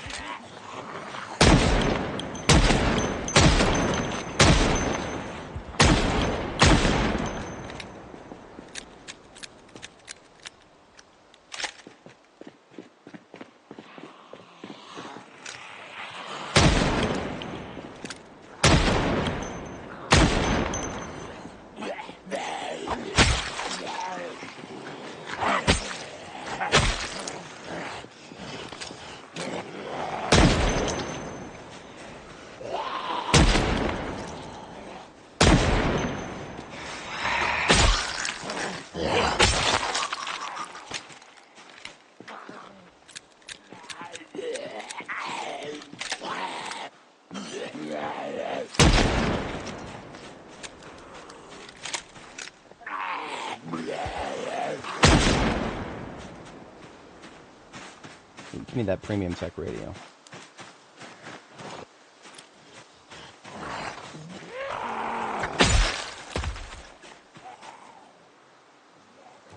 I'll save this for one of the sports car, or for one of the race cars.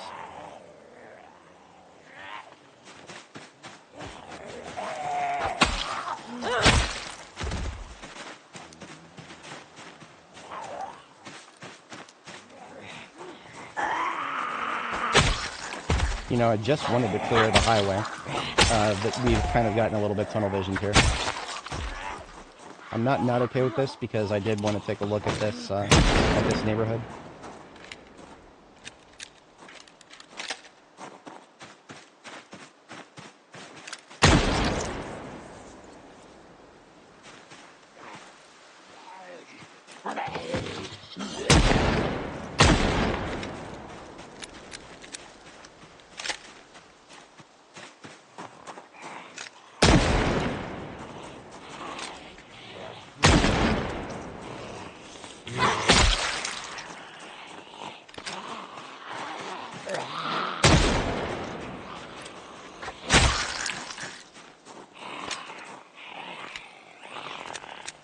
This basement's probably looted and trashed. Oh, look at all this. Okay, I'm not committing to this. We're falling back.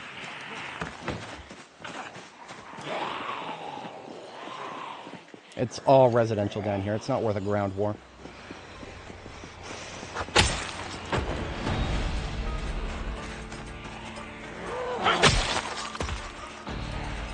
Granted, one of the things I'm here to do is level aiming. If I can't get the book, aiming and long blade both. If I can't get the book, it doesn't really matter where I get the kills.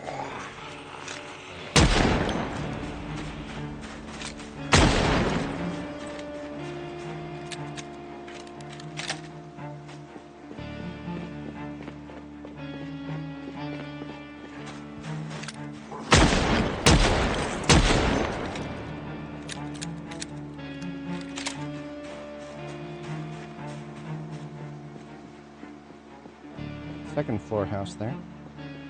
And I never did check the garage. I wanted to check the garage of that house, the first house I looked at there. Even when the garage door spawns open, you can't always tell if there's going to be a generator until you get real close like that. A lot of stuff, but nothing really worth it. Yeah, so nothing there.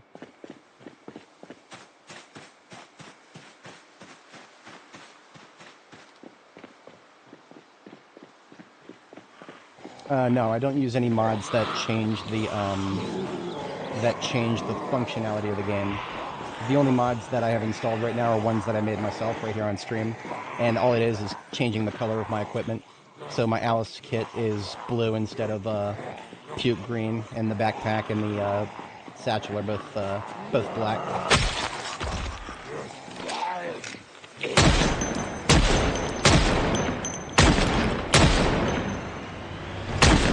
Damn it.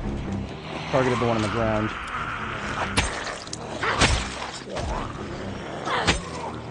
Oh, fatigue. We're falling back. I am not taking another coffee out for this place. It's just residential. We're literally done here.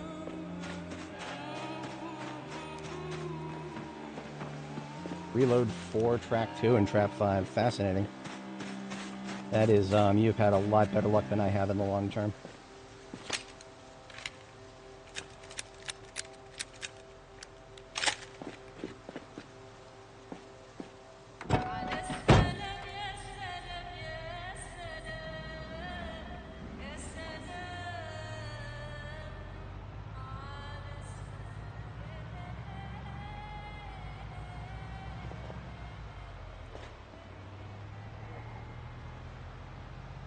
I just want to drop off this out of gas sign real quick. If it's clear up here, which I've trusted this gas station to be clear once before, and I regretted that choice. I might take a peek at the tobacco shop. I see one Z right there. And I can't trust my eyes for anywhere else.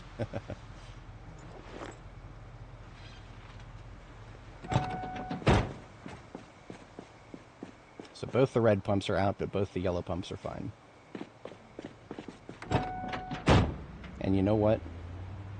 This is anathema to my normal strategies, but if I were to shoot right now up here, that would pull way too many that I'm not interested in dealing with from the south, and melee would have taken a minute. So that's one of the rare choices where I do it intentionally. So I'm gonna get out the sledgehammer. We're gonna break our way in here.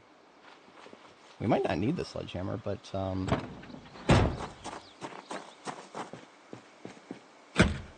yeah, we'll just sledge this.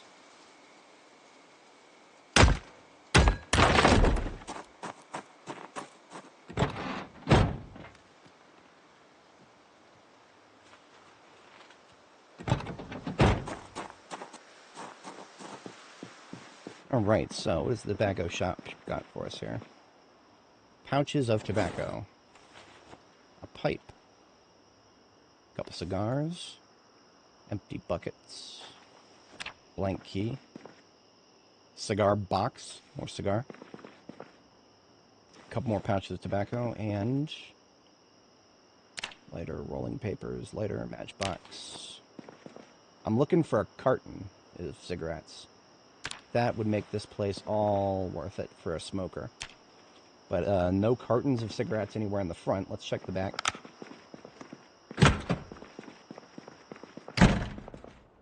Yeah, there we go. 3 cigarette cartons.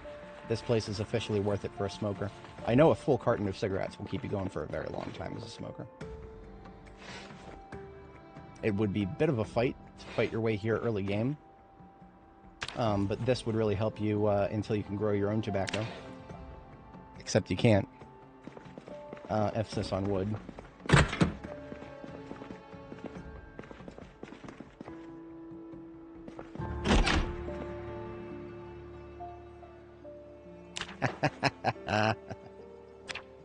Hey.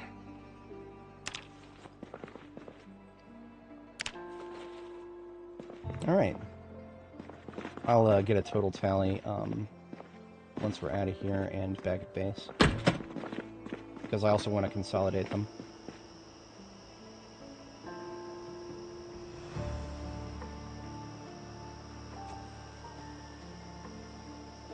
Can't pick up that barrel. Interesting. I can pick up the canopy. Really? Would I use that? I don't know. I probably would use the open sign just for the memes.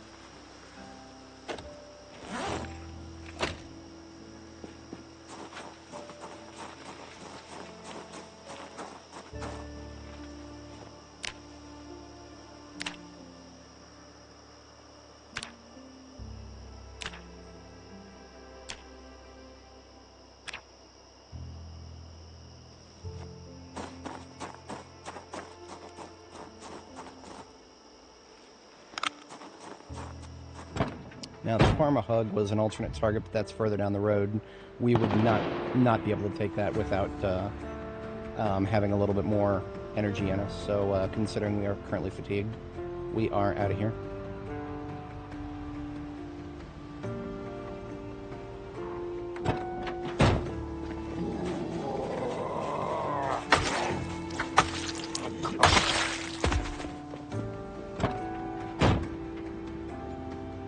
I'm actually not far from the next level, light-footed, so a little bit of sneaking past a large group, I would definitely get there.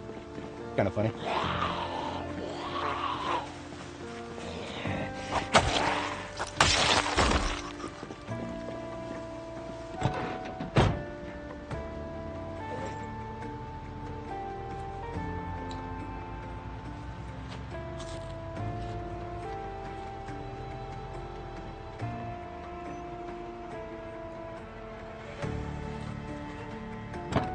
We are now stage 3 fatigue.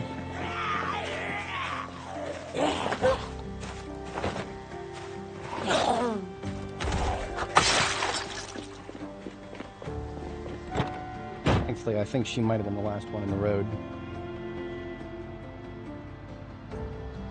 Trying to keep this highway clean has been one of the most annoying things since 31 West. I mean, 31 West is, it's a lot easier to see when somebody is about to enter the highway. This place, with all these stupid trees, Not quite. We have nothing in the trunk, so we can leave the vehicle out here.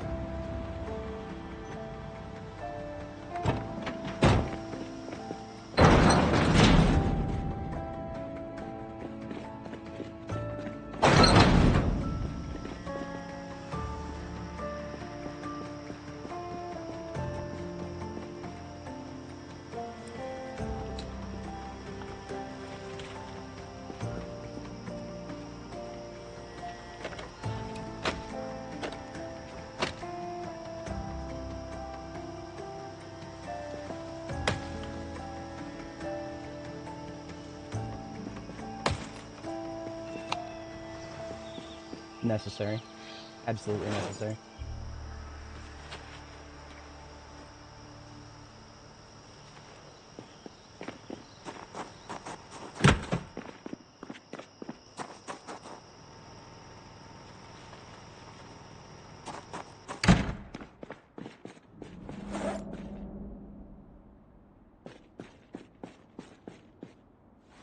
Alright, so total of 15 cigarette packs, but let's see if any are... Okay, so all 15 cigarette packs we picked up are intact. So I can make another carton out of those, I think. Yeah, it's 10 to a carton. So we almost got another. So in total so far, that's 5 cartons. Now these pouches of tobacco, they were all, like, incomplete, which is very odd. If it's in a store on the shelf, it's going to be sealed. I know this. I literally smoke pipe tobacco on rare occasion, IRL. Every once in a while, I will partake in some rum-cured tobacco. It's fantastic. It's got a nice smooth texture to it. I think we have enough. Yeah, we've got enough cigarette packs that we've found elsewhere here to make another carton. Completely full ones. Glorious. We're coming out of Irvington with a total of 6 cartons, 3 pouches, an indeterminate amount of chewing tobacco, and how many are in these cigar boxes? Just 2 each. That's accurate. So a total of 9 cigars. Cigars also reduce unhappiness to almost 0. So if you kill like a ton of zombies but you're miserable all day, come home, smoke a cigar. That will get rid of the stress and the unhappiness pretty quickly. It's great, and I love it. I did that a couple times in Louisville. Only near the tail end of Annie's campaign because Louisville, or it was not until 42.12, I think it was, that they actually fixed the problems that were around with tobacco not reducing your stress like it was supposed to. So for the vast majority of Annie's lifespan, tobacco never reduced stress.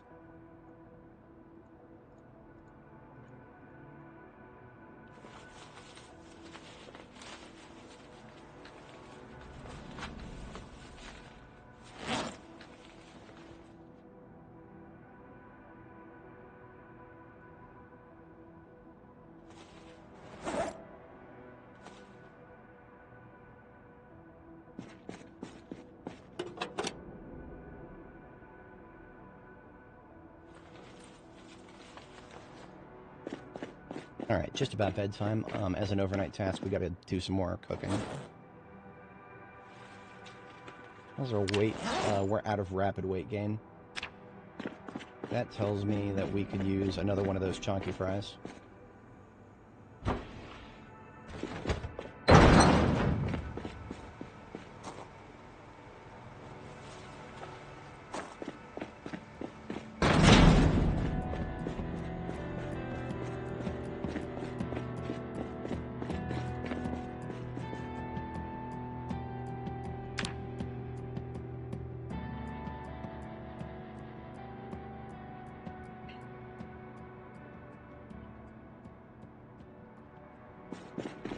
The rain barrels that I built up here. We got 4 on this side. That's meant for drinking water. We won't fuck with those. But these 2 here, these never really got much in them.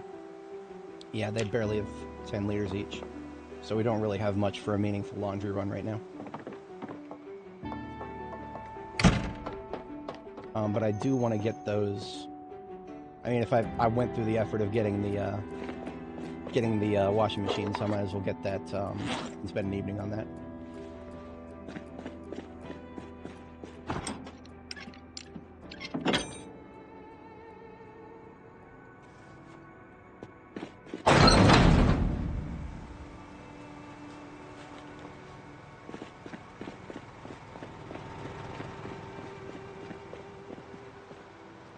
Are there still trees behind this place? Very few, but I'll get rid of them.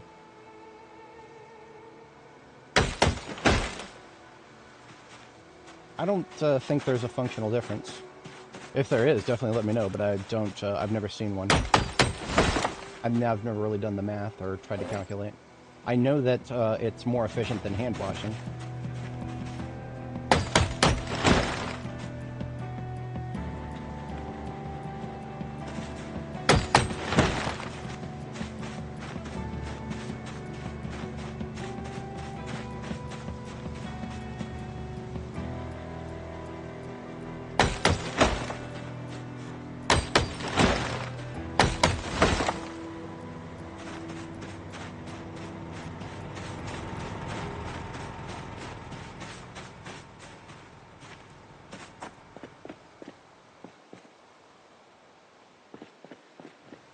I would sooner delete them from this side than the other side for now.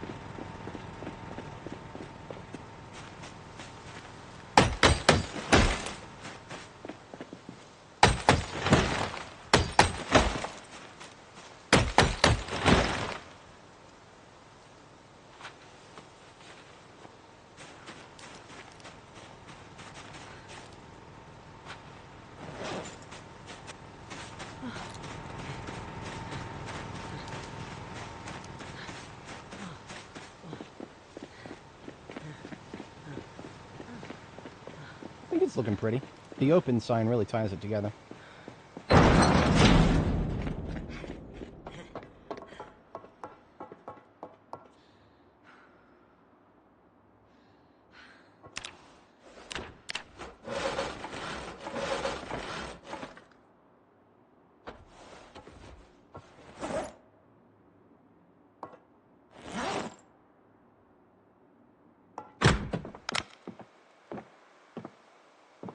Oh, no nails, of course.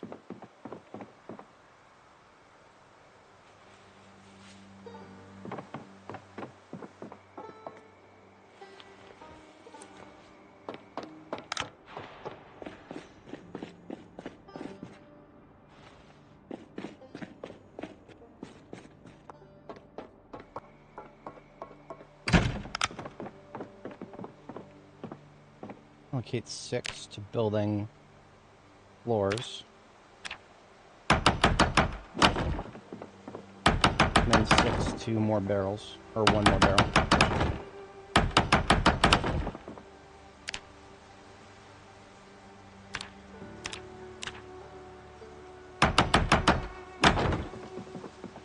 And then we'll even have 1 left over.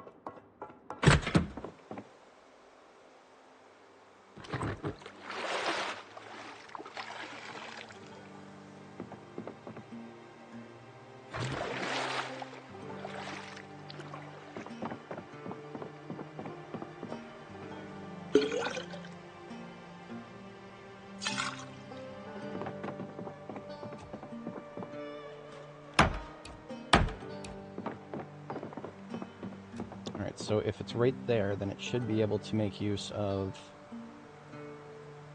I actually think I might have fucked that up a little bit. Yeah, I need to reposition 2 of these.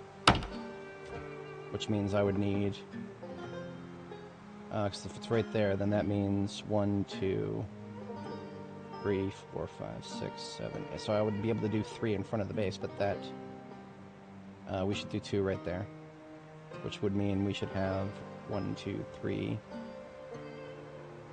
4. That would be enough. So just 1 more log. I'm gonna have some chips as something to eat here. Or actually, I kind of need to put myself back into the rapid weight gain here, so we're gonna do a stick of butter.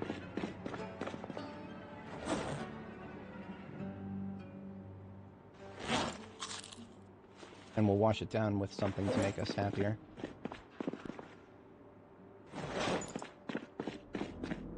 Like chips.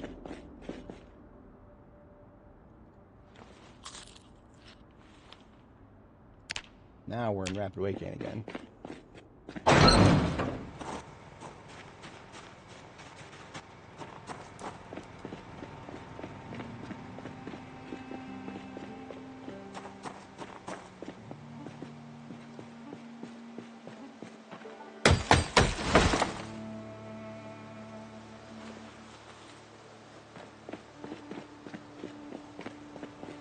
That ought to do it.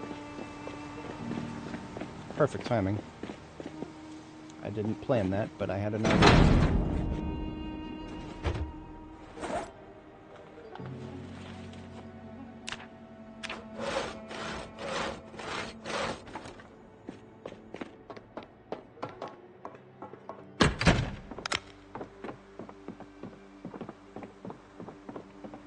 Let's be very careful.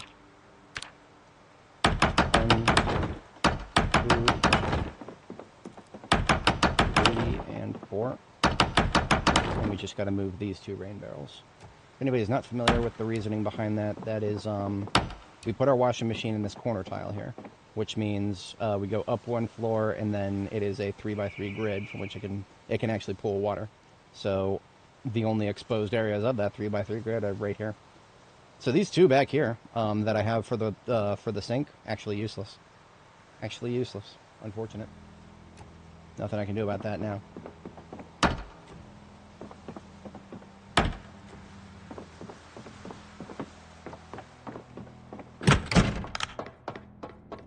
I'll just use them as wash water. That's fine.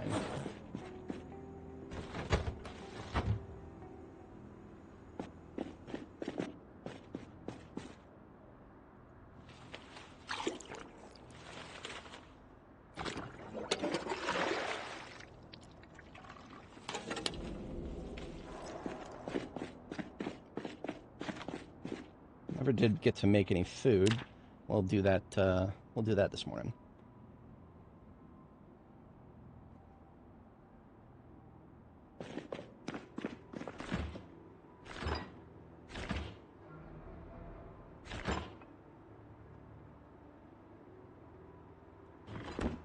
Fruit salads are better saved for when I'm in weight loss because they don't get me much that I can use for weight gain purposes.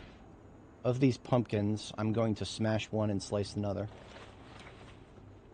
so that I can use the chunks and slices on other things.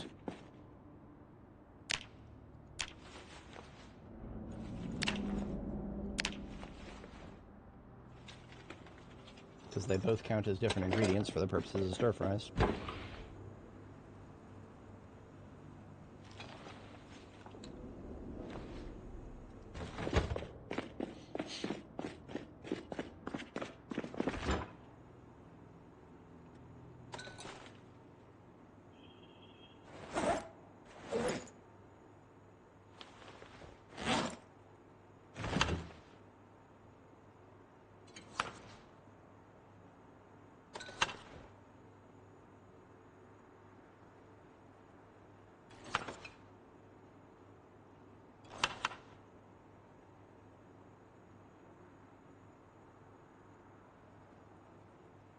I'm gonna go get another potato because that feels. I feel like I'm onto something here with this recipe.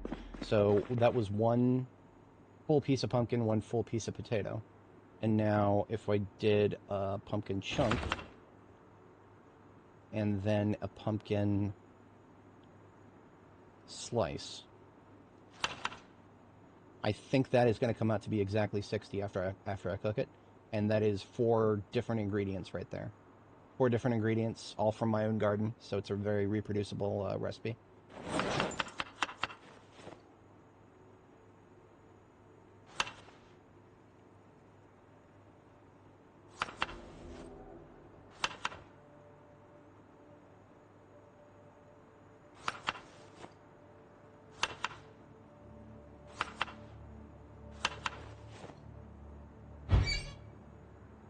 Yeah, that's our prototype. That is a very nice looking prototype. So that's 3 herbs from my garden. 3 herbs and 4 different ingredients, but I only had to grow 2 crops to make it happen. So I think going forward in the future, in future runs, I will probably only grow potatoes and pumpkins from the, from that, whatchamacallit, from that season's, selection.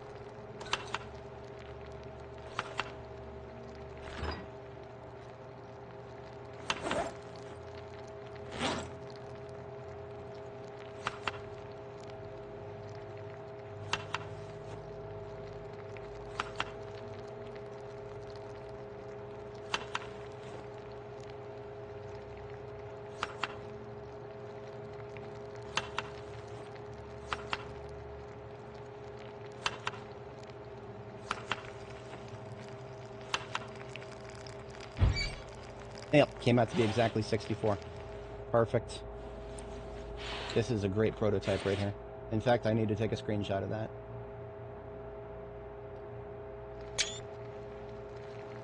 See, it's perfect for weight gain when I add butter, margarine, lard to it, and perfect for weight loss when I just add the herbs to it. The calorie count is doesn't change much. I'm going to call this a pumpkin spice stir fry.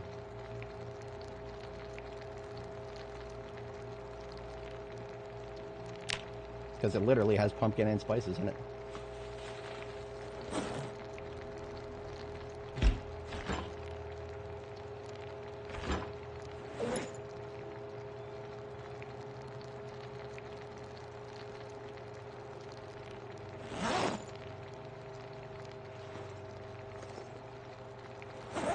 Use another box of 45 auto.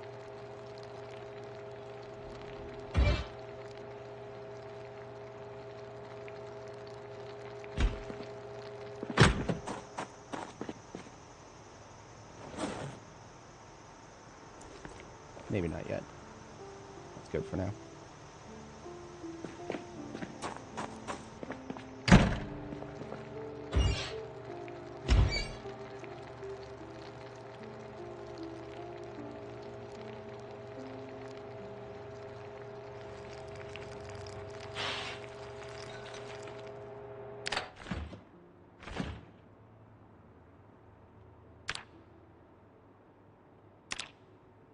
Glorious.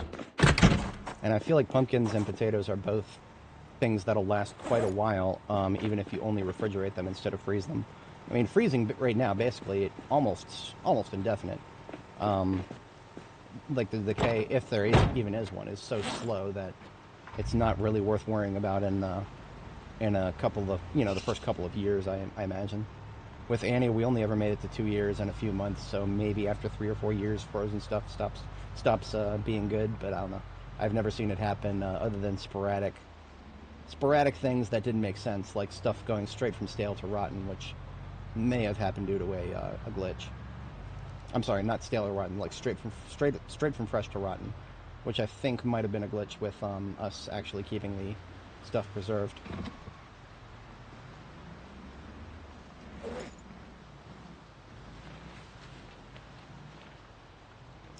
course, there's no special cars or anything back here.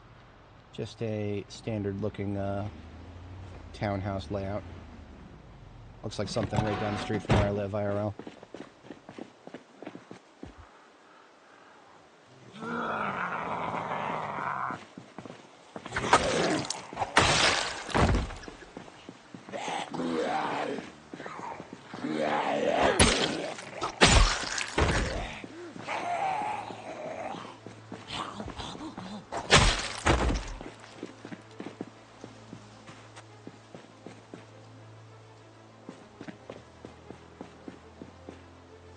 Bit of a tight layout inside there.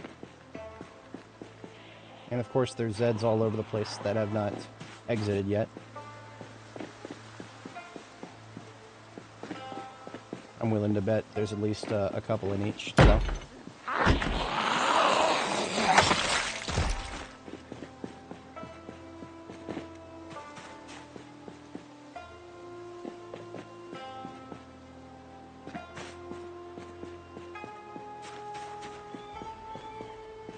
Piano in there. I think I'm not interested in pianos anymore. Lots of fun times with pianos on this channel.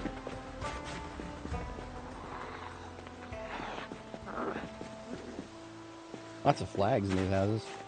Come on out.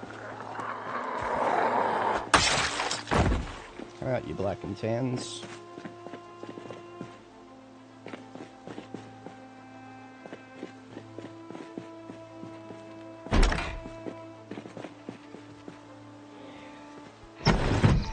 Come on out.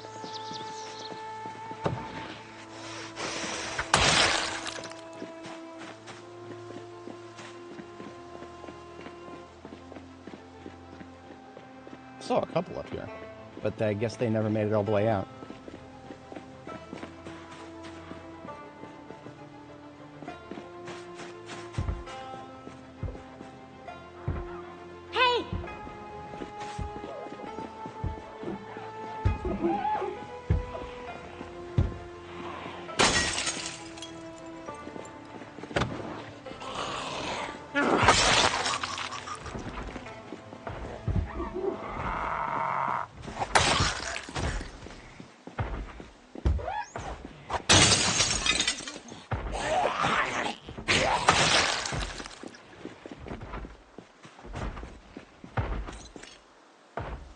Sounds like upstairs.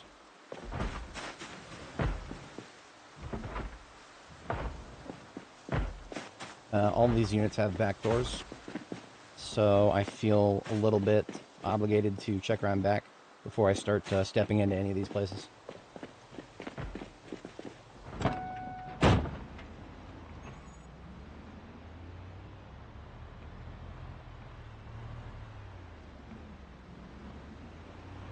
Speaking of bathtubs, I probably could catch a bath here if every one of these units has a bath. Even if every one of these units doesn't have a bath. That would be pretty easy to get clean just with a few extra water fixtures. Look at that, they even got a fence in the backyard here. This is one hell of a fenced community. So much for taking a back road here.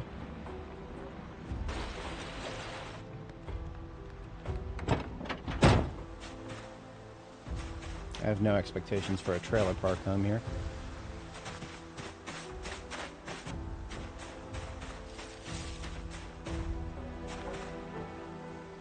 These fences are more dangerous than they've ever been because you can't...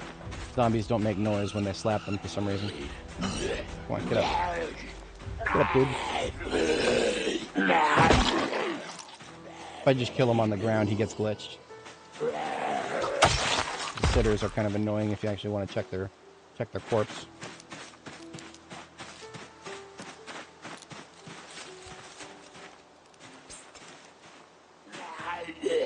South. No? We're good.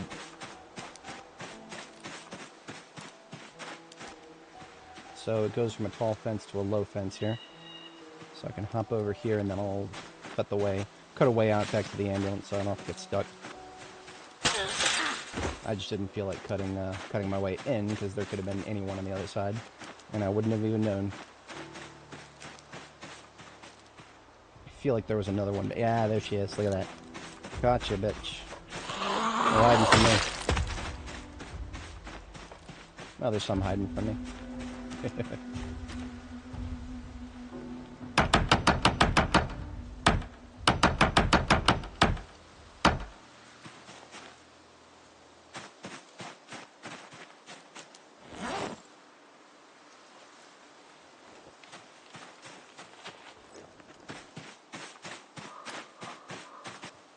Alright, yeah, so look at that. Got several in the backyard here.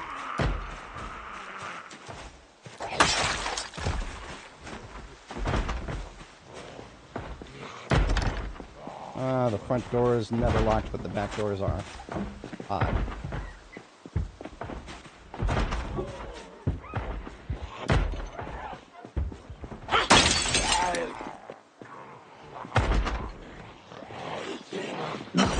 I don't like that situation. Don't like anything about that situation.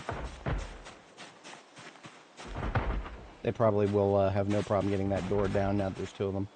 Look at that. Look at that. Okay, so we actually, this is a bit of a glitch, but we can see that every single one of these units has a basement. I don't imagine the basements are going to be that substantial because they're that close together. They're probably predetermined. And I mean, just the real estate, they're probably not going to be substantial. Worth taking a look at a couple, though. See what we're doing with here. We'll just say that she used her construction worker powers to tell that these places definitely have basements somehow.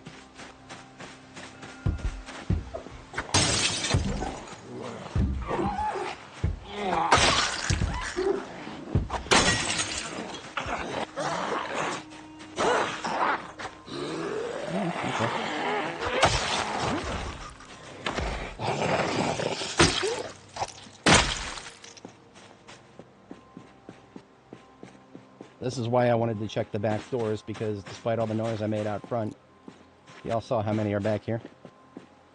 These places with these narrow, close walls and these, yeah, I don't like these places. Oh, look at that. Not even done back here. Ah, I see. That's good to know. Okay, now generic storage units. That's an interesting thing, because does that mean cardboard boxes?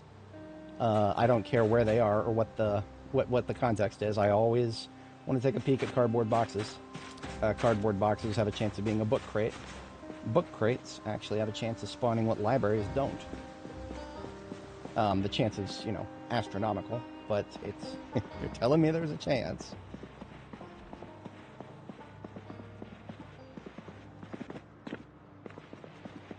I hear scratching.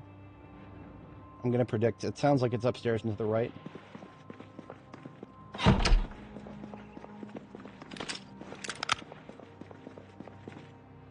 The placement of these cabinets is mean. That's mean. That creates a very tight corner here. These two tiles are your only way up the stairs. Which also means that if you look down the stairs, you would not be able to see a zombie in any one of these tiles in the front area. That's a big ol' FU from the devs, in my humble opinion. Might be unintentional. Probably is.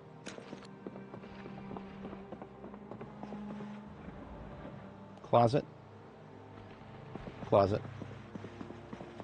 This bedroom, too. I hate this little corner right here. This inset corner. Disgusting.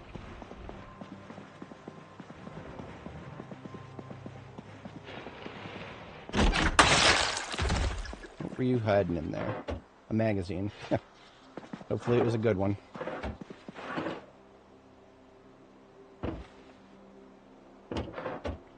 It would be very funny if that key to the residence actually got me into anything in this entire unit.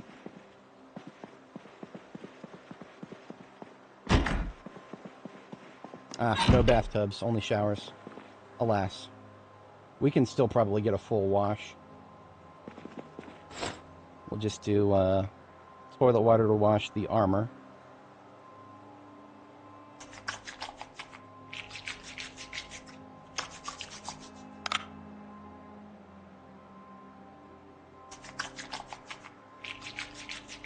I think showers do actually have water, but it depends on the shower. I have in the past seen,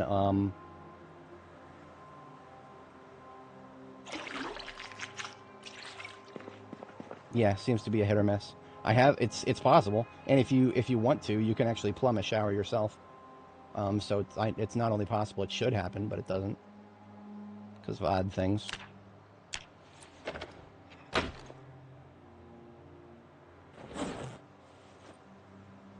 I am not going to loot anything too crazy here. Can't say no to some sewing gear, sewing equipment. I'm almost tempted to take that mirror. Alright, talk to me about this back porch.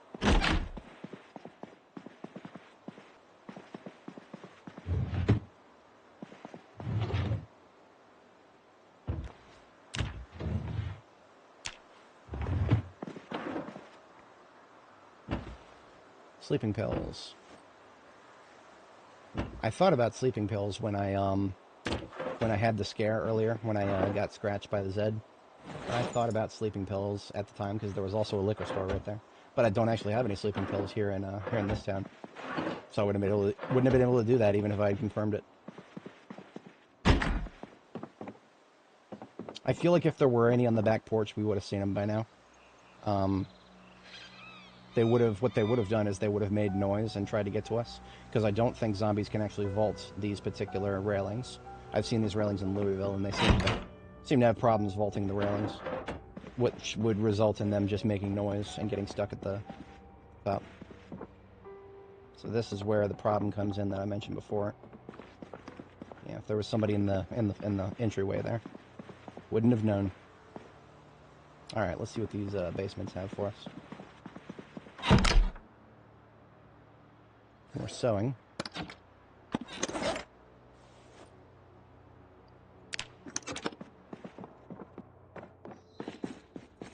Laundry. Crates, but not cardboard. So if they're all the same, then that rules out books. Damn.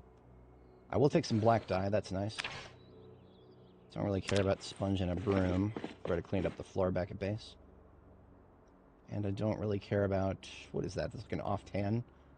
It almost looks like milk. You know? That almost looks like desert camo. I'll take it. YOLO.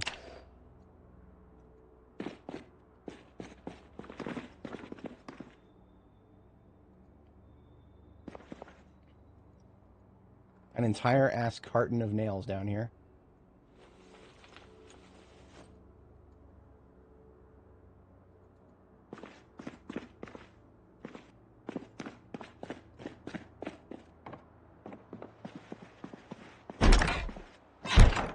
Now, because I don't want to risk... I don't want to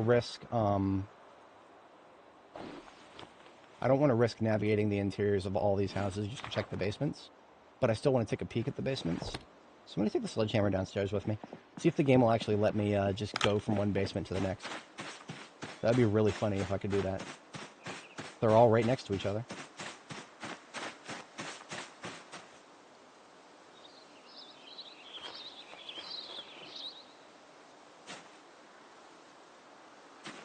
I've not been checking these Zeds for key rings. I've never had this much problem finding a key ring.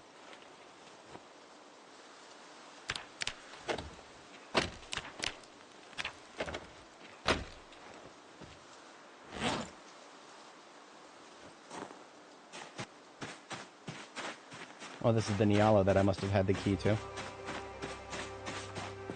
Funny, because there's another key on the floor right there.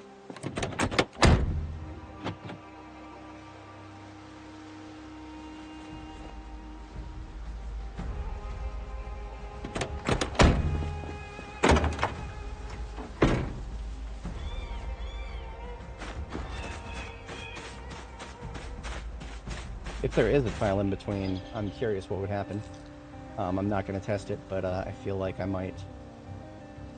It is possible to fall through the floor, I know that. I don't want to test that. Nah. It's a big nah.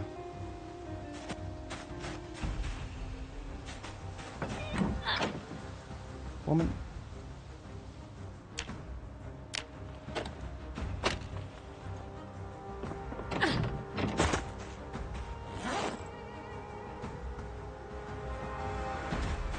Yeah, let's take the sledgehammer and see what happens.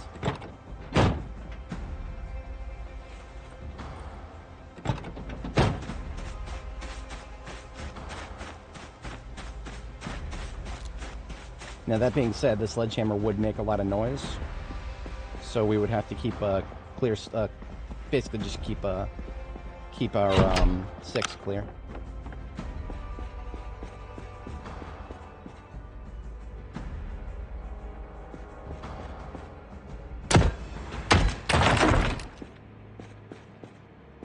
There's a table in the way. So they're not all identical then. Hello. See? At least we had a much easier chance of taking care of this guy down here. He would have been on the stairs probably as we opened the door. So this guy would have been probably a notable danger to us. I can imagine an alternate universe where I open the door, don't see anything, turn the corner, and he's on the stairs right in front of me. I am glad I decided to do this. Ooh, that's a big rug. Holy crap, I've never seen one like this. I actually kind of want that now. I've seen a lot of rugs in this game. I've not seen one like that.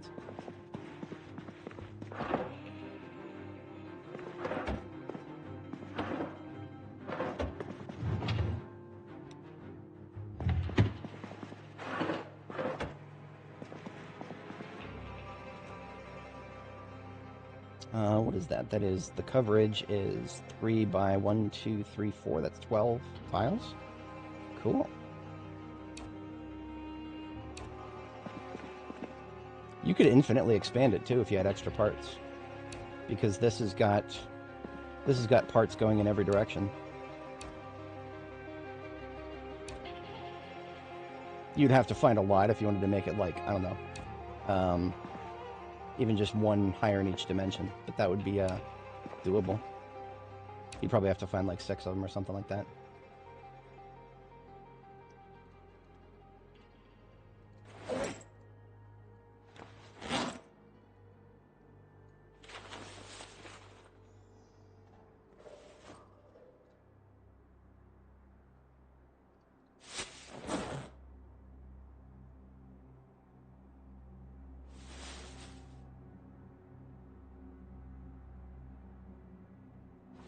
Could be wrong, but I feel like I hear footsteps.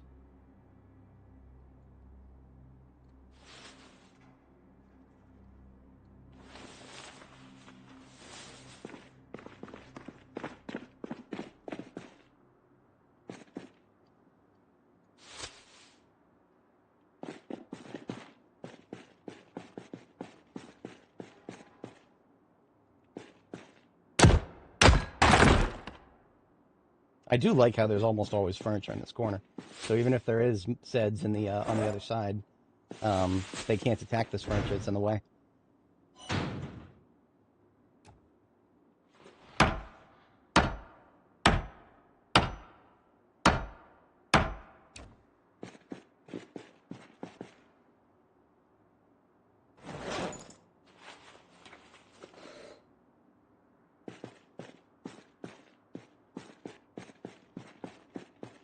Flag, and that looks like about it.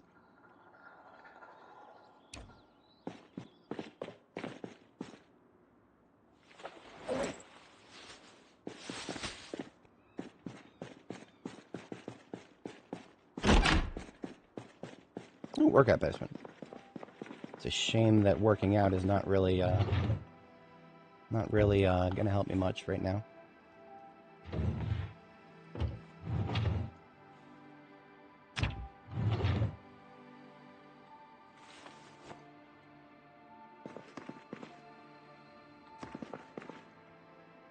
I almost always want to take gym mats, though. They're so lightweight that you can carry them around anywhere.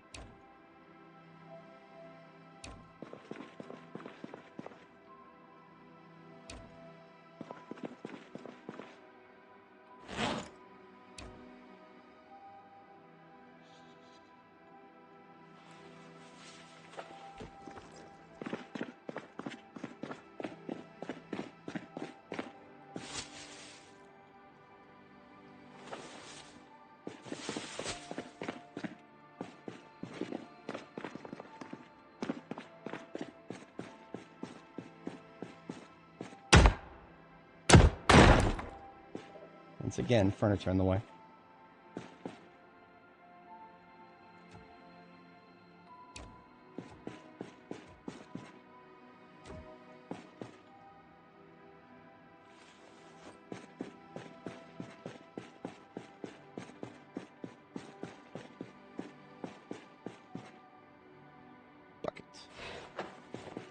This is a bucket.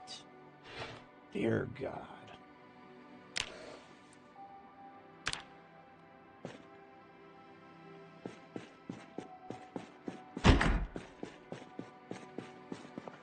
Neat.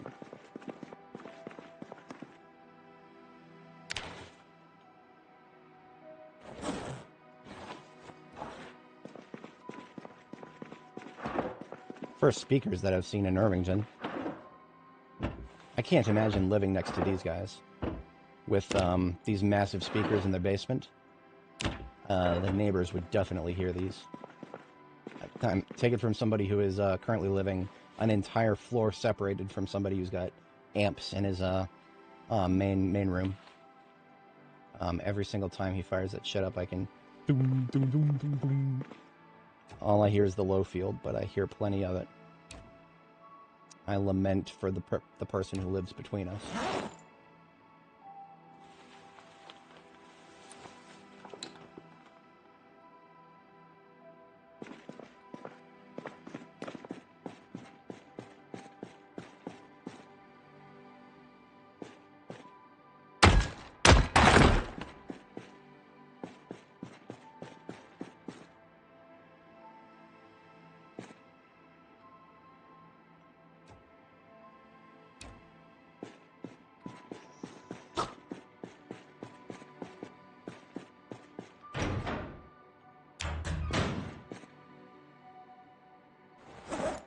I don't think I'm going to bring all this dye back to Riverside.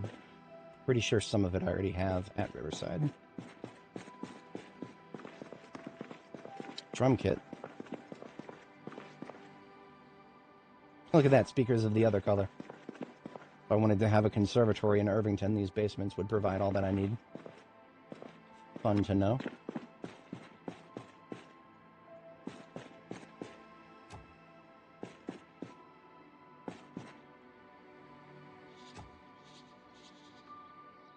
Oh, that's too heavy to pick up.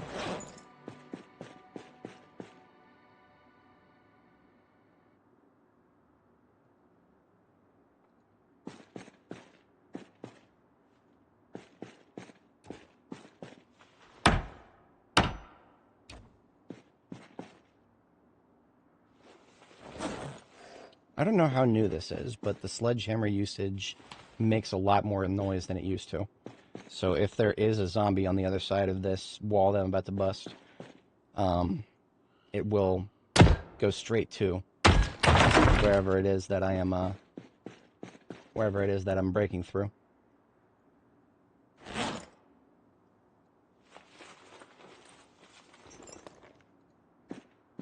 think I can walk over this. Yeah. There's never anything in these. Only if it's in a military loot table does it ever get filled. For some reason, those have never seemed to spawn loot in a residential.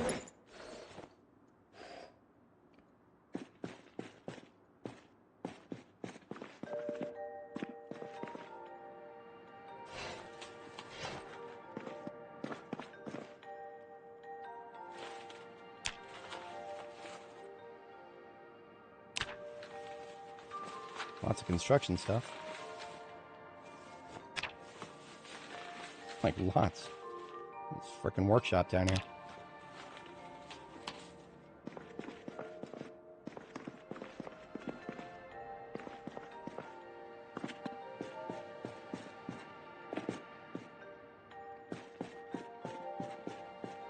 Jeez Louise, there's still 3 more after this. Sorry, 1, 2, 3. There's 4 more total. Fatigue just hit. 1,600 hour fatigue again. Getting a little tired of that.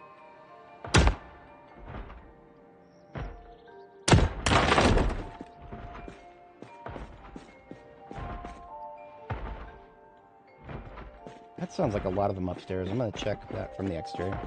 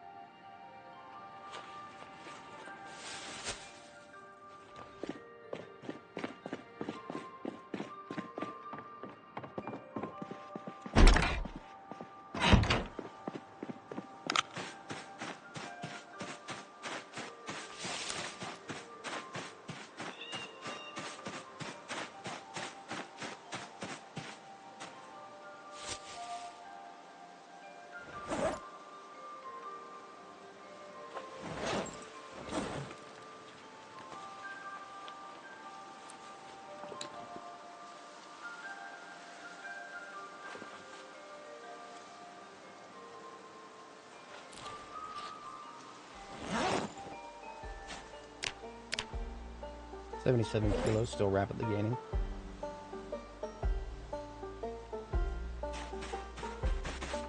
Alright, I'm gonna peek into the windows here.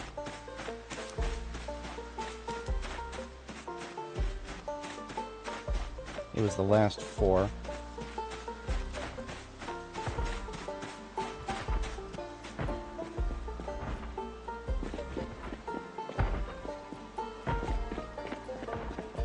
Ooh, hello there.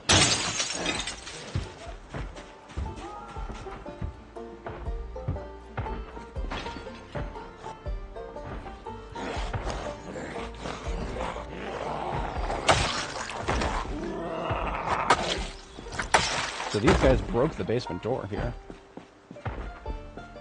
That's why there's that many of them.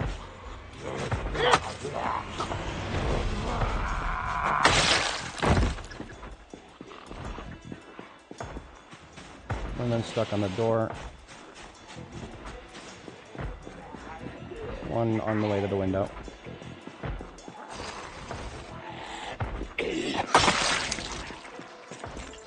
One of the ones that... No, it's not. This is the second to last one. Lots of them in this house.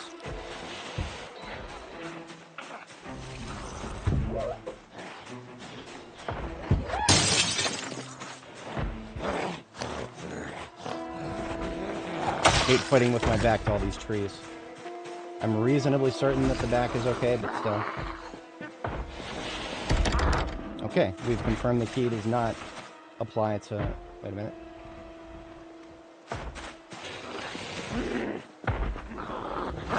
It does. Okay, so I was right. We got the keys from one of the rooms in this complex, and that key applies to every single unit.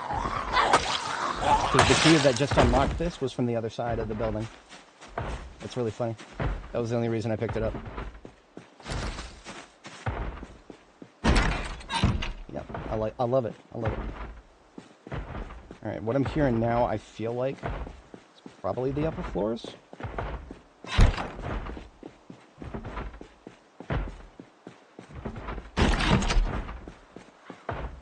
I'm not going to take that as gospel, but I'm going to assume, lightly assume. Only one of the basement doors has been broken down completely on this side. This one is ajar, I think. So I could do myself a favor and just close it.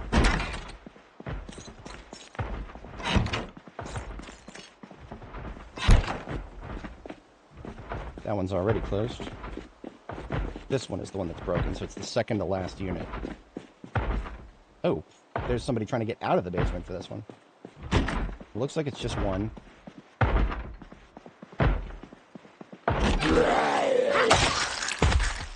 But that means we should consider should consider that he would not be the only one down there. Though the last unit in the row, we'll consider that potentially hostile territory. And unfortunately, for this unit right here, I have no idea if that's upper floor or lower floor.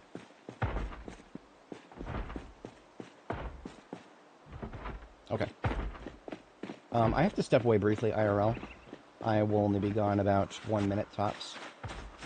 I shall park our girl in a safe place, assuming I can find one. The ambulance is probably safe enough.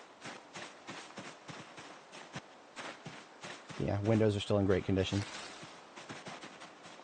And we have been around this area enough that if there were any, they most likely would have made themselves known. I'm gonna grab a quick drink of water here.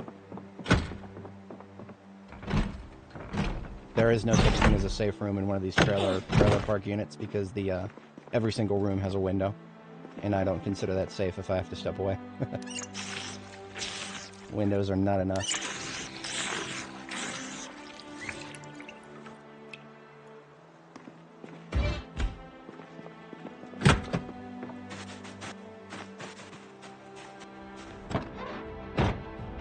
Okay, I shall be back in about 1.5 minutes tops. One moment.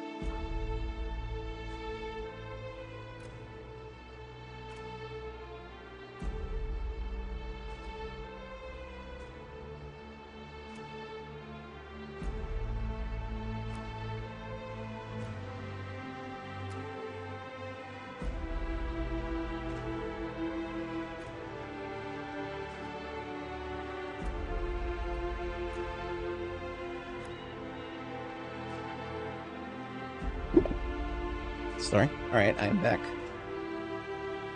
Stage 2 fatigue is on us. We're gonna go ahead and commute back now.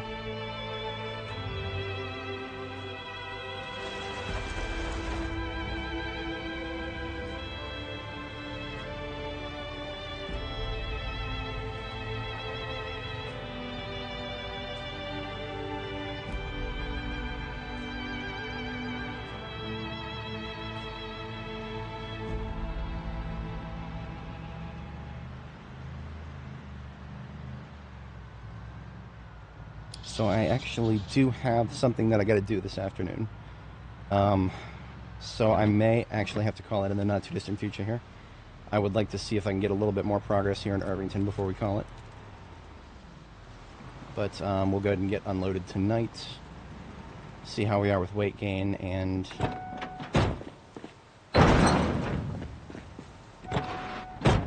yeah, we'll see. We'll see how that goes.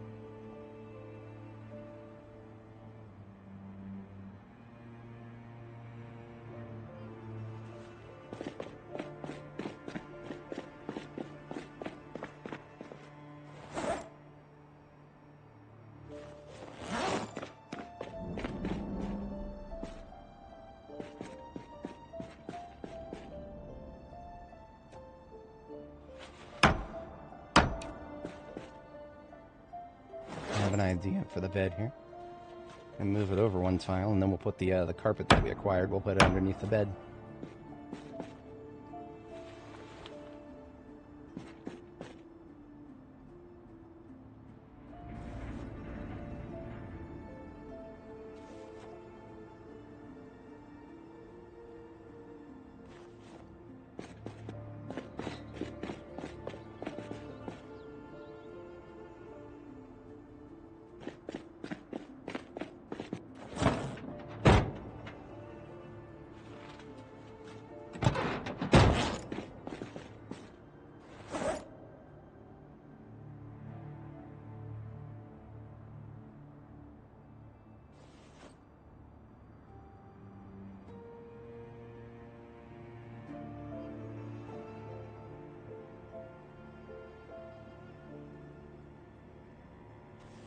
The interesting thing about these colors is that one of them looks like it's a direct match for military jackets in desert camo, and the other one looks like a match for potential match for law enforcement blue. And the important part about a match for law enforcement blue is that that is also something I could wear with the wizard hat, and that would be really fun.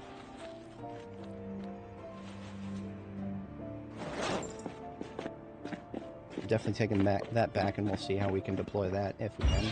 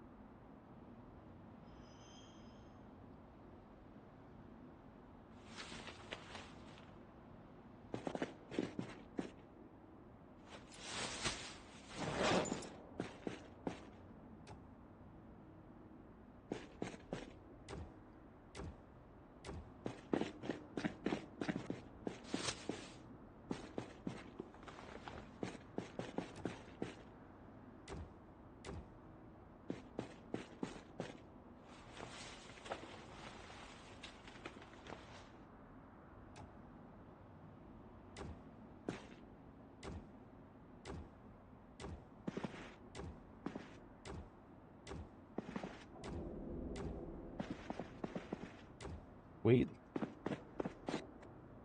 probably would go better with a different bed, but that looks pretty fine. I like it.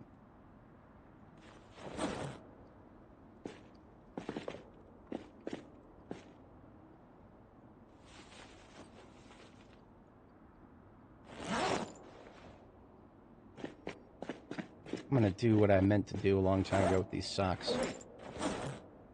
Well, before we even do that, let's wear them and make sure that they actually match. For that, I have to take off my boots.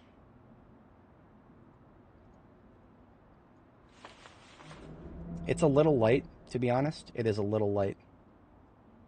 But that's okay. That's actually okay. I kind of like it. I kind of like how obnoxious it is. We're definitely wearing these. We just got to get some leather strips on them now for that extra feet protection, but also the shin protection, because the long socks reach up to your shin. Right now my shin is at 70 and 100, but I can get that up to 80 and 100 if I slap some leather strips onto a long socks here.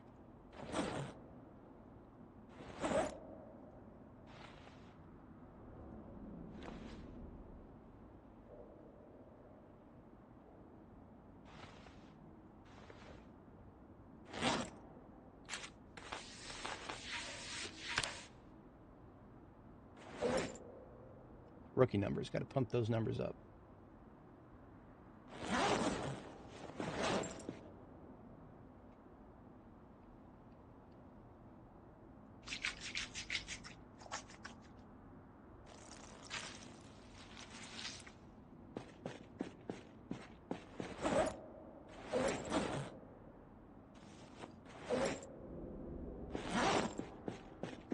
I wonder, can long socks actually be seen if I was wearing a different set of lower body gear?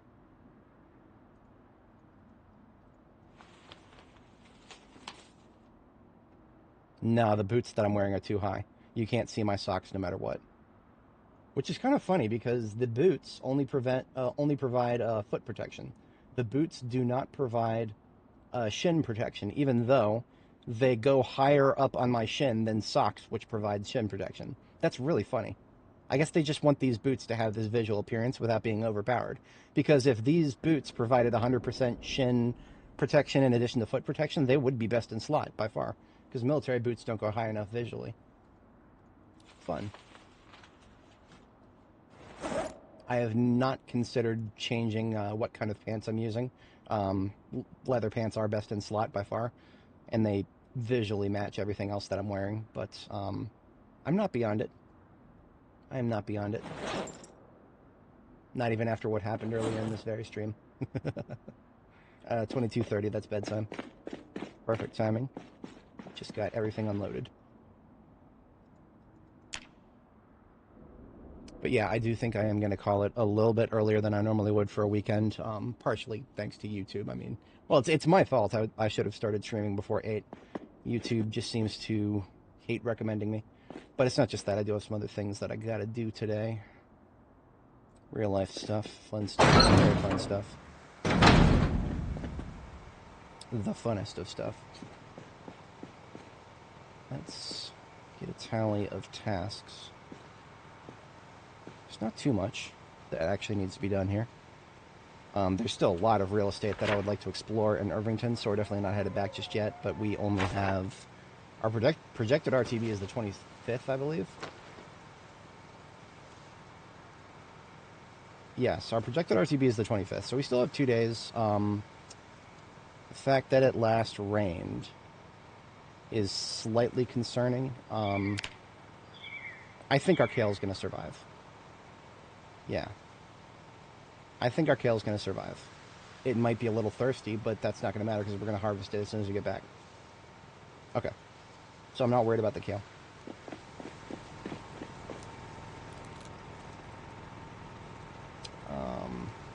TBA on the sports car parts, because if I do actually find a race car while I'm here in Irvington, I'm going to want the best sports car parts on one of those.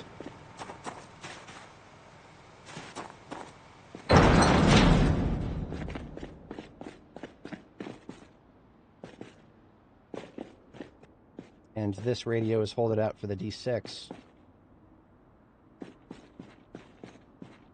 I probably have enough time to do that as an overnight task. Yeah, let me go get that. It's a D6, so I can probably tow it forward.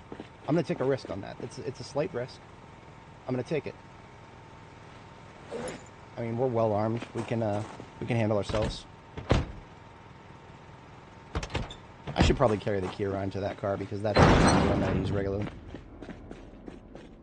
We're going to call this the Irvington Cassette.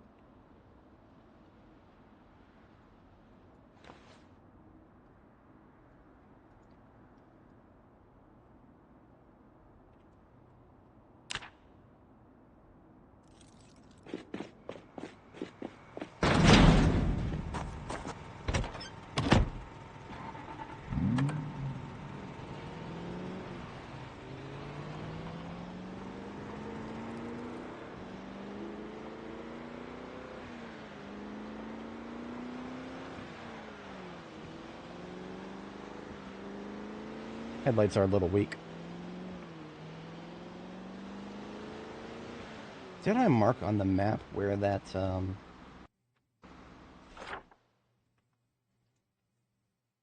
I did. So it's all the way up on First Avenue. So I need to go past the gas station and take a right. And there'll be targets up there, but we might be able to ninja this. That is, I think that'll be a fitting end for things today. If I can do that as an overnight task and get back and have sleep, then we will have a lovely, lovely fire truck with a really good engine in it. That'd be nice.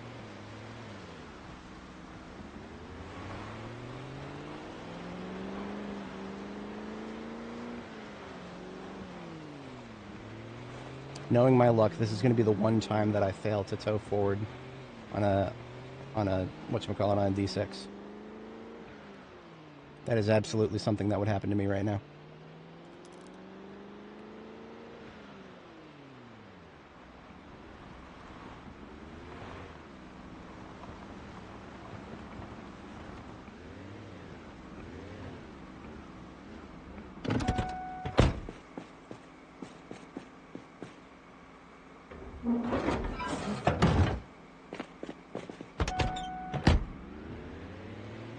I think we're going to be good. That feels very... I'm feeling fluid. Come on now. We're almost there. This is going to pull everybody into the road, all this noise I'm making.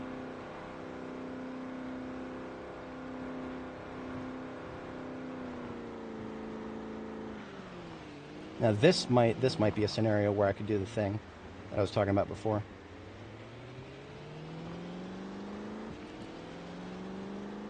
Maybe not. Let's just keep straight and see what we can do. We're at least going as fast as we would if we were towing backwards. And any amount of damage this thing takes is fine. Oh shit.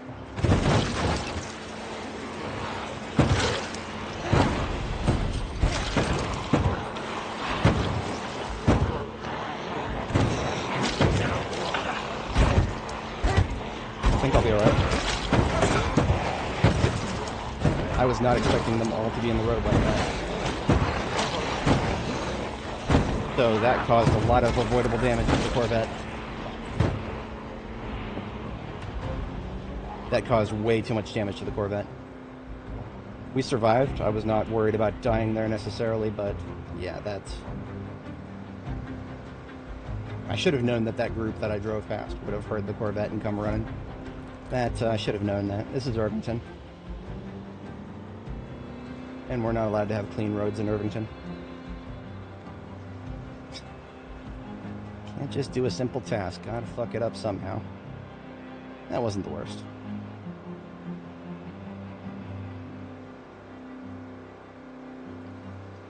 The funny thing is, I don't think there ever was a path through that.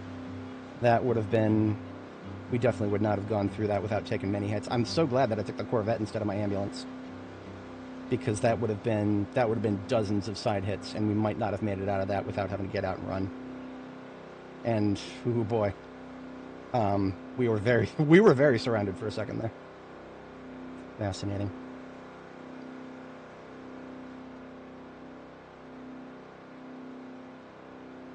We made time though. We're going to be back by the correct hour. I haven't effected any repairs to this yet in terms of the chassis. So any hood damage or door damage or trunk damage can all still be fixed to 100.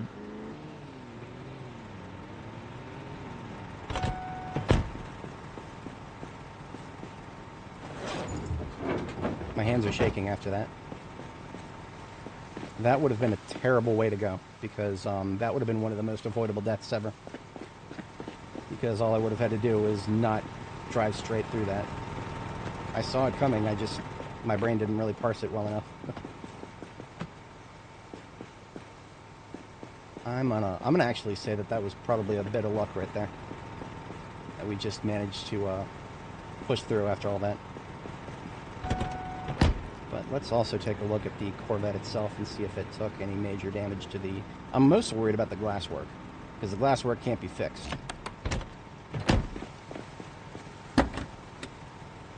Glasswork is still looking good. We never had any zombies stop and start slapping the windows. It was just all the collisions we took. That I mean, the trunk is still 95%. The trunk lid probably did take a few hits, but yeah, whatever. It's fine. Those were all really light hits, because we were basically just going back and forth in place.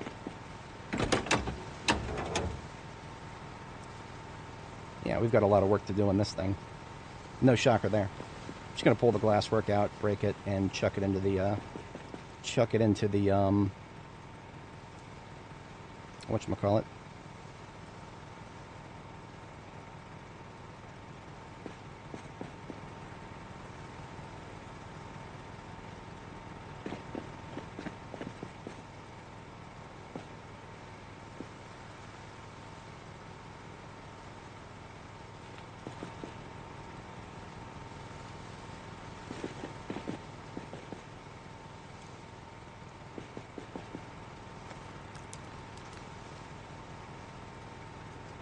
And that is everything that we can fix with welding.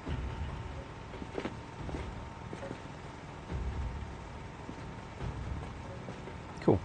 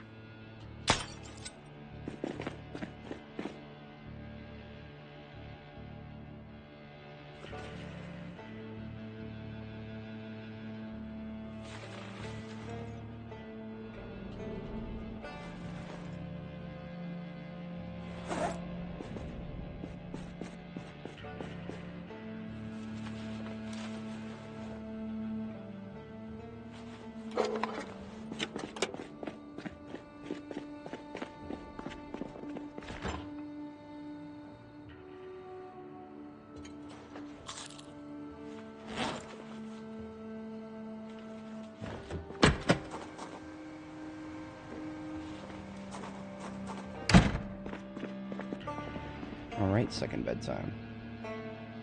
Success? I would call that a success. Yeah, that could have gone very badly. I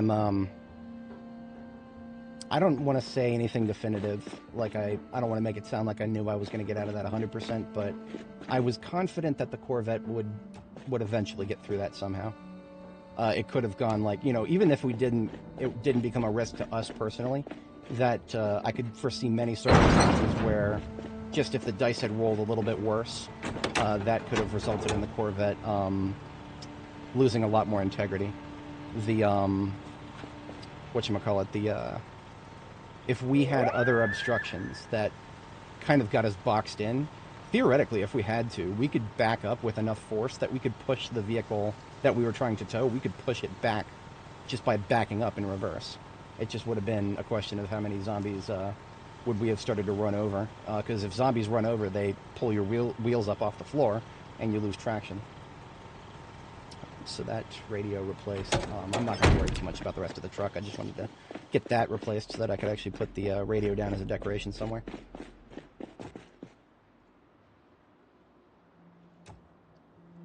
We'll do the rest of the truck later because we'll have to find donor parts. We could probably get most of the donor parts from the 6-seater van back there, but we're going to need a little bit more than what that has to offer. So let's catch a screenshot of our base operations here, because it's looking pretty snazzy, if I do say so myself. Let me stand somewhere I can see all my cars. There we go. Look at that. That is looking pretty swell.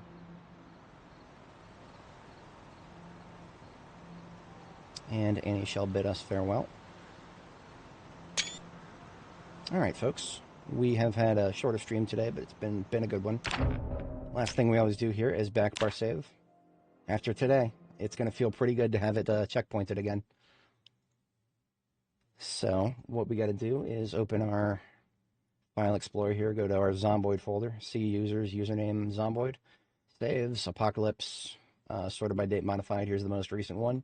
Control C, and go back up to my backups folder. Folder with the same name there, and this is part 36 of Nora Robles' journey through B42. Control V, we are up to 1 gigabyte save files here, across about 400,000 files. Alright, folks, I shall catch you guys tomorrow, most likely. I might be back to Terra Invicta tomorrow, but we'll see. I have not decided when I'm going to pick that up again. It might be a weekday thing. TBA. I'll catch you guys tomorrow. Have a good one.